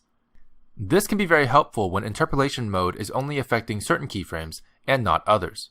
For example, if we select our first frame and change that back to Bezier, you'll notice that the constant interpolation mode doesn't begin until after the second keyframe. But one thing you may have noticed is that we have far more keyframes here vertically than we did for the timeline. This is because the dope sheet expands channel groups, which shows us individual channels with keyframes that belong to each one. This gives us access to individual channels such as X location or Z rotation. Keep in mind that above every column of keyframes, there is a parent keyframe that manipulates all keyframes below it. To select all keyframes in a single column very quickly, however, you can simply hold Alt and left click. This is similar to how you can select edge loops in Mesh Edit mode. Speaking of groups, you can actually create your own group of channels with its own parent keyframe by selecting the channels on the left and going to the channel menu. From there, simply select Group Channels. Hotkey users can press Ctrl G. This will create a new group that you can expand or collapse with whatever channels you like, assuming they belong to the same object. To remove a channel from an existing group, simply select it and go to the same channels menu and select Ungroup Channels. Hotkey users can press Ctrl Alt G. For additional channel-specific settings, feel free to experiment with the other functions in the channel menu. Now, the channels we see here are determined by what object we have selected. But what if we wanted to see every keyframe in our scene from every object? To do that, we can simply change the settings here, which determines what keyframes to display. By default, this arrow cursor icon is enabled, meaning that the dope sheet will only display keyframes of the objects you have selected. However, we can also toggle this off, allowing the dope sheet to display all keyframes of all currently visible objects. To also include hidden objects, simply toggle on the middle button with the dotted line cube icon. This will include any objects that are not visible. However, it does not include objects that are in collections that have been unchecked. In case you ever get lost in the sea of keyframes or really need to zoom out quickly to see all of your keyframes, simply hover over the dope sheet and press Home. You can also go to View, View All. Now let's talk about a few more advanced dope sheet features that will be able to help us in our animation workflow. For starters, the View menu will give us several different functions and tools already. Over here, we have our Preview Range tools. Remember the stopwatch icon on the timeline? This is for setting that same preview range that the stopwatch icon toggles on and off. Simply select Set Preview Range and you'll be able to click and drag an area to set the beginning and end frames of the preview range. The Show Sliders option displays the values of each keyframe as a slider that you can adjust and animate very easily all in one place. Without this option, you would need to go to wherever each channel's value is displayed separately on the UI to change its value directly. Also, this removes the need to go into the graph editor for very small adjustments, but we'll talk about the graph editor in another video. The Show Curve Extremes option allows you to see the peaks and troughs of your object's motion for that particular channel. This will make more sense if you see it in the graph editor, but for now, let's take a look at our Z location channel. As you can see, based on these new keyframe shapes, you can see that our curve is bending downwards for these frames and bending back upwards for these frames, which lines up with what our object is doing. But you might be wondering, what is a curve, and why do we keep talking about it when we're only looking at dots and straight lines here? That's a great question. The curves we're referring to are the interpolation curves that can be seen and edited directly in the graph editor. You can actually very easily enter the graph editor from the dope sheet by going to View, Toggle Graph Editor. Hotkey users can press Ctrl Tab while hovering over the dope sheet to toggle between the graph editor and the dope sheet. In the graph editor, you'll be able to see the curves clearly, showing exactly how the interpolation modes look and what curve extremes look like. In some software, the graph editor takes dominance as the keyframe manipulator, even basic keyframe manipulation, due to the absence of a powerful dope sheet. However, in Blender, with the dope sheet that it has, much of the basic keyframe manipulation can be done very easily without sifting through complex curves. But the graph editor can still be very helpful for advanced tweaking and visualization. We'll talk more about the graph editor in the next video. I hope this video has shown you how powerful the dope sheet is for animation in Blender. The graph editor is the most advanced keyframe manipulator in Blender. To access the graph editor, you have a few options. In any workspace, you could go to the top left-hand corner of any panel and select Graph Editor from the drop-down. Alternatively, you can go to the Animation workspace and go to the Dope Sheet area. From there, you can hover over it and press Ctrl-Tab. This will toggle between the Dope Sheet and the Graph Editor. For non-hotkey users, you can go to View, Toggle Graph Editor, or Toggle Graph Dope Sheet to achieve the same thing. Compared to the dope sheet, the graph editor can do many of the same things, but also allows the user to view and edit the motion curves directly. Let me show you what I mean. Let's go ahead and make some keyframes for our object so we can see what this looks like. Just like our timeline video, let's once again animate a simple bouncing ball. To do this, simply subdivide your default cube by holding Ctrl and pressing 2 on the number row. Then turn on Auto Keyframe. We'll set a keyframe for a high pose on the first frame, go to frame 10, set a low pose where it's touching the grid, set a much lower high pose on frame 15, and do the same thing as frame 10 for frame 20 for our final low pose. You may have noticed by now that our keyframes in the graph editor are represented by orange handles along the curves we see displayed. Now we also want to change the handle type for our extreme low poses on frame 20 and 10. This will once again give us that bouncing ball look. However, let's figure out how to do that in the graph editor real quick. Unlike the dope sheet and timeline, there is no summary of keyframes where we can easily select all of the keyframes on a certain frame. So to achieve this same effect, let's simply find frame 10 and Alt left click any of the keyframes on frame 10. This will select all keyframes vertically on the same frame as the keyframe you selected. Now we can simply change the handle type by going to Key, Handle Type, and selecting Vector. Hotkey users can still press V. Now, as you can see, the handles have visually changed this time.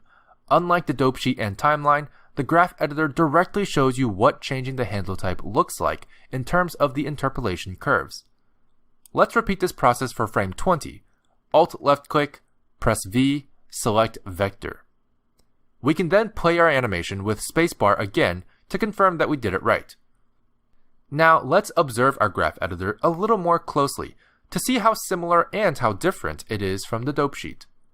Before we move on, I want to say that in case your graph editor is too zoomed in or you can't see all of your frames, simply hover over the graph editor and press Home. You can also go to View, View All. The first thing we'll notice that's the same is the left-hand column. Just like the dope sheet, the keyframes have all been assigned to specific channels. You can expand and collapse channels by clicking the arrow or using the plus or minus keys on the number pad while hovering over the channels. However, you might notice that while the channels are listed, there are no distinct rows of keyframes to see which keyframes belong to which channels. Now, we already know that the keyframes are indicated by the orange handles you see spread out along the curves. And each curve belongs to a channel. Simply left-click any of the channels on the left to highlight the corresponding curve in the graph. To isolate a curve, you can left-click to select it, go to the channel menu, and click Hide Unselected Curves. For hotkey users, you can press Shift-H, as in hide. This will hide all other curves for you. To unhide all other curves, simply go back into the same channel menu and select Reveal Curves. For hotkey users, you can press Alt-H. Now, let's go ahead and isolate only the location curves, and try to manipulate our keyframes and curves using the graph editor. As you can see, each of the keyframes in each channel exists on their respective curves as these orange handles, which we can select and transform using the same selection and transformation options we typically have in Blender. I'm going to simply shift left click a few of these keyframes and start using G, S, and R to transform them. As you can see, moving, rotating, and scaling keyframes are all possible in the graph editor, allowing for very versatile and intuitive transformation of the curves. But what if we select a single handle? Each handle by itself is technically made up of 3 selectable parts: the main body and the 2 handlebars. By default, the endpoints of each handlebar can be transformed as a way to rotate the entire handle and manipulate the length of the handles, which affect how the curve interpolates between keyframes. You can also select the body and use R or S to rotate or scale both handlebars simultaneously. However, handle transformation differs depending on what handle type we use. For example, the vector handle types we have at the extreme low poses of our ball can be edited individually on each side. It also cannot be rotated, as vector handle types must point to the previous keyframe. Quick note, when you break an individual handlebar off of its default orientation, it will convert the keyframe handle type to free. Free is when both handles move independently from each other, and you can set it to free yourself manually. Feel free to experiment with other handle types. Another thing we talked about is the interpolation modes. Interpolation modes can also be very easily changed in the dope sheet and timeline, but we never talked about what they look like in the graph editor. Since the graph editor is comprised specifically of interpolated curves, the interpolation mode greatly affects how the interpolated curves look. Let's try a few by isolating the Z location curve and selecting all the keyframes by pressing A. We can then go into the key menu, go to interpolation mode, and select constant. As you can see, the constant interpolation mode removes all curve interpolation and simply repeats the previous keyframe's value until it encounters another keyframe. If this looks like a familiar pattern to you, it might be because you saw it in the interpolation mode menu for constant. As you can see, each of the interpolation modes has an icon that represents what the curves look like when in that mode. Feel free to test out these modes to better understand them. Bezier, however, is the default, and we'll be changing ours back to Bezier for now. Now that we've gotten basic curve manipulation out of the way, let's talk about more advanced curve manipulation options, specifically curve modifiers. Curve modifiers are similar to mesh modifiers in that they are extremely powerful, non-destructive functions that can help you alter and adjust your curves. There are a few curve modifiers, but to demonstrate this, I'm going to show you how to use the noise curve modifier. To add curve modifiers, simply open the right-hand side menu in the graph editor. You can do this by clicking the arrow icon on the right or pressing the N key. From this right-hand side menu, go to the Modifiers tab. Make sure you have the curve you want to modify selected. We'll go ahead and select our Z location curve by clicking on the Z location channel on the left-hand side. Then we can go into the Add Modifier drop-down menu and select Noise. For hotkey users, you can simply hover over the graph editor and press Ctrl-Shift-M and select Noise from that menu. Immediately, you can see how the noise modifier affects our curve, as the curve now has a noise pattern added all throughout it. If we play our animation back, we can see that a slight shaking effect has now been added on top of our original animation. Even if we set new keyframes or move them around, the shaking effect adjusts to the curve dynamically. Just like mesh modifiers, we can also adjust the modifier settings to change how the modifier affects our curve. Each modifier has different settings to play around with, so feel free to experiment. But these two options at the bottom are available for every single curve modifier. This is because they affect the on and off state of the modifier. If we expand the Restrict Frame Range option, we can see a start and end range that we can set. This will allow us to restrict the effect of the modifier to specific frames along our curve. Additionally, the in and out frames will allow us to fade the modifier influence in and out a certain number of frames. For example, if I set the fade in value to 10, the curve modifier will slowly fade in the influence of the effect over the course of 10 frames. Furthermore, you can also manually adjust or keyframe the influence slider just below that under Use Influence. Collapsing either of these options will also disable them. Now, some of you may remember that the icon for modifiers for meshes is a wrench icon in the Properties tab. Similarly, in the graph editor, wrench icons also represent curve modifiers, but the only time you see this icon is next to the channel names. That's because this wrench icon next to the channels in the graph editor is for toggling on and off curve modifiers for that specific curve for your convenience. Likewise, the checkbox disables the curve's values from affecting the object at all, and the lock icon prevents changes to be made on that curve. As a final note, several of the dopesheet and timeline features exist here as well. For example, you can still add markers in the graph editor and edit them, and you can also set your preview range in the same way. I hope this video gives you a fundamental understanding of the graph editor in Blender. In this video, I'll go over the fundamentals of Blender's sculpt mode. I'll try to keep this video as short as possible and only talk about the essential sculpt mode related features. A lot more can be found and looked up further on the Blender manual. If you might have any questions on how a setting in the interface works, you can always right-click on anything in the interface and click on Online Manual, or hover over it with the mouse and press F1. This will take you directly to the official documentation of any particular feature in the interface.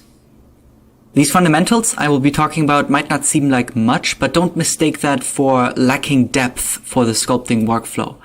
Most other features, modes, and editors are kind of feeding into the possibilities of Blender as a sculpting tool. There will also be features that I will be intentionally leaving out to not make this video too bloated or complex. Also, before we start, I can highly recommend you to get a pen tablet to really get the most out of sculpting, drawing, and painting in Blender. There are many settings that relate to pressure sensitivity, and sculpting with a pen is generally faster, easier, more comfortable, and ergonomic for your hands. It doesn't need to be a very expensive pen display. There are many affordable options for tablets on the market. So if you're not familiar at all with sculpting in digital software, then look at it more like traditional sculpting with clay. Instead of modifying the geometry of your object in edit mode, you are dynamically adding, removing, and moving around the shapes of your object to affect your surfaces and volumes more freely and dynamically. To enter sculpt mode in Blender, you can switch the mode in the top left corner of the 3D viewport, or use the pie menu with the shortcut Ctrl-Tab. This will change the options in the interface and replace your cursor with a brush circle.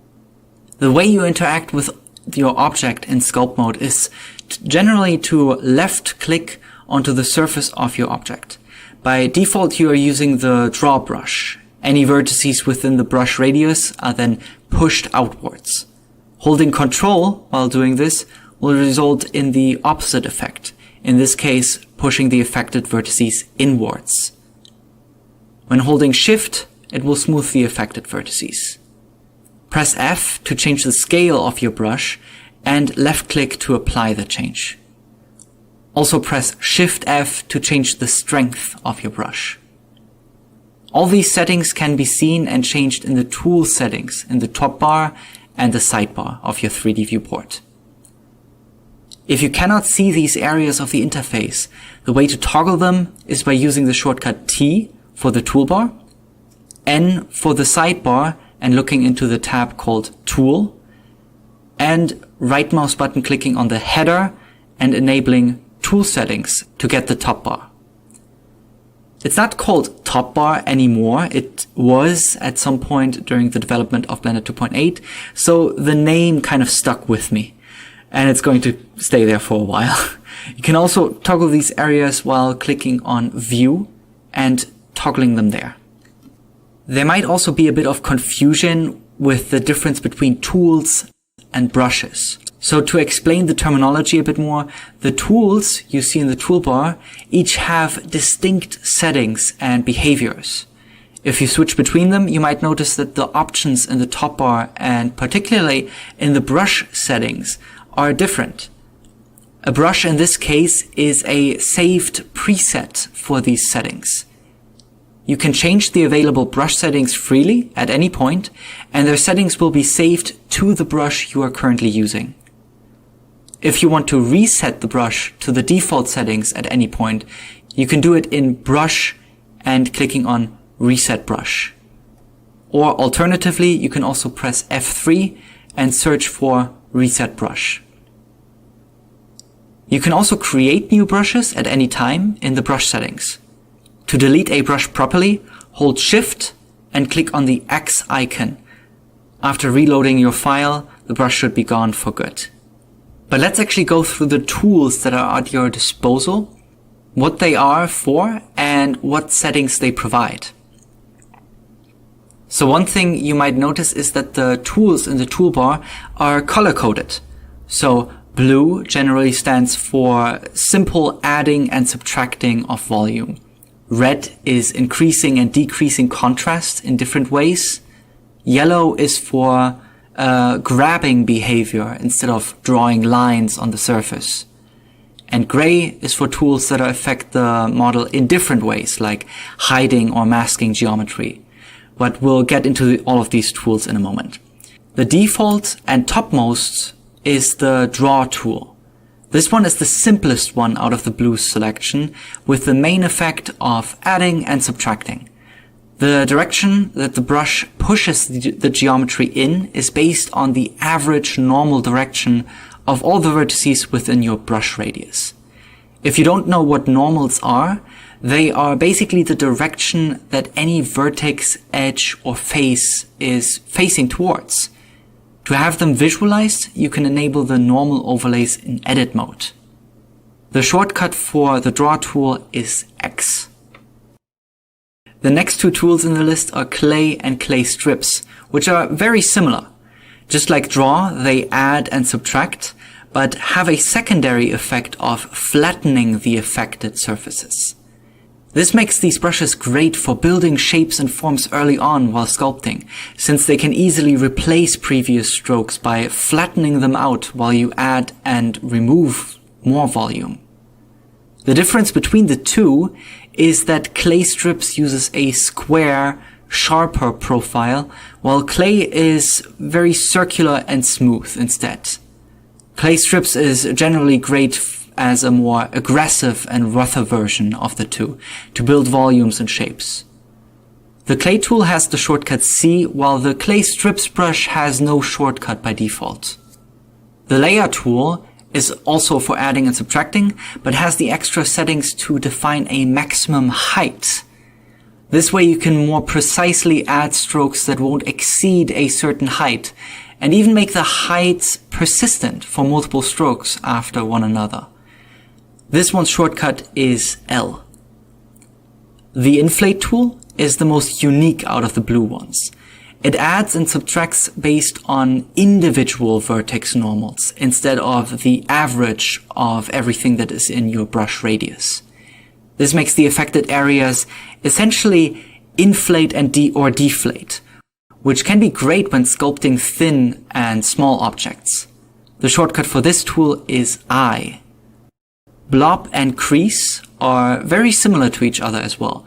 In addition to adding and subtracting, they have the secondary effect of pinching or magnifying. So essentially pulling the vertices together or apart. This effect can be made stronger or weaker in the brush settings by changing the pinch slider.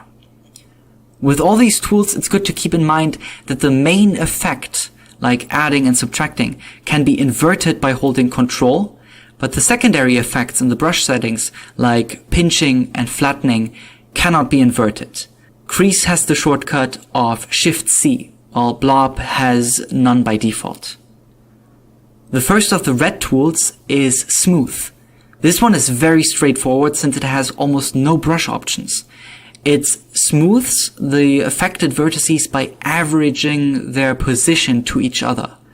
Keep in mind that this also results in loss of volume, not just surface detail.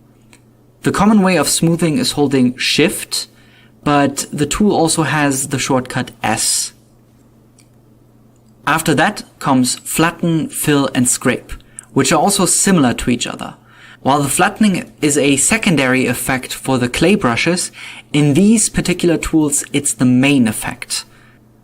What these tools basically do is to push vertices within the brush radius up or down to meet each other in the middle on an average height. The fill and scrape tools are similar, but only do this in one direction. So the scrape brush is always pushing the vertices down, while the fill brush is always pushing them up. These brushes can be a more aggressive way of smoothing large sections of your surfaces or flattening areas completely. While holding control, they will do the opposite though, and essentially enhance the contrast of your surfaces by pushing away from the average height. You can also change the plane offset slider in the brush settings to define the average height where these vertices meet. So instead of meeting at the middle, they can be pushed further up and down to meet somewhere else. Flattening has the shortcut of Shift-T, while scrape and fill have none by default. Pinch is also very familiar. Instead of only existing as a secondary effect for the crease and blob brushes, it also has its own tool. So by default, it will pull in or pinch your vertices, and when holding control, it will push them apart or magnify. This tool is using the shortcut P. Next in the list are the yellow tools, starting with grab. With this one, you can move vertices within your radius around by making them follow your mouse. Holding control while doing this will not invert the effect with these brushes, but change the direction to be consistent with the average normal direction, instead of following the mouse across the screen. This effect is called normal weight and can also be adjusted as a slider in the brush settings. The shortcut for the grab tool is G by default. Snake hook is also very familiar to grab. The behavior is different in interesting ways though. Instead of only moving the vertices that are within your brush at the start of your stroke, it lets them go and picks up more along the way. This gives it an almost liquid-like feeling. With this brush, you can also basically pull out snakes from your object, hence the name.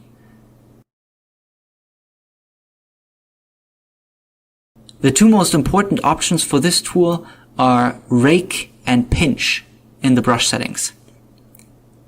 When increasing rake, the geometry will follow the rotation of your brush stroke, while increasing pinch will avoid the loss of volume during that stroke. The shortcut for this tool is Shift-K by default. The thumb and nudge tools are each very similar to grab and snake hook.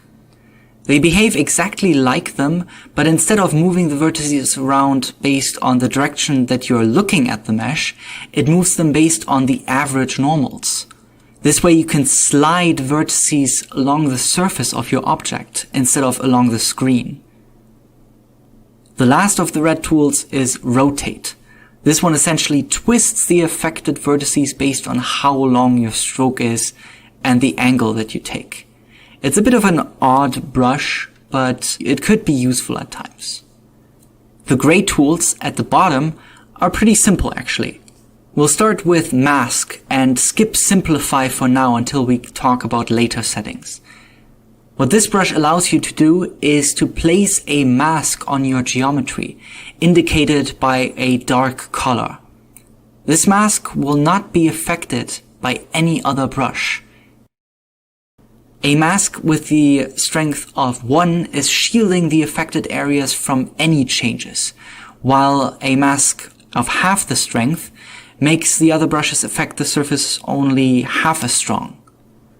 This brush can be incredibly helpful for many things like sculpting overlapping areas or custom patterns. You can hold Ctrl to unmask areas and hold Shift to smooth the mask. You can adjust how dark the mask appears in the overlays with the mask slider.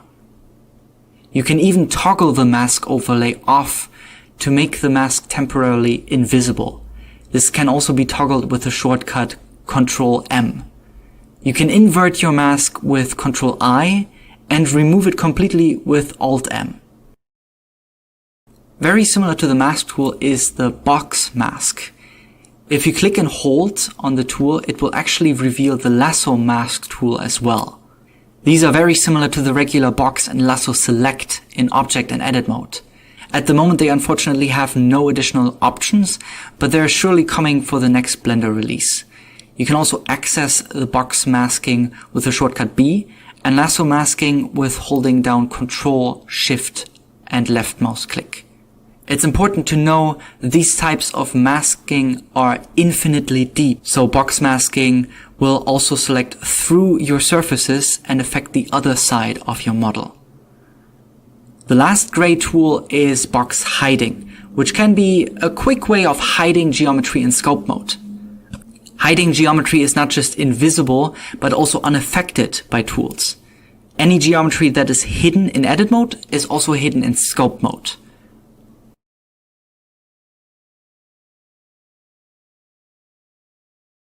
The last tool in the list is Annotate to draw annotations, just like in any other mode. To get a bit deeper into the tools, I will also explain the most common brush settings. This will not be an extensive overview, so again I can recommend to visit the Blender manual if you have any questions in the right mouse button menu or pressing F1 while hovering over any setting. All these tool settings can be found in the top bar and the sidebar, as well as the Tool Settings tab in the Properties editor to the right. Some of the ones that are the most exposed are Radius and Strength, and they are part of basically every brush in sculpt mode. For the most part, you will be changing these via the shortcut F and Shift F, like mentioned before, but the sliders can give you an overview on what they are currently set to. You can also enable the button next to them to enable pressure sensitivity. This will adjust the setting based on how much pressure you apply with your pen on the tablet. This setting is not relevant for mouse users though. The next most used settings are the ones that are tied to holding Control, namely the direction of your brush or the plus and minus in the tool settings.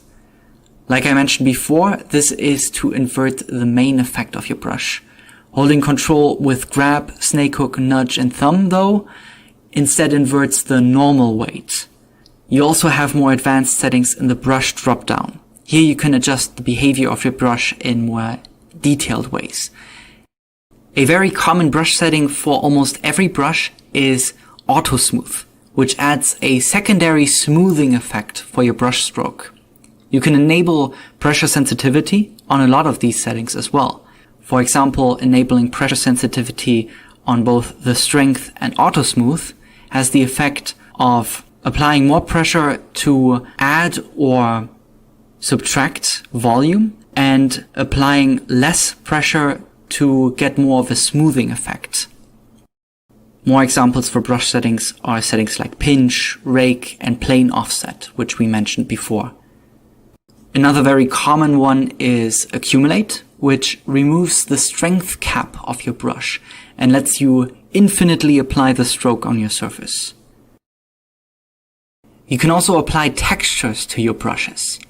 This allows you to use patterns for your brushes instead of just the usual circular fall off. For this, you can click on New or select an existing texture from the texture list.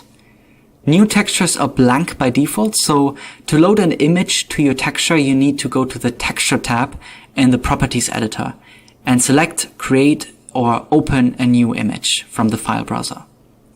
Once an image is selected, you can rename the texture for organization's sake.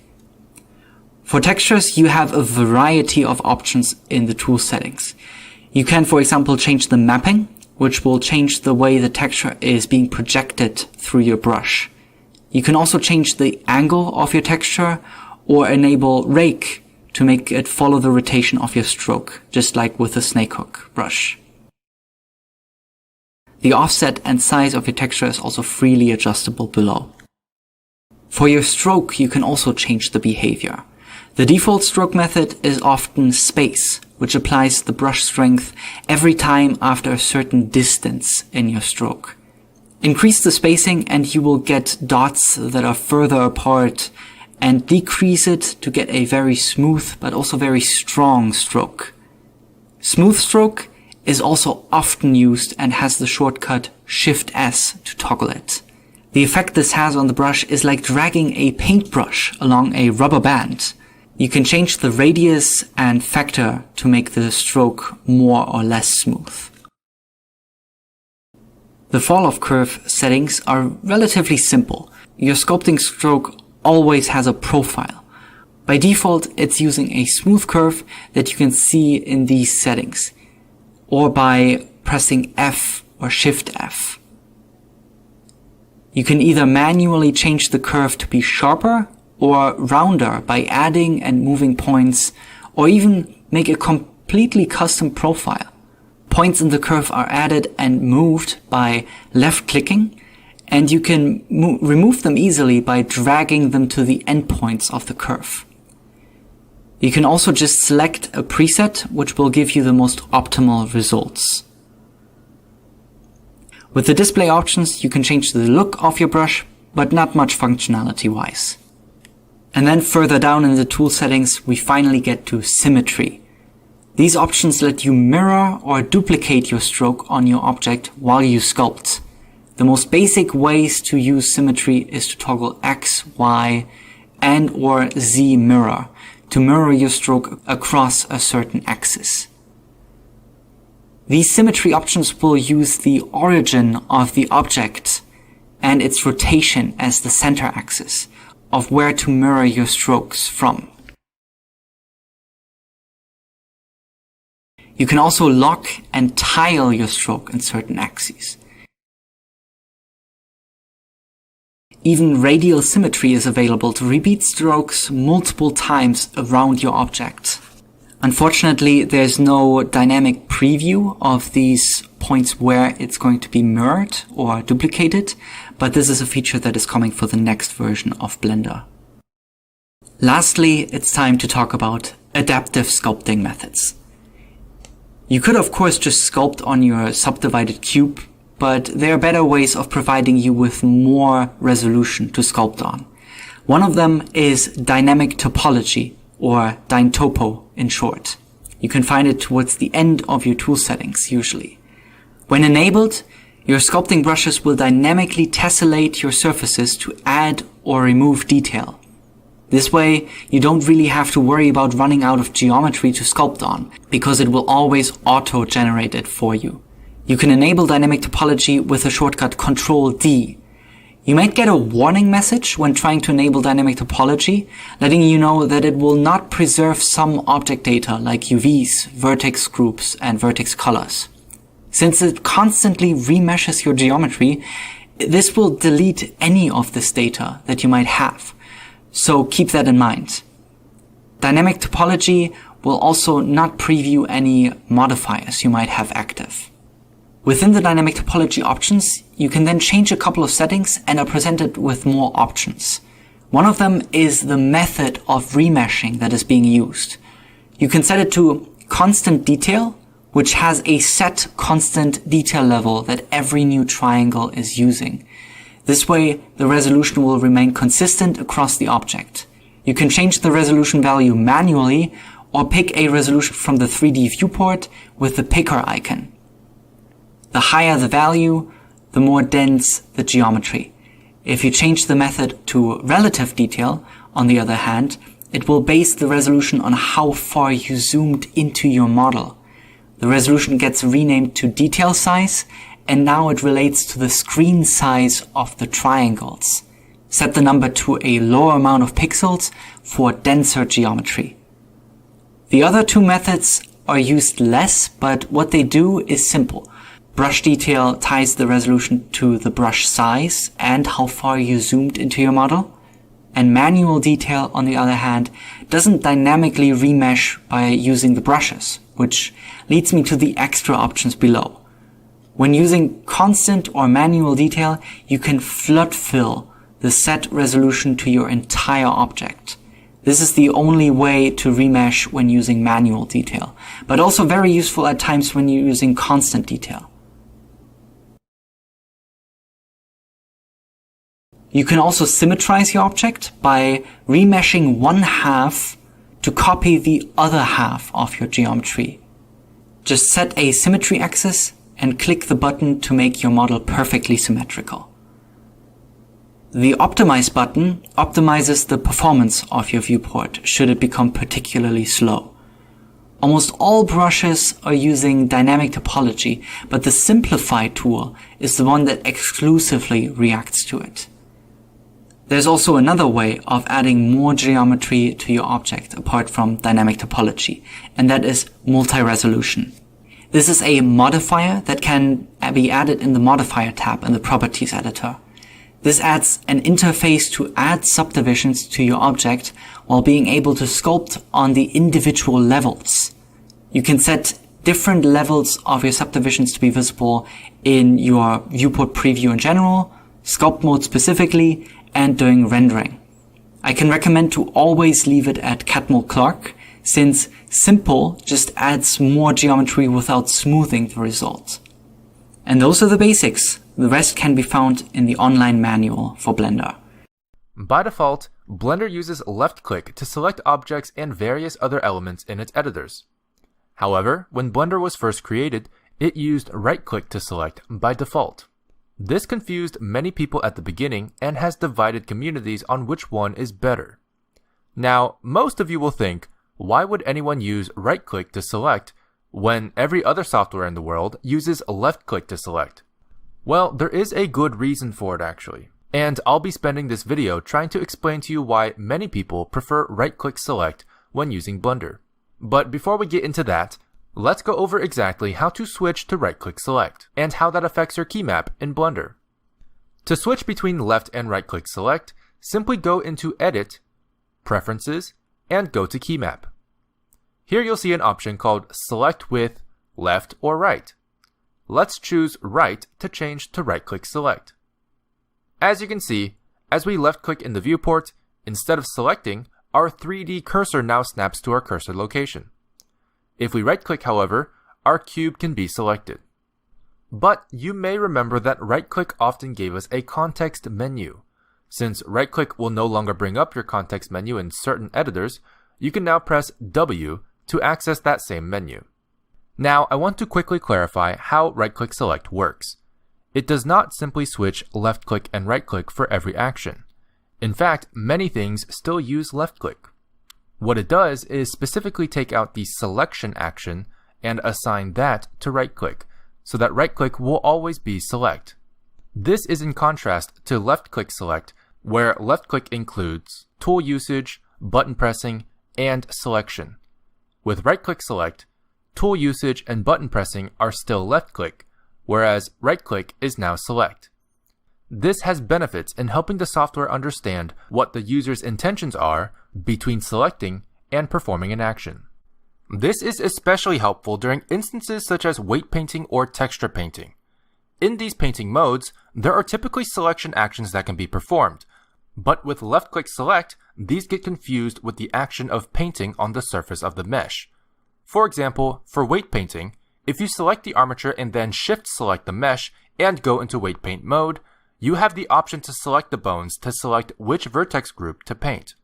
However, with left-click select, attempting to select the bones with left-click will immediately be confused for the action of painting. Therefore, left-click users will have to hold a modifier key, in this case, Control, to select the bone instead of painting. This can also be seen with face selection mode while weight painting, which will restrict your painting to specific selected faces. This mode will also only recognize selections with left-click if you also hold Control. However, with right-click select, these actions become very distinct, allowing you to simply right-click to select and left-click to paint.